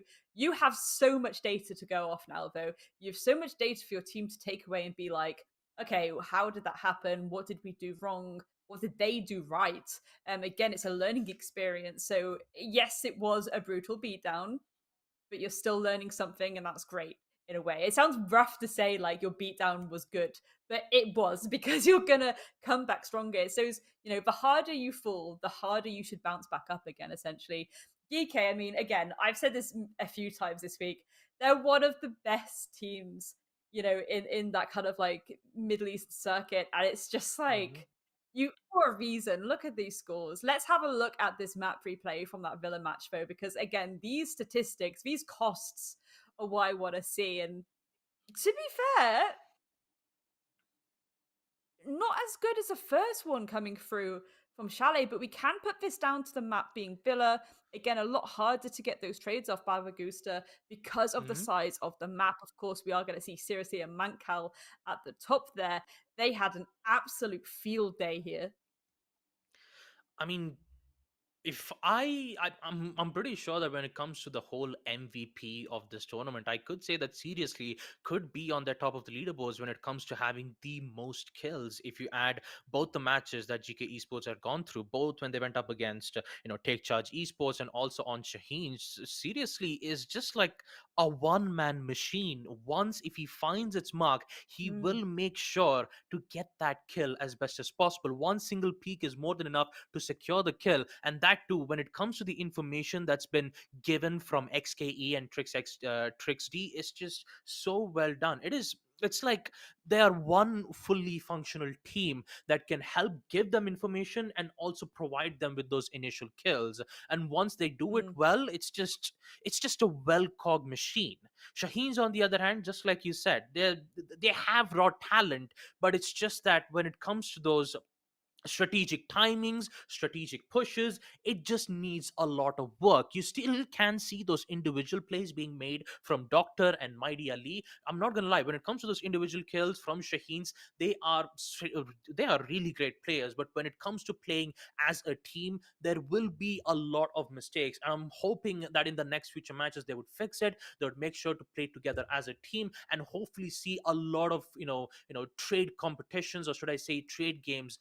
I wouldn't say trade game, I'd say trade challenges being succeeded a lot more than just losing it in the first place. So yeah, let's take a look at the players comparison as well as two. I'm pretty sure that it will be Doctor and Seriously, but yeah, sorry, it's just one player. Spotlight, I'm sorry about that. It's Seriously, once again, 82% cost, Mm. 22 kills, and 60% headshot. My goodness, his headshot percentage is on the mark.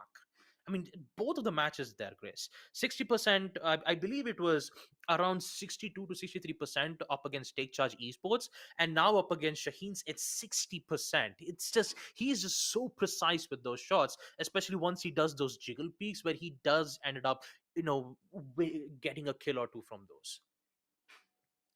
I think this is again the point to be made about GK here, and seriously, his stats really highlight it. Obviously, a really, really capable fragger for their team. A very high cost, 22 to 6. Again, I don't think the plant was really going down that much on any of these maps. So I think objective wise, it's kind of a bit out the window. But again, we really need to focus around those trades. We spoke about it so much. It's just something that GK were doing so, so well. The duo plays were just so on point. Head to head, though, Augusta. Mm-hmm. Yep, head to head finally. I actually thought that we were about to see the player comparisons first, but yeah, I got confused there. Yeah, player comparisons. Envy, yeah, Envy is great when it comes to playing, getting those impactful kills and try to recover the rounds in some certain ways. But unfortunately, in this matchup against GK Esports, he couldn't find the opening that he got. But at least on the other hand, he did made some important plays that he could at least recover some of Mm. those rounds. He did win at least one of those trades. I mean, obviously Shaheens didn't win all of those trades, but Envy in certain amount of challenging duels, he did secure one, but instantly he was the one who usually get traded out in the end. So 39% headshot, 0.60 ratings, it's very low compared to it, but he did his level best to try to, give a better competition to GK Esports, and they evidently did so. But in the end, it will be GK Esports who will secure a major W for them, 2 wins in the group standings. And let's take a look at that too. We have GK Esports on the top of the leaderboards in Group A standings. First place securing 4 points. The same thing can also be said to Triple Esports, where they will also secure 4 points as well. Group B standings, 25 Esports and Mercenaries, who did win up against Kira Esports, will also secure 2 points as well. Maybe you could say that in Group B we might see some changes. Maybe 25 Esports, Mercenaries, maybe you might see Kira Esports fling back. But on Group A, Take Charge Esports, they still have a chance. We did get to see Take Charge Esports go all the way to best of 3, so that's the main reason why you see them securing 1 point. But all in all, this will be a tough competition for third and fourth place, especially Kira Esports and Shaheens, who are currently in the last of the place. Yeah, I think this is it too. Like the round differentials really gonna probably bite Shaheens a little bit if they can kind of bounce back from that a little bit, make these a lot closer. And again, the VODs from the last few play days, it's going to give all of these teams a lot to go off. But especially if you lose, that gives you a lot more to work on. And if you're going against teams like GEEKAY, teams like 25 Esports within Group A and Group B, I think they're the teams you want to really ideally be going up against. Again, for more of a learning experience than anything, just really kind of seeing what they're going to throw at you and how you're adapting to that. Because we see, some teams, they do get aggressive. We even saw this with Shaheens, to be honest. They are an aggressive team, but it's about controlling that aggression and having a bit more patience and knowing when to hit them with that aggression. Again, we saw that with Envy as an example. Envy would be very aggressive at times. And it's like, the whole of Shaheens, they have this fire in their belly. It's just about controlling that in a way where you can make a good kind of fire happen, if that makes sense. So again, that's been a good bout of games, and again, all the games today have been really exciting to watch. We hope you've enjoyed them too at home, wherever you're watching from. My name has been Grace. I've been joined by the wonderful Babagusta, and we will see you tomorrow for another play day. Oh no, we won't. We'll see you Saturday for another play day.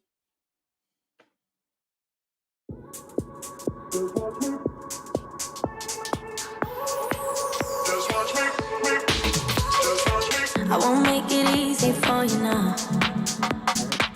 You got 2 minutes of my time, and I don't really break too easily, but I'm worth it, 'cause I'll slip into your dreams tonight.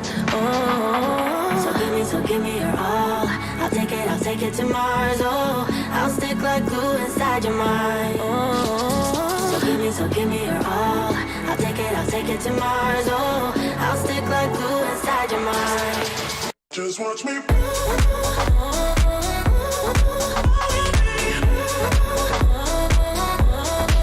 Just watch me.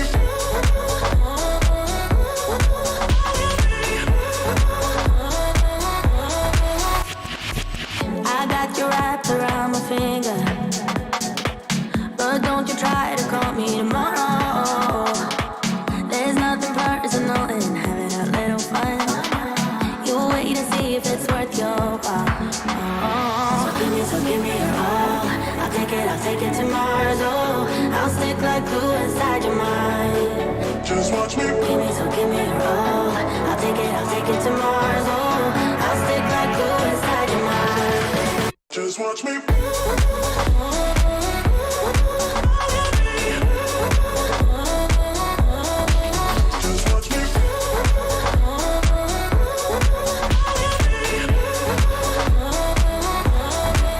Just watch me.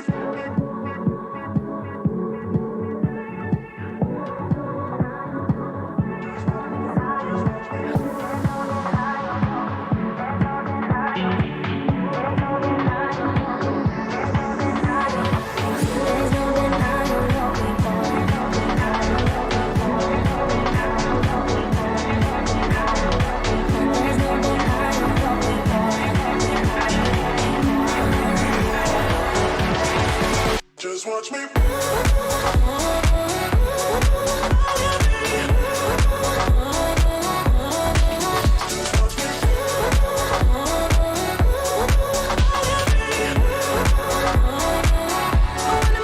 Just watch me.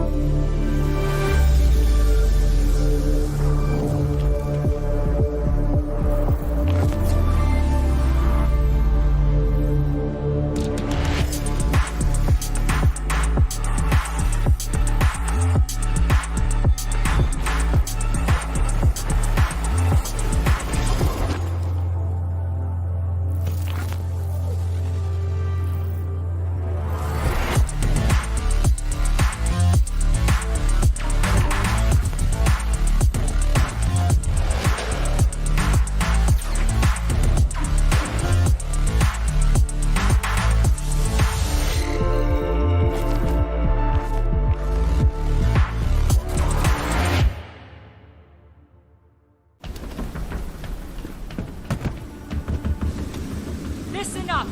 Nighthaven Ordnance was stolen. Target anyone using our gear and put them down. Now load it up. Let's go. Are you deaf, soldier? I said move. Sorry, Callie. Orders are to keep you grounded. And whose orders might that be? Mine.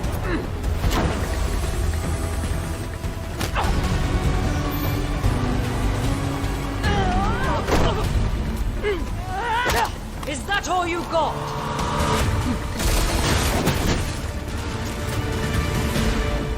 Damn it! I didn't kill Yahata! Someone stole Nighthaven Ordnance and is selling it, jeopardizing our operation. We know, but that doesn't mean you get to start a war over it. This is Rainbow's operation now. Not sure your butter knife will cut it, darling. You'll be up against very loud guns. We have a squad for that. Red Hammer.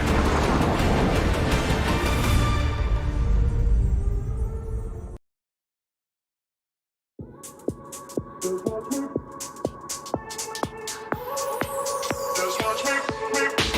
Just watch me. I won't make it easy for you now.